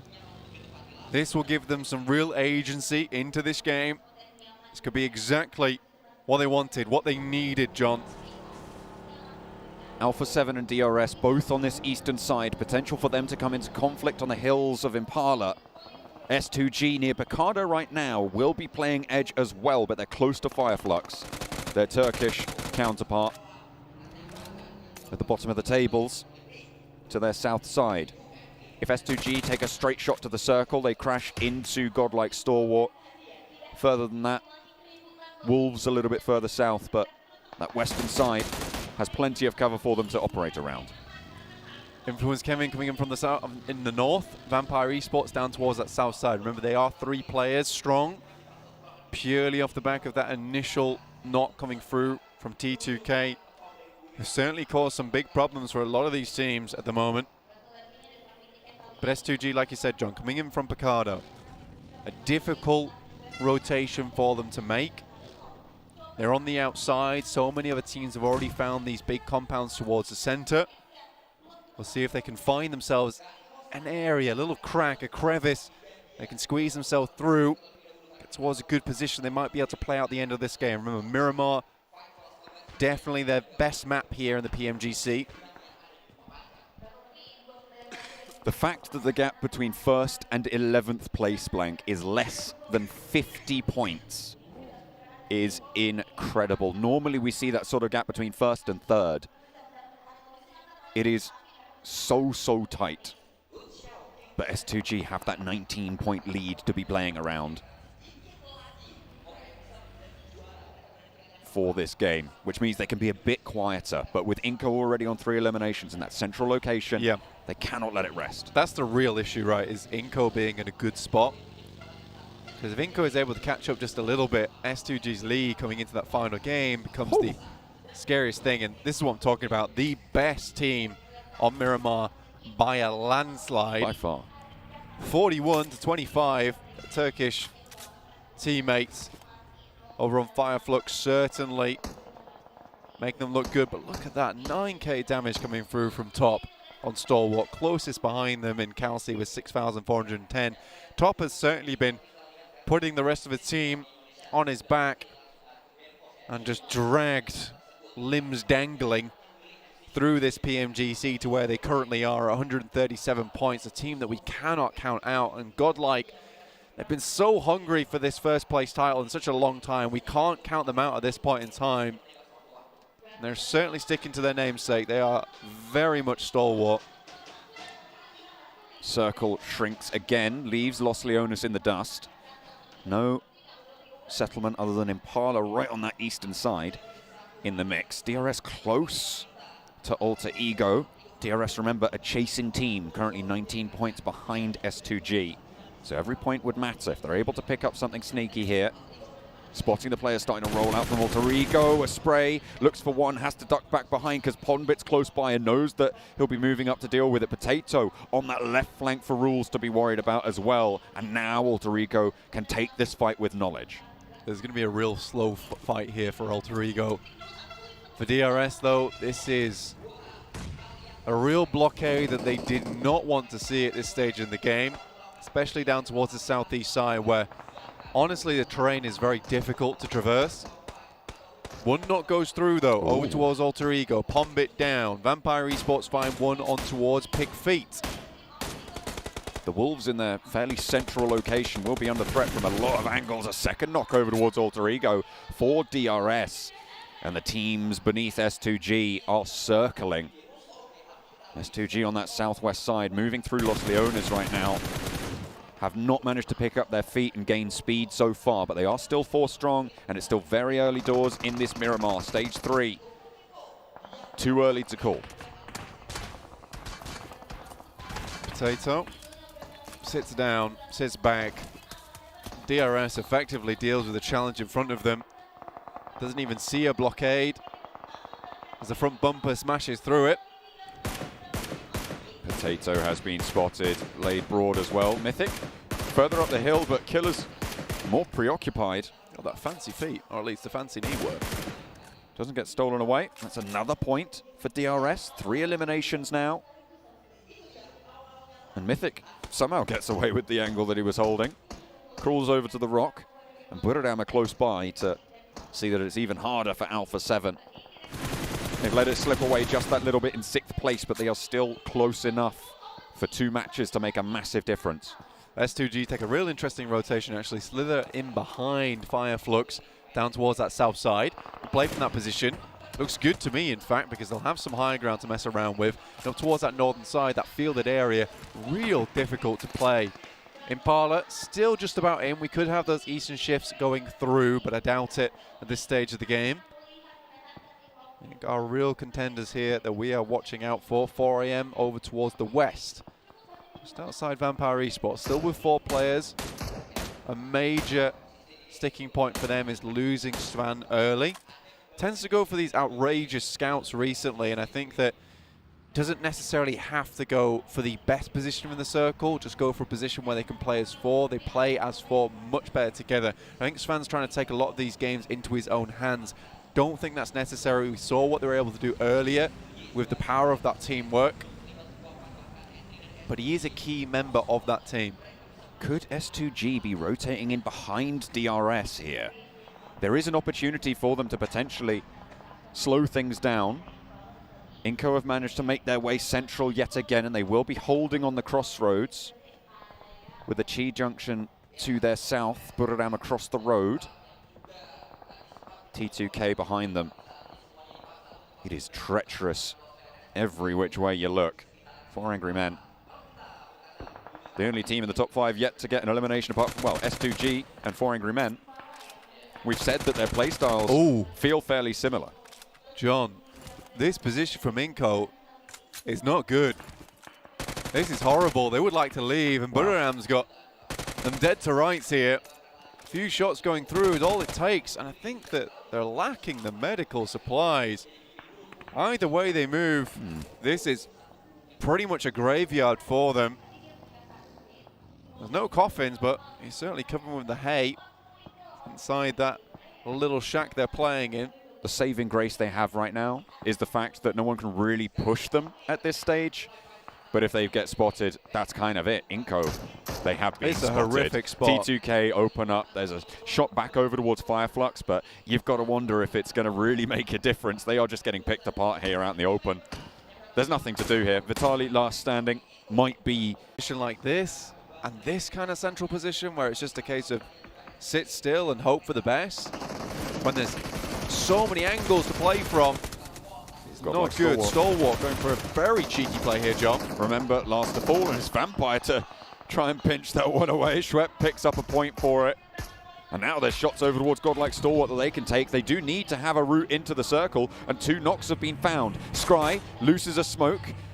Unsure about where to really be worried about, but Schwepp looks to mount up. They know there's knocks, they know there's chaos here. Fluke leads the charge, down and out wide. Vampire, remember, they lost a player early. Scry taken down on the opening run, and up to the vehicle they go. The burnt out husk of the pickup truck will be now their operating point. A lovely little shot around the edge, looks for more. Pika wants to heal, a breakout wide, gets punished, and now Godlike Stalwart down to 2 active. 1 knocked down onto the floor, Ravenclaw cut out of it. Unfortunately, T2K are just third-partying everywhere they can spot. Pika hiding under the hay. Somehow it's protecting him from the fire. Another nade could prove to be disastrous if it lands on the target. If it's on the money, it's good, but falls short just. Schwepp sends one back, hopefully on target for Vampire. Another Molotov right into the crevice, but it goes far again, and Pika's going to send one back, and it's right next to them. Svan from 4 AM takes that shot over towards Schweppes. And it looks like 4 AM starting to rotate over towards this western side. You can see now Svan's on our screens, taking shots over towards inside that smoke, ensuring there's no players inside that one. Vitali also in the sights, but 4 AM will have to move further in. So will S2G. Calci currently behind DRS John, checking out their rotation, checking out their mark.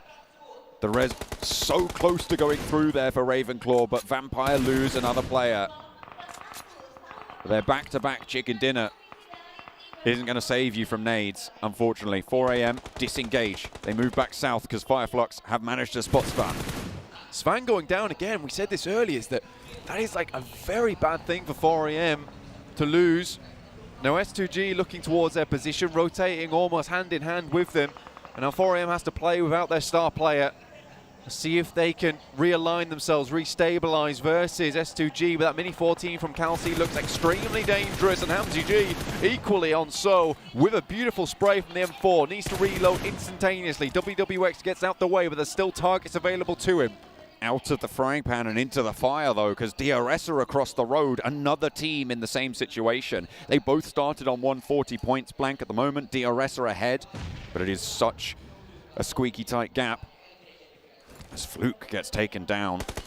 Another player knocked, and it's 1 versus 1. Ravenclaw, did he get spotted? I don't even know who took it down. It was Buradam with a third-party engagement, and Vampire will be denied. Stalwart up to 3rd place now. 5 of them starting to encircle a lot of these teams down towards that south side, concocting a trap in this area for anyone to fall into, and already it's this ditch that S2G didn't quite push up towards, and 4AM has been forced to find themselves in. And S2G look to be more and more confirming their championship title as these matches go on. Who will challenge them? Will anyone challenge them? DRS really the only team now. Just over this ridge from Hamzy, spots the backpack, and that should be curtains for 4 Angry Men. Shuts them down on 140 points, and in comes a push. Buradam and IHC going head to head. Kengzo close by. Look at a maybe look for a heal. Try and get something done. Tiger is there as well. Does manage to pop the heal from Kengzo, but the burn from Alex sees Tiger low. Last player standing needs to confirm that heal. Kengzo wants the reses as well. IHC. So around the side, Kengzo, oh no, doesn't even want to take a moment to breathe, and that might just be curtains for Buradam. That moment of unbridled aggression coming through from Kengzo spelt their downfall. Fireflux still going nicely on the edge at the moment, but they will have to move further in towards that circle. Vitali in the mess. Further ahead of them. There's a foothold there. Solke moving closer to the position for S2G. As time goes on, S2G don't even need to get too many more points. The placements will start to add up from them, and they had that 19-point buffer to play with. 10 points a game. If they can reach that margin, nobody can catch them. Turkish team that has been 7th place, 2 eliminations. It's not the biggest points total, and could open a window for DRS to try and pry their way in. DRS is 4 right now. On the southeast side, Hamzy G falls. Will be confirmed, and now the turkey sandwich closer than ever here. A bit worried about this though. I mean, this could be Turkey almost ruining Turkey's. You'd hate to see it. I'm sure both of these teams would love to have a defending Turkish champion in Turkey next year. Razy nails the shot over to Lutz. They'll be aware of who it is now, certainly. Nades keep on going in long. That is right on the money, but just finds some cover, I think, around the edge of that buggy wheel. Somehow, doesn't do too much there. And Razy continues the bombardment, continues that pressure. Fireflux have slowed it down quite a lot. Solus has broken out quite wide as well, and a line has been established, but they do have to go further. The zone will push them in. 3 players active, live and kicking for S2G. Solus rolls forward into Kelsey's crosshairs and shut down with the M4. The reload is good as well, and no one there to refrag. Ketch and Lutz may be lining up here as Razy swings out around the side of the smoke. Could be caught out to a cheeky little stand-up by Solke, but he's biding his time with the smoke on the cover. Kelsey. How is he still alive? Have they not spotted him? Solke either way steps up, and Razy takes him down, and 1 player left for S2G. They will fall to Fireflux. 5 eliminations for DRS. 2 eliminations for S2G, a 6th place finish. It's not going to be a massive points game for them, and that 19-point buffer will be eaten into now. DRS can definitely take this even further, with the circle not shutting them out just yet. It's getting a little bit terrifying. Law, last remaining influence, Kevin will be taken down by Alpha 7 here. A Brazilian team looking to get back on form towards that top side, have a chance in that final game of today. Certainly still doable for Alpha 7. IHC off in the distance. Next circle will decide all. There is so much interesting terrain in this final circle. But I'd say northeast, northwest and the south Burley, proactive gameplay. We know how fast, slick these guys are with it. Alpha 7 have got such a good stronghold now with those silos to use as cover. They can have some pretty significant control. All that it's going to take is IHC having to leave the high ground on the compound that they hold for them to be isolated. And that's going to happen fairly soon. The zone about to shut in about 10 seconds from now, Blank. Fireflux, south side, will need to push in past DRS. They played spoiler to their countrymen. And now DRS on the chase. Can they reignite the S2G hope? Fireflux send in DRS. Giante looks out the window, takes some shots. Lutz is already down to rules, and DRS are holding pretty well already. Lutz already out of the picture, but rules gets taken down. But look at this, Alpha 7 up in the distance. They're sending in. They're taking no chances. They're fighting off against Fireflux, though, not DRS, which means that there is still another contender against their spot to be worried about. Gianti is split from the rest of the roster. Ketch is allowed to get this res onto Solus, as Gianti not quite finding the utility. There is a burn there, could spread. They do need to move, but he wants to put more into the mixing bowl. Solk low on the outside of this engagement, spotted out by Delta, and 7 eliminations now for DRS.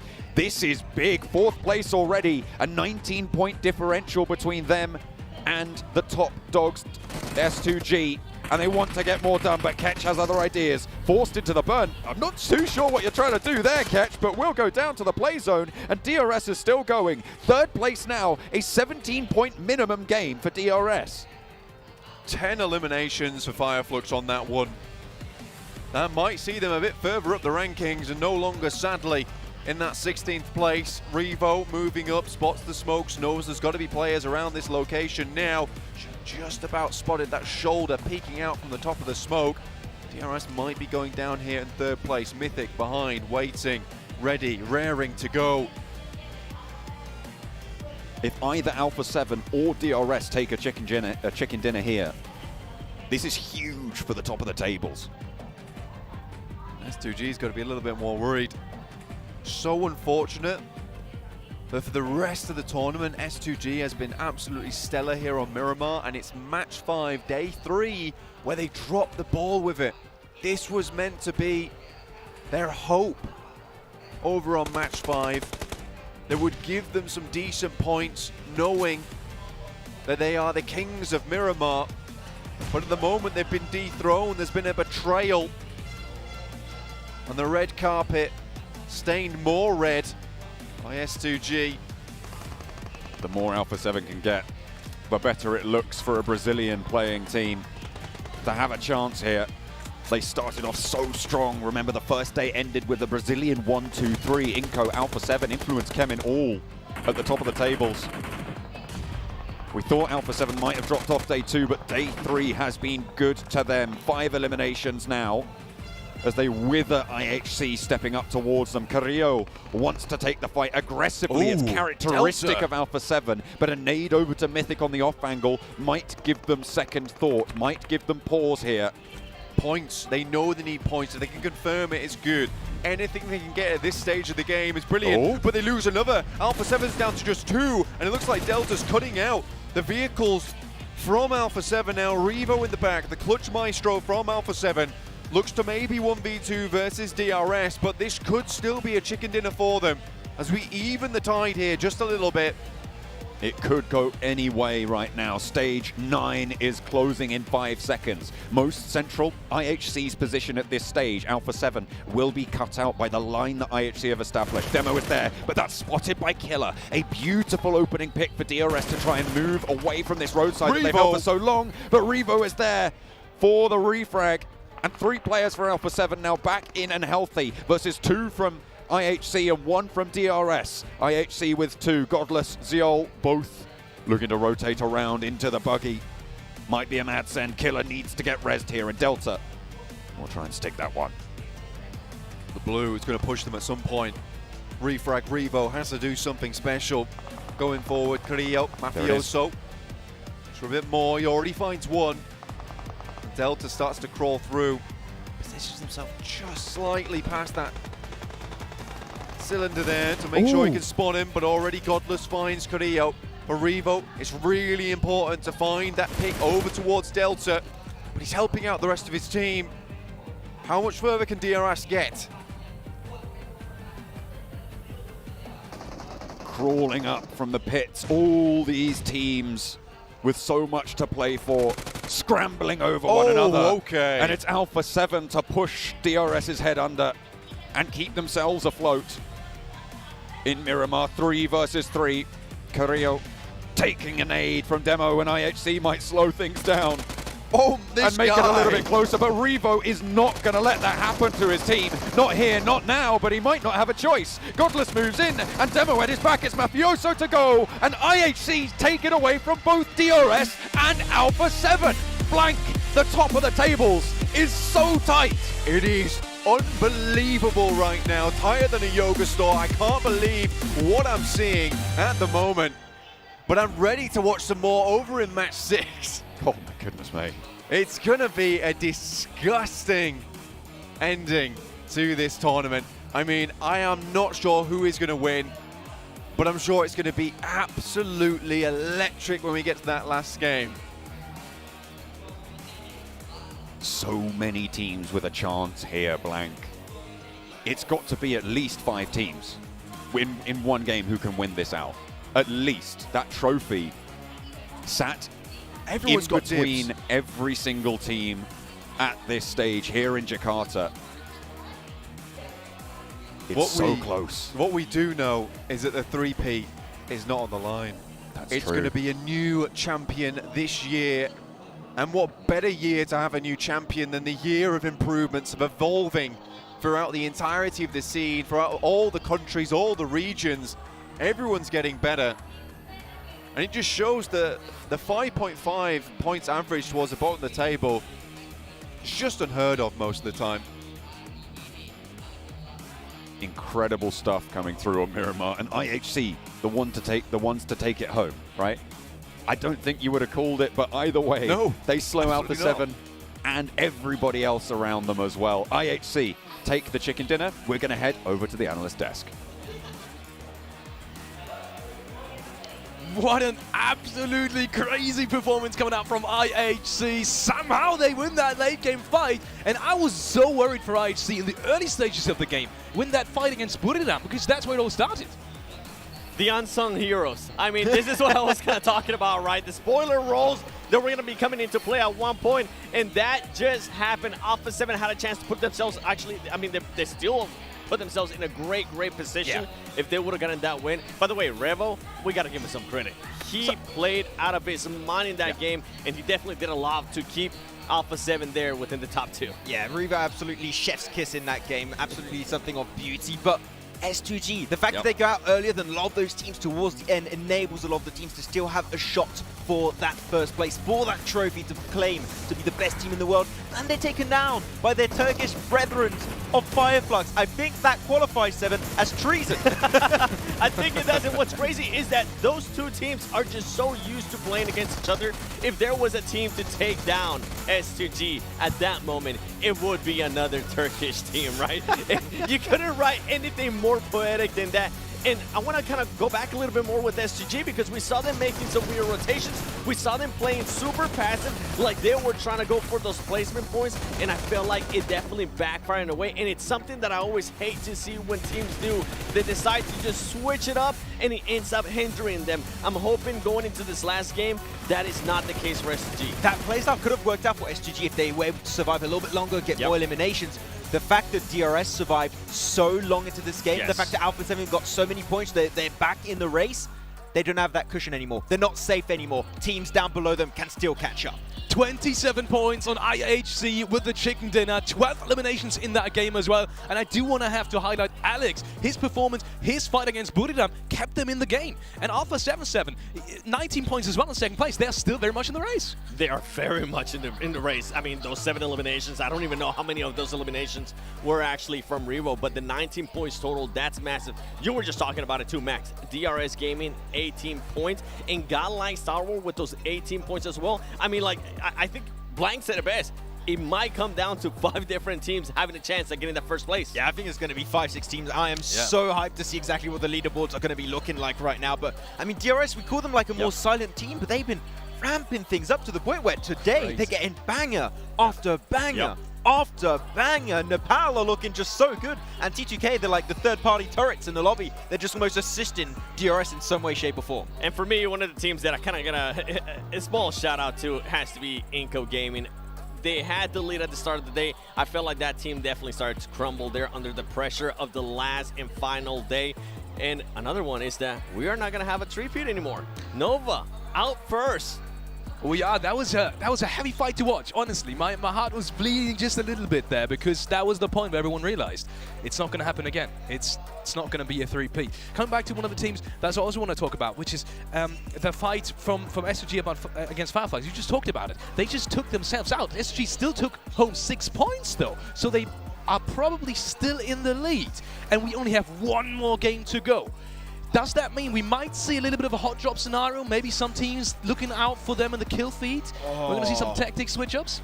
We do like to speculate about hot drops happening in, like, you know, your PMPL finals and your championships in your PMWI. Now. We are talking about a PMGC Grand Finals here. Do you want to play it all on a hot drop? That's too much for me to answer. I'll tell you after I see this overall with... Oh, okay. It is close. S2G, 165 points, DRS Gaming. 7 teams. Okay, I would say 7 teams. 7?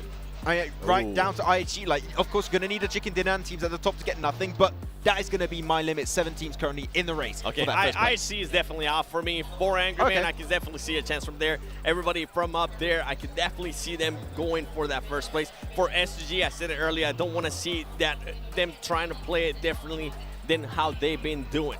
Keep doing what you were doing there when you were getting those wins, when you were getting those great placements, when you were getting those eliminations that put you currently where you are in that first place. With DRS, I mean, you couldn't ask for anything better for DRS. A team that 2 of their chicken dinners are coming from Erangel as we go into the last Erangel. It couldn't be more poetic for them. And then you guys were talking about hot drops. You guys were talking about teams that need to be careful about that happening.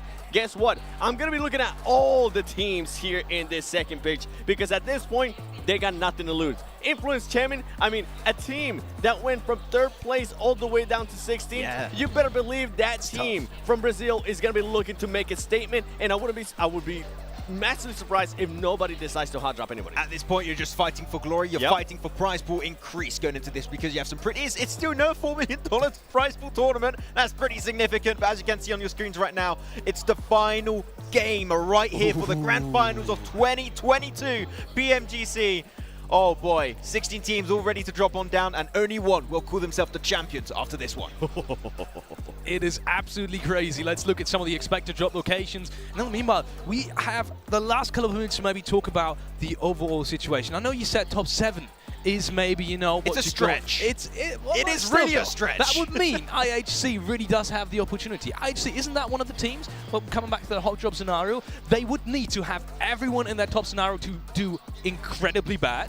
Would you say that's how they should go into this match as well? Literally just pick every fight from every team that you know is the top of you and maybe just go for it. Isolated fight. Let's take it. You know, I'm going to agree with your point. I think that if there's one team that's currently in the race for that first position that has to go for a hot drop, IHG is the team that would make the most sense, right? So we'll see if it's going to happen once again. I would say maybe don't go for it because even if you do go for the hot drop, even if you do win it, you maybe lose a player, you lose 2 players. They need a chicken dinner for this one. You're taking a risk that I think you want to avoid. So I would say even if the idea is to go for the hot drop, don't do it. Aim for the win, play a normal game, the game that you just did previously to get that chicken dinner on Miramar, and that might be just enough to make the cut. Go for the hot drop. Come on, just give it to me. Okay, screw it. Okay. I really want to see a hot drop as well. I mean, at the very biggest stages like this one, I think we've very rarely, if ever, seen that. So that would be definitely an interesting thing to watch. Let's look at the teams to watch from both of you. You have, except for SG, you have different teams. Maybe starting off with SG, because obviously they're in the league. Maybe I want to put you on the spot, actually. Give me some percentage of how likely it is that you think they're going to take home this PMG Grand Final. How sure are you? Right now, I would say, I mean, with the amount of competition, you got DRS that's been looking super consistent, you got God like Star Wars not being too far away, so many top contenders. I would say we have a 33.333, repeating 3 percentage Really? chance. 1/3. Okay.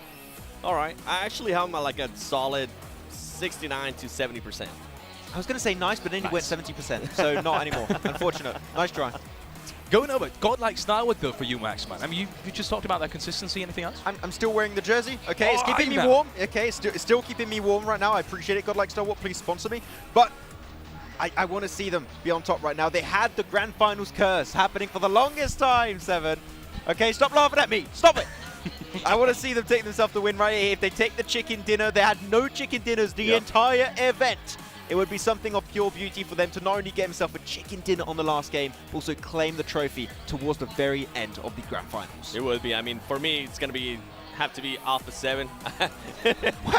Just like you are with godlike Star Wars. I would have to pick Alpha 7 too. I mean, they just showed up what they're able to do, especially Rebel after that last game. If he's not going to pop off in the next game, then it's definitely going to be over for that team. But S2G, I said it earlier, I'm going to say it again, just because I don't want to see it. I don't want to see them playing differently than how they usually play. I don't want them to be overthinking this scenario of what's going to be, what are the other teams going to be doing. I do wish, though, that they change where they land, and I do hope that they change where they usually tend to rotate, because I'm pretty sure some of the other teams might be trying to play that spoiler role. Yeah, I mean, I like what you just said right there. Just play your typical, good old, basic PUBG Mobile that you've been doing so far, that's been giving you so much success in these games. When you start overthinking things, well, look at that knockoff effect. That previous game got obliterated. Unfortunately, it's 5 flux, but he got obliterated, right? So just play a typical game, play what you do best, which is going for good rotations and now getting those eliminations when you're in strong positions. That's what allowed them to stand out,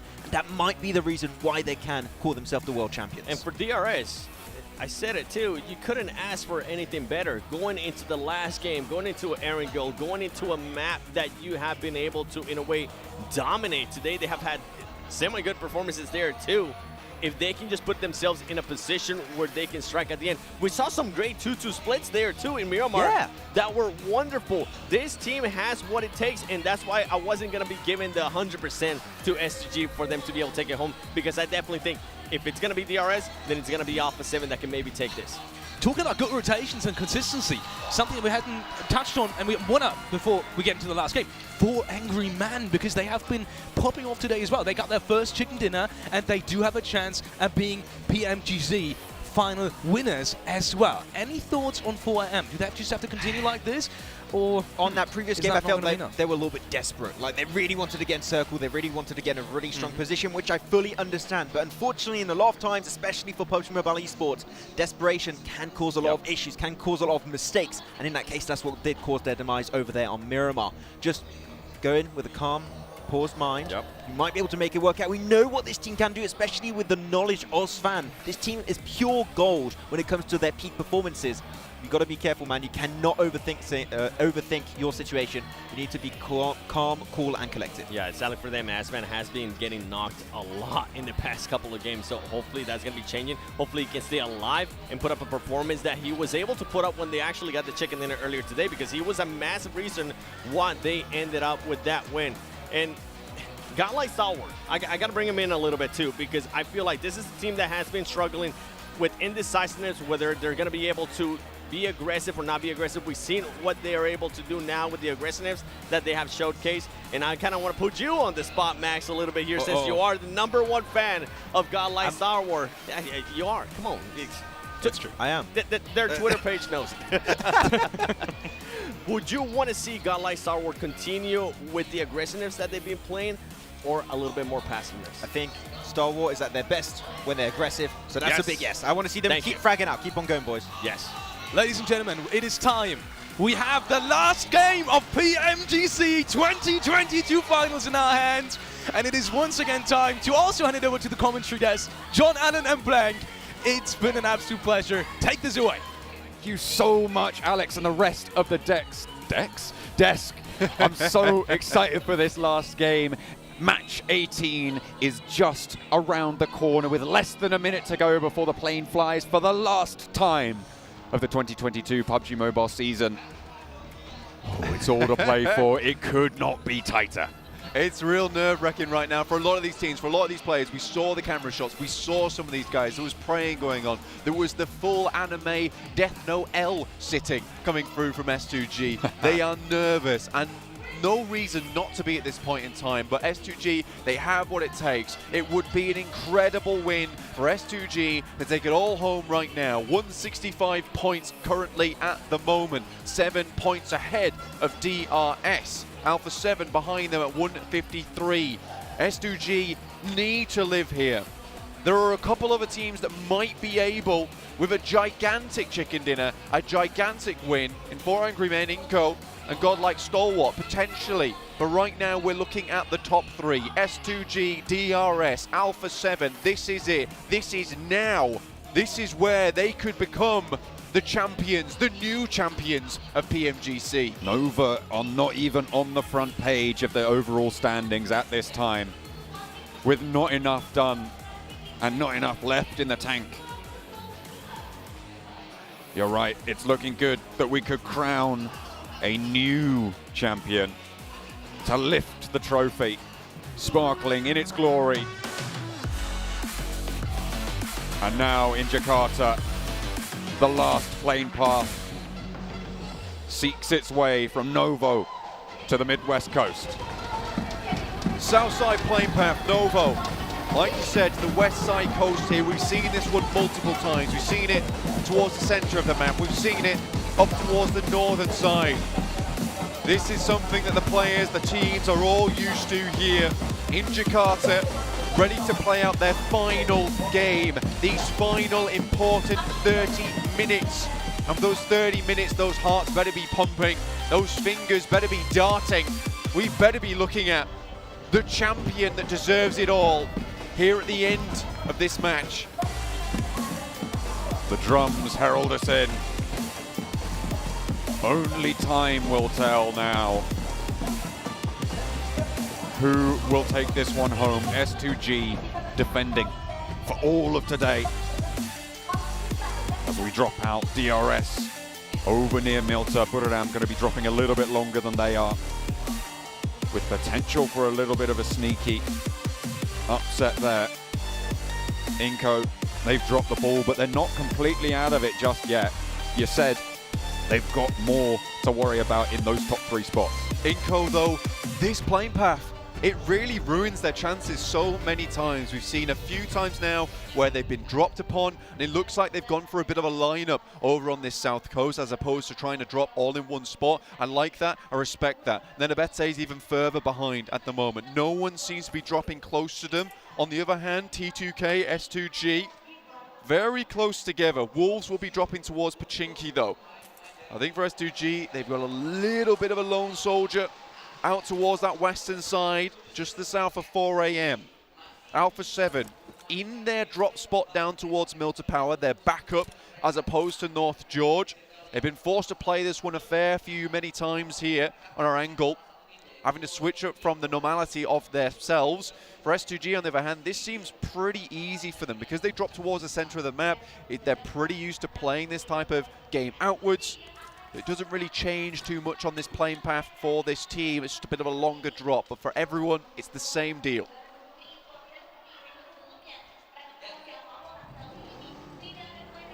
The advice given by Nenabete at the end of day 1, breathe. That's how you can make it work. Hopefully everybody is paying attention, brushed up on their Brazilian, because they need to heed that information, heed that advice now. It's such a crucial time for the top spots, and the tables so tightly packed. Nobody over a 10-point average and nobody under a 5-point average. This is the closest final we have ever seen.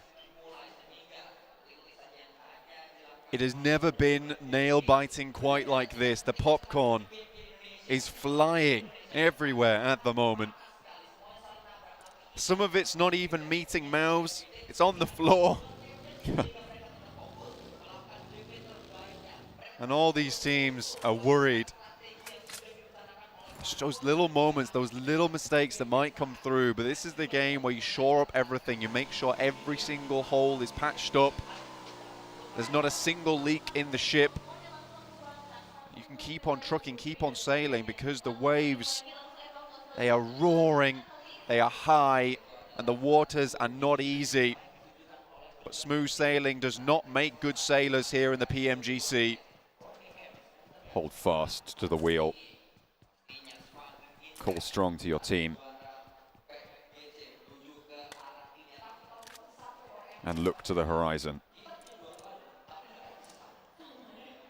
On the tables, there is a top 3 clear. At the moment, looking at how it stands, DRS with 2 chicken dinners win tiebreakers.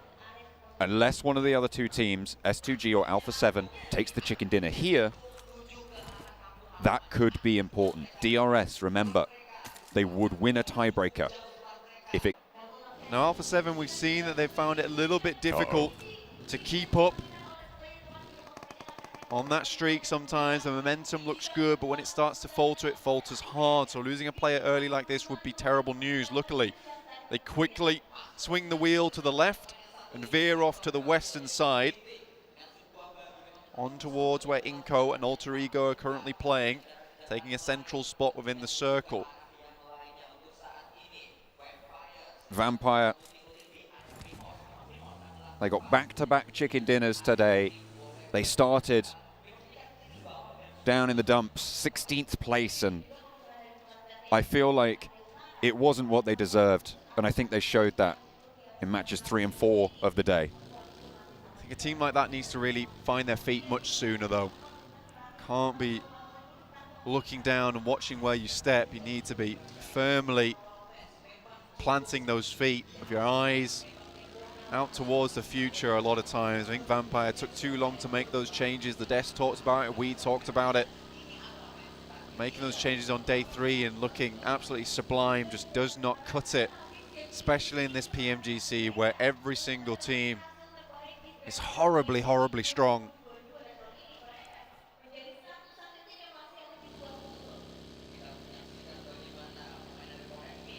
This is the best quality gameplay we have seen. So much improvement, strides have been made this year. And such excitement for next. But who will be that defending champion? Who will be able to mount that honor, to raise the trophy here in Jakarta? S2G so desperately would love it, to take the trophy to Turkey and scream to the world, come and get it.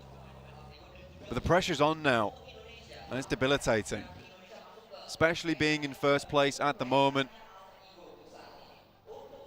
Looking down on the rest of the teams, seeing how close they are, how quick they are climbing, and how gritted their teeth are in the process.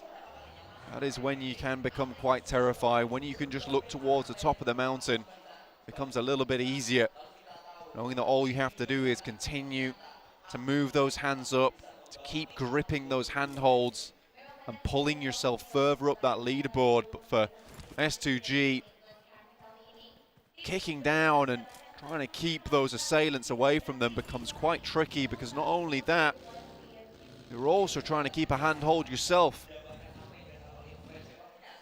Circle over towards this eastern side now. Looking at some of these positions on the map, S2G have moved across. IHC are behind them on that western side. After a good chicken dinner, they obviously are feeling quite good about themselves, and I think S2G may have to worry about that. Surrounded by Nova on the southwest. Influence came into the north. In the meantime, Alpha 7 moved down to a compound just on the south side of the Yasnaya fields. Next circle should be popping soon, one of our hardest shifts out of all the circles in this game, and this will determine a lot of where these players will have to move and where they'll have to go. A lot of times we have seen quite a clear position either on the north or south side of the river. This time we'll go all the way over towards the east, towards Yaz. Very bare and empty position on the map. Not a lot of places available. A lot of these teams already in though, but again, S2G looking for those big points, big numbers. They're all the way on this western edge. A northern rotation could work here, John. plenty of options for them, but moving over the tundra of Yasnaya Poliana Fields on the south side is so barren and difficult to use. Far from ideal. S2G move up to potentially control Yas Bridge. If they can find 4 AM on the cross, it would be a great result. Not only would they be able to accrue the points for it, but take out an outside chance to overtake them in 4 Angry Men. 141 points to their 165. Sure, it's a bit of a long shot at 24-point difference, but we've seen crazier things. We definitely have. I think holding on to this bridge crossing as well is smart. 4 AM's forced down towards that south side. It clears up even more of the northern edge, meaning that S2G's rotation is even easier, and this is what makes them the #1 team in the lobby so far, is they're always thinking steps ahead at the moment. Alpha 7 take a knock. Disastrous. The start of this game, luckily there should be a res onto this one. Carrillo drops the smoke, but out in the open currently Alpha 7 is. Influence Kemin shouldn't be able to capitalize on this one too much. Send a couple of shots through. Carrillo will position the buggy in front to ensure that this res does happen, and then maybe just dip out of there. Carrillo looking for the res over onto Mafioso. Super important for them to stay as a team. Back over to the buggy, staying alive. Godlike Stalwart clashing with Geek Fam. As S2G do not stop 4 Angry Men from moving south, as the bridge that they chose was a different one. Instead, though, Ching Chen might have spotted S2G looking out for the hold on the northern side. Ray Z, oh my goodness me, he's so open. Takes a shot, takes a hit, back to cover. Such an important little top down there. Ching Chen could have had such an impact. Very quick reactions. Razy was all on his lonesome because Silas is currently scouting down towards that middle, scouts towards Alpha 7's position, makes sure that that is in fact taken. And now they have a little bit more information to play around with. Could head towards Yasnaya. Next circle soon. This game is going quickly now, John. Much quicker than you might have thought it would. That's just what happens when the excitement builds to a crescendo now and boils over the top. Lil Boy will take down T2K Jane on the cross. It looks like we will be heading to this horrific area of the map, to that north side, the fielded area. Not many playable spots there, but Alpha 7 super happy with this one. Still has a decent position on the map towards the center to play around. S2G also still in, but will have to regroup.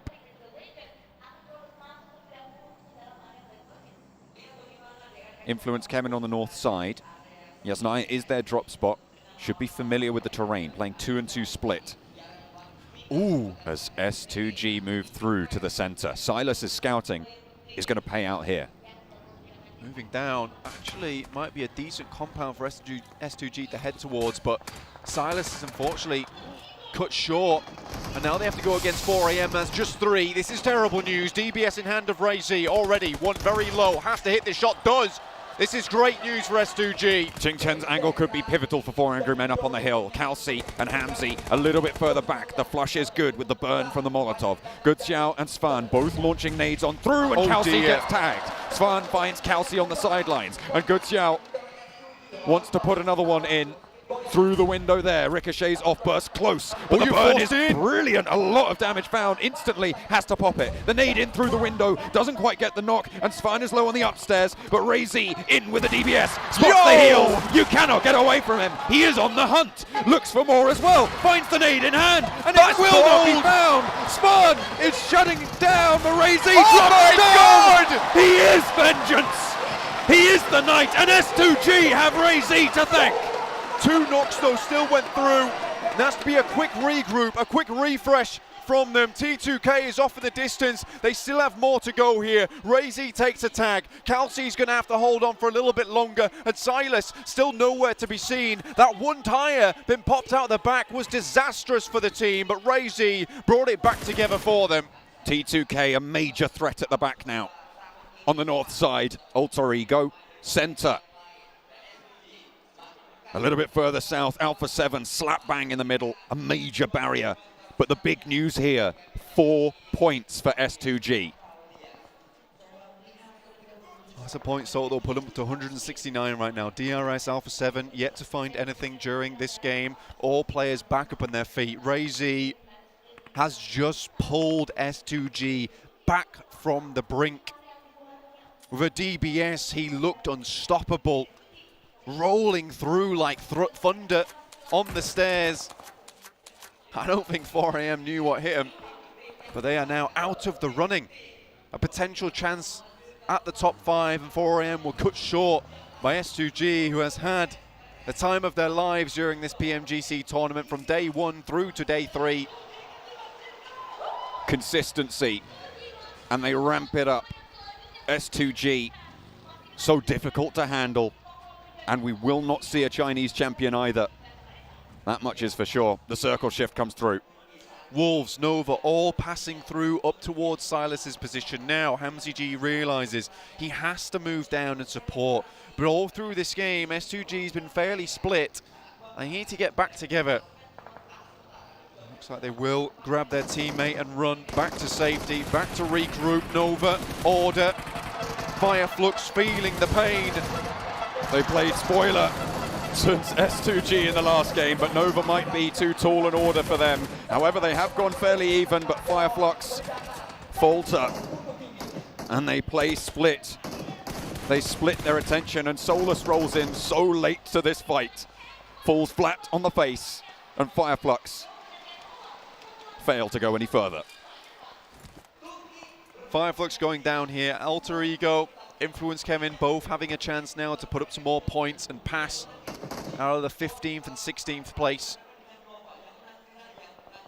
But all eyes right now on Alpha 7, S2G and DRS outside on the east. Inco still have to move from a compound that they thought was strong down towards the southeast. Unwilling to head central, but DRS losing 1. Bad news for them. Playing with 3, not ideal at this stage in the game. Zone 4, it's too early. DRS diminished. In the face of it all, a team that I don't think anyone really at the start of this would have called to be here in second place with a chance to take the top spot in the final match. But here they stand, and Nepal behind them. Exactly, they've really shown the strength of Nepal, but Inco taking horrible casualties as they move through, cut apart by Stalwart. Nenabete hits the deck. There's still players available for Inco, but Stalwart decides to try and get ahead of the pack, try and get ahead of the movement, and Nenabete will fall as Pika quickly makes that movement. Becca now tries to support from up high, but it looks like Inco is going to have an even worse time. There must be trouble ahead for Inco. And indicative of their performance here in the finals. They slow and they falter in this final game. DRS, though, with a crucial challenge, losing it down to Delta. Could this be the first contender out? Oh, God! Delta somehow dodges the wheel, but a hop out and the bullets are there. And S2G have less to worry about now. Alpha 7 poised in a central spot. The only team now really with a big chance, as godlike Stalwart have more to deal with than they'd like. Inco is out. They cannot go much further anymore. DRS also down. The two teams that displayed great central play and great edge play will finally fall. Can DRS hold on to their second place spot? Or will Alpha 7 overtake them? A shift away, and Alpha 7 will have to leave. Godlike Stalwart, 5 eliminations and 4 alive. But S2G in a god compound here, delivered at their doorstep on the precipice of victory here in Jakarta. So close to it. DRS feels like the pressure got to them just a little bit. I don't think I've ever seen them falter that badly on Erangel before. But still, an outstanding performance from them this tournament. Any Nepali fans should be proud of what they've achieved here. Stalwart looking for the final members of Budadam to close this one out. Already 7 eliminations. Stalwart want to take this game further, up to 150 points, make that 151. 2 points behind now of Alpha 7 at the start of this game. 2 points separates them from that third place position. And they will be just that little bit further behind the top. And with S2G still as 4 as they are, it's unlikely to change too much. S2G, if they make top 5 in this match, that should be enough for them. As Godlike Stalwart want to rewrite the fate. Tug on the threads and try and control whatever they can. Alter Ego on the west side of the circle. Rez needed after a self-nade, unfortunate. IHC wanting to push in. 3 players active, 3 players alive, with the Rez still going through it as even, but it immediately comes back up, but once more shut down. The lineup is good. Another player was knocked on the inside, and Alter Ego fall down to 1. And the last will find no more room to play. S2G picking up a bunch of these points. Stealing them from on far as well. GeekFam will also fall, unfortunately for the home crowd. Now Alter Ego and GeekFam out. Stalwart lose a player here. Pika now out, leaving Stalwart at 3 players going forwards. Alpha 7 moves a little bit further in, but their eastern side, it's looking tricky. It's looking pocked with teams and players all looking for a little bit more. Mythic spots that position over towards S2G, but that spot is just so good. They knew they had to fight for it versus 4AM. And arguably, if they take this game, they have Ray-Z to thank.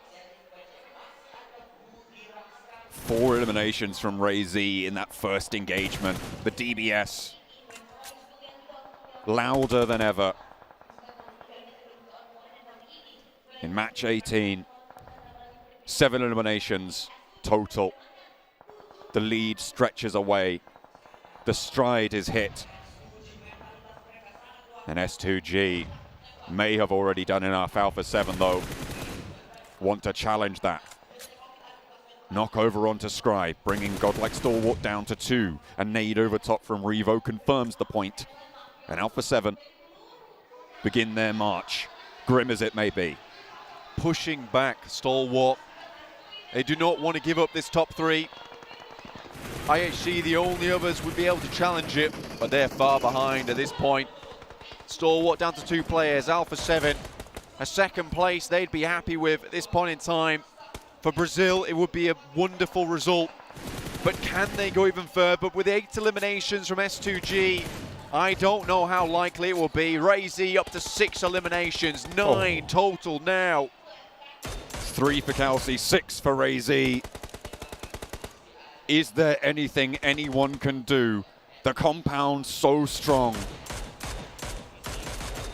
Vampire cowed behind any cover they can cling on to. And Alpha 7 just don't have the points to stand up to it. They need something huge right now, and they haven't started to make that jump up. And the amount of eliminations available inside the lobby is starting to dwindle just a little bit.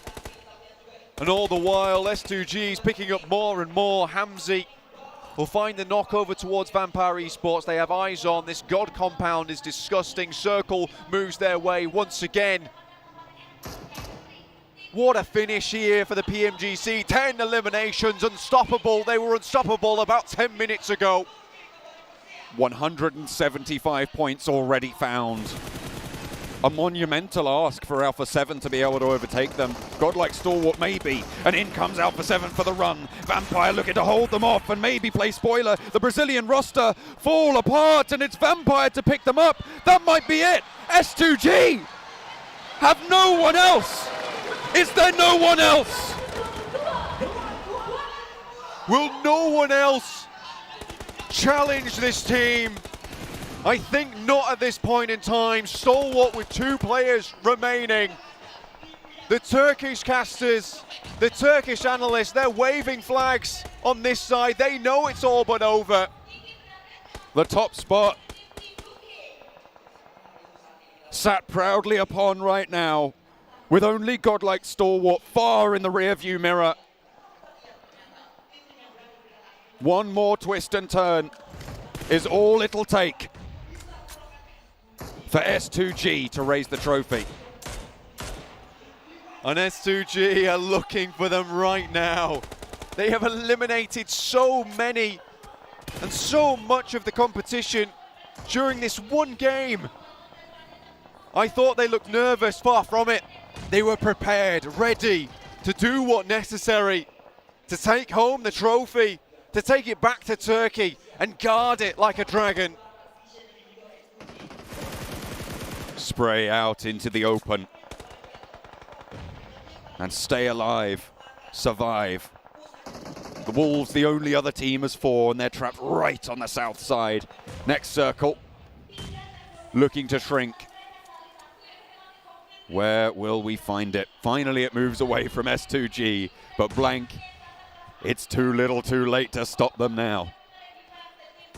Closing this out with a chicken dinner would be beautiful. Already a knock over towards T2K, and the dominance continues. A 1-2 punch, and T2K sent out of the ring. An uppercut so deadly. The force from it can be felt from here. The sightline's known. Godlike Stalwart will have to move. Ray-Z gets knocked. But nothing can dampen their spirits at this stage. Hamzy, Silas, under pressure from Alex Shaw, but IHC will have to leave their spot too. Spirits bolstered by titanium, as you say, John. It's going to be very hard to pierce this bubble. S2G are living the high life now, and they just want to close this game out for fun. 12 eliminations. Potential to break records here. And the run from Silas and Kelsey to lead the charge to IHC. They want to take this fight. They want to move through. Like sharks, they will not stop. Kelsey with a nade. Wants to heal before the fight. And the rest of S2G regroup on the ridgeline with cover. They even brought motorbikes for the end game. They knew what they were doing. Spots action, Hamzy. They turn their attention back to the backstab. Everybody else is on this south side, so it is only Godlike Stalwart out there, out in the open. As the Wolves take a fight with Vampire. Over the wall they go, into the breach once more. Silas inside, Ray-Z to follow. Ziol on the top rope, Godless and Alex outside. 3 players from IHC are here and around the ground floor of the building. They will find their fight. Will it be the final one? Only time will tell. Alex puts Kelsey to bed, but Alex is traded off. Will not be flushed just yet. Godless last standing, and S2G have one more to deal with. They stay alive. All 4 of them go, and it is not going to stop here. The Terminators from Turkey. Crunch down on IHC. Nova up to bat. Is it the last? Is this what S2G are looking to find to take on the reigning champions, the defenders? Already out of it. S2G want more. One knock on the inside. Order in to play spoiler. It's big, but is it big enough? 2 players now stand for S2G, and Vampire are in the wings. Hamzy G takes an insane spot there. Silas down, Ray-Z extremely low. It looks like that might just be it. For S2G, how much further can they go? Only 1 player up in Hamzy G. He has to take it all the way versus Nova's 2. 10 eliminations for them. And now just down to 1. But S2G, what a run they've had of it here. No nades left for Hamzy. They have spent all they have. And with it, they are rewarded. A clash between Vampires and Wolves. A tale as old as time. And this time around, the Vampires reign on. Nova turn their attention away. And Hamzy, he's been spotted by Order. The leg peeking out. Under the vehicle, is there an angle? Is there a bullet to be found? The needle looking to pierce. And that will be it. S2G, 15 eliminations to close it down. A champion's performance in match number 18. And look at that. Elation for S2G. Emotion coursing through their veins.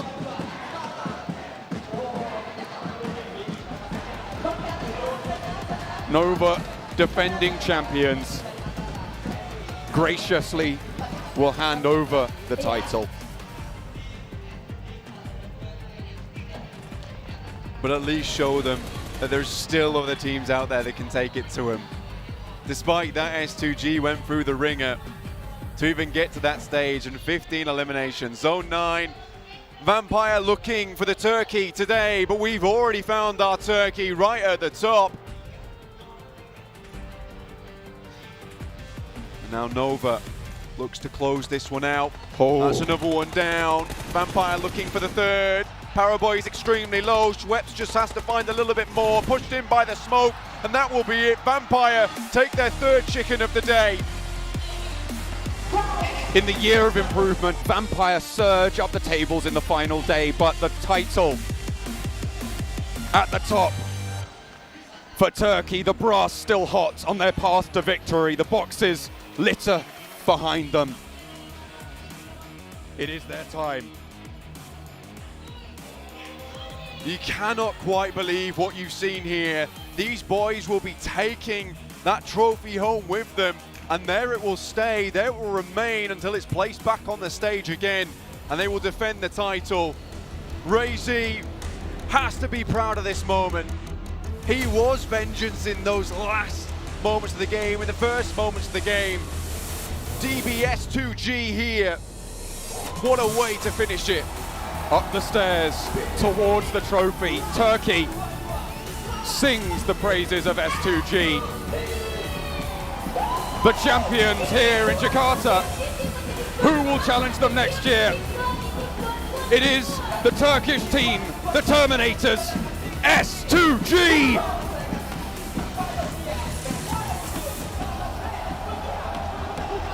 Congratulations, SUG.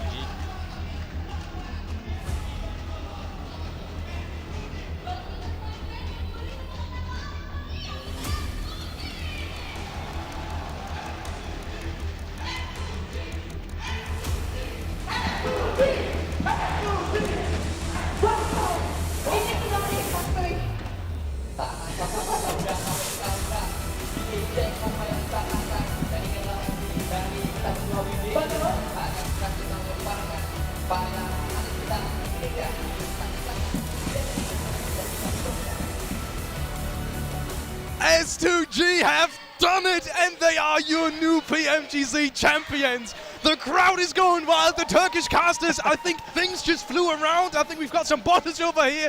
It is madness, and congratulations to the Turkey region. What a phenomenal final. I don't have the words right now. I'm so happy. Turkey take themselves the finals, and Razy not only qualifies his team through the league stage into these grand finals, but also clutches things up versus 4am. This man just, solo-handedly almost in his final game, just enabled his team to hold on to that first place. What a great storyline for the team that will be able to defend potentially their title in Turkey next year. And we talked about them from the get-go. If this team could have just narrowed down the eliminations, could have just narrowed down the placement points, they were going to be able to take their win, and they did just that. And what a beautiful way to finish it, too. They decided to play their game. They ended up getting some amazing, amazing circles to themselves. And not only that, they positioned themselves perfectly to be able to take it to the other teams, to be able to get those eliminations that were risky when they needed to be risky. It paid off, especially against 4 Angry Man. We were in this... We're in the edge of our seat wondering who was going to be winning that. S2G to win that. I am so happy for them. Definitely well deserved. Especially when we were talking about it, right, Seven, after that Miramar game, we were like, you don't overthink your situation. You need to be just calm, cool, and collected. And then what they bring up, a 15 elimination game right up there in the podium finish too. You can't overdo that. It is going to be S2G to claim the trophy. What a game, what an event, and what a year of PUBG Mobile esports. You were saying Kalsi is one of the best European players right from the get-go, and I think at this point we can think bigger, can't we? Oh yeah, he's a world champion right now with the squad. Oh my word, look at that, 190 points. That's not a lead, that's like the Grand Canyon of difference between first and second. They wanted to send a statement, and they did. They said, you know what, this cup later this year is actually going to be going to Turkey for the Grand Finals. Possibly, they might be able to defend it at home which is going to be the first time ever for PMGC. Yeah, they better requalify, okay? Actually, that will be a crime if they do not requalify for the Grand Finals next year for 2023.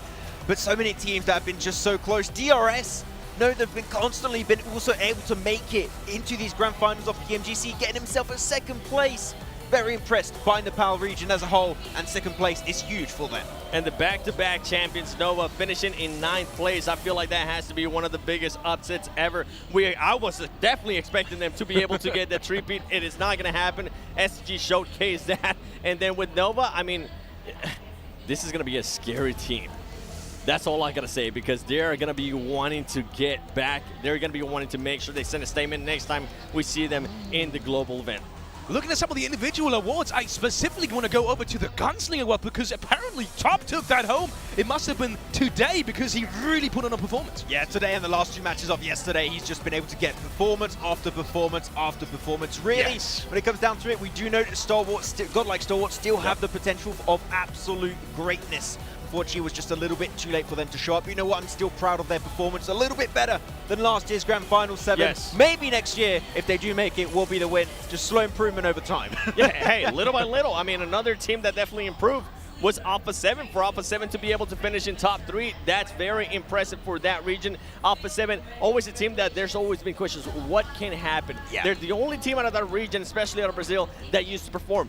At one point, we had 3 teams from Brazil region. 1, 2, 3. So it's good to see that everybody's level is just starting to rise, not just towards the west, not just towards the east, also in the Americas. Yeah, I mean, you're talking about improvements, right? There's going to be one team we have to talk about in this final day. It was Vampire. Yes. Back-to-back chicken dinner, and a third one to finish off the entirety, not only of the day, but also of the Grand Finals. Vampire, we had so many questions. We thought they're not the team we saw in PMWI, but boom, they showed up in the last day, gave themselves some nice improvements on the rankings. I'm telling you, man, that we didn't know what was going on, but this is the Vampire we want to see in future events. And this is what I was saying. I mean, they just have so much talent. They were bound to showcase it to us at some point. I thought it was only going to be one match. Boy, was I wrong. Oh, you were way wrong. Not only them, but also talking about different regions really showing up. DRS throughout that tournament continuously, pretty much every single day, they had their moments. They were fabulous. Yeah, it was a slow ramp up. They started off a little bit slow compared to some teams, but they just keep getting consistent point after consistent point, game after game after game. And it feels so good because the Nepali region's got such a massive fan base when it comes to Pubgmobile esports, and seeing that fan base being rewarded with these teams, getting himself a second place. And we're talking about DRS, but TGK, for their first time playing here, Sandesh in particular, I think he was, the top damage dealer right there for his team and for the entire event. Man, I'm impressed with their first appearance. I'm definitely impressed with the Nepali region. I mean, another region, we're talking about regions that are definitely stepping it up. Another region that has definitely stepped it up in a big, big way here.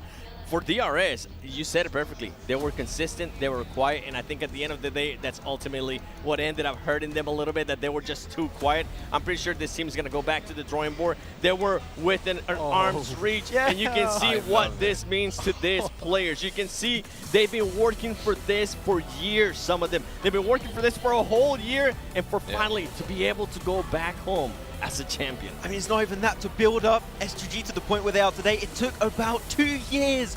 2 years of so much work, effort, Silas able to play in the past with Class Digital Athletics, being able to give all of that knowledge to the rest of his team, and it just pays off so heavily today in that final match.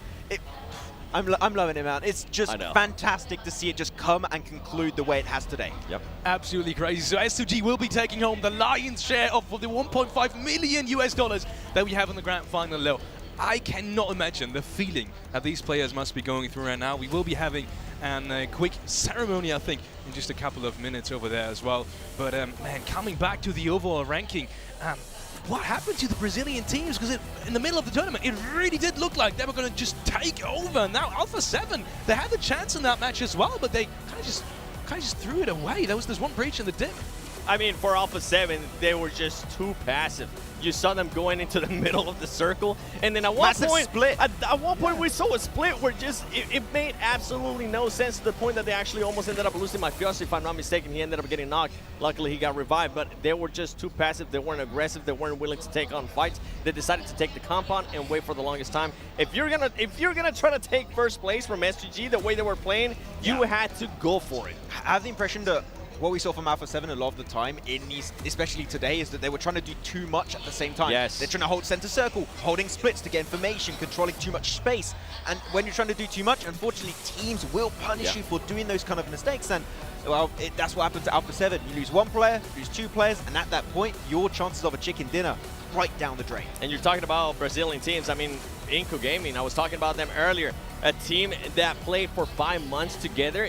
I'm hoping they stay together because they have a lot of potential. Absolutely. With that being said, we're heading to the stage. I've had the utmost pleasure of hosting this desk with you two amazing people. We are going over to the stage to Banks and Dona Visca. Enjoy your evening and continue us next year on the PMGC Survey. Stage for the 2022 PMGC Awards ceremony, and we are joined on the main stage by two very special guests. First up, we have the producer of Pubgmobile Tencent Games, Rick Lee, and also the head of publishing for Pubgmobile Tencent Games, Vincent Wang. Selamat datang kembali teman-teman semuanya di main stage. Kali ini kita akan melihat award ceremony dari 2022 PMGC Grand Final, dan kita sudah kedatangan dua tamu yang sangat istimewa, yaitu producer of Pubgmobile Tencent Games Rick Lee and also the head of publishing at Pubgmobile Tencent Games Vincent Wang. Now we would like to welcome to the main stage your third place squad in the 2022 PMGC Grand Finals, Alpha 7. Mari kita sambut Alpha 7.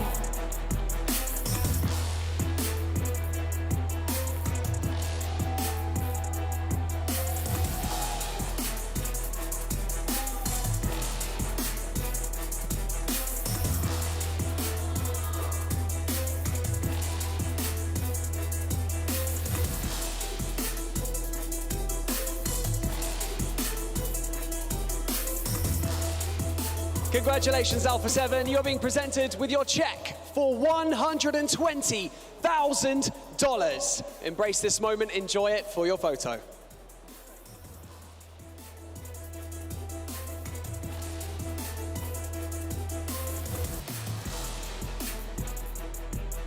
Thank you so much, Alpha 7. If you could please stand to the left of the trophy for us as we introduce our next team. Just over to the left, please. Thank you so much. Once again, congratulations. And now for your second place squad in the 2022 PMGC Grand Finals. Please put your hands together, Jakarta, for DRS. Berikan tepuk tangan yang meriah untuk DRS, peringkat kedua dari 2022 PMGC.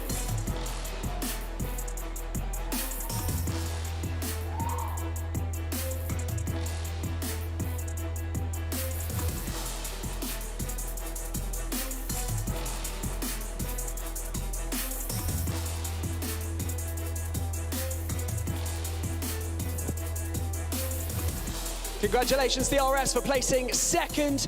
You have received your check for $200,000.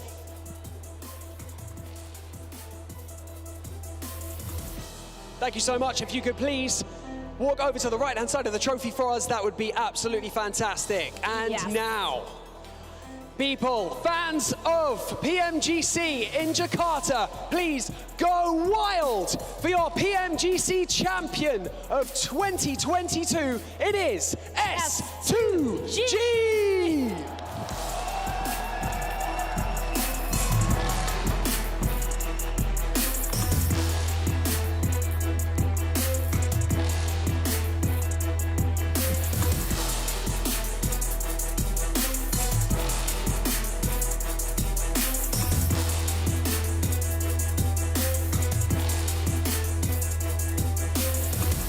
Congratulations, S2G. You will receive your check for $400,000.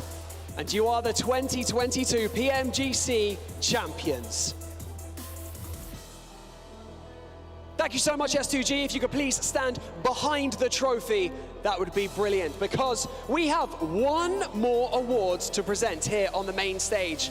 And yes, Donna, it is your PMGC final MVP. And it has been decided your MVP will be from Stalwart Esports. Give it up, Jakarta, for Top. Tepuk tangan yang meriah untuk Top sebagai FMVP. TV 2022 PMGC.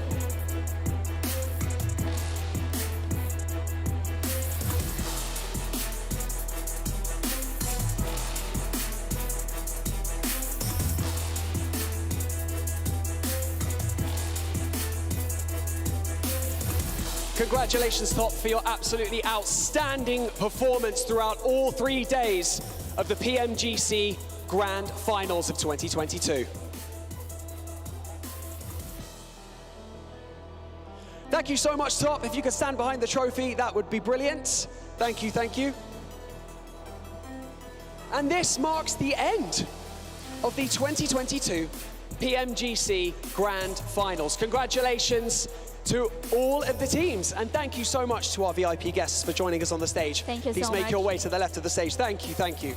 Congratulations to all of the teams who participated here in Jakarta. All the blood, the sweat, and the tears. You kept us all at the edge of our seats throughout the entire competition. You truly are the best of the best. Yes, jadi teman-teman sekalian, ini adalah penghujung dari acara 2022 PMGC Grand Finals ini. Sekali lagi selamat untuk para pemenang, mereka sangatlah luar biasa. Seluruh partisipan ke-16 tim adalah 16 tim terbaik di dunia.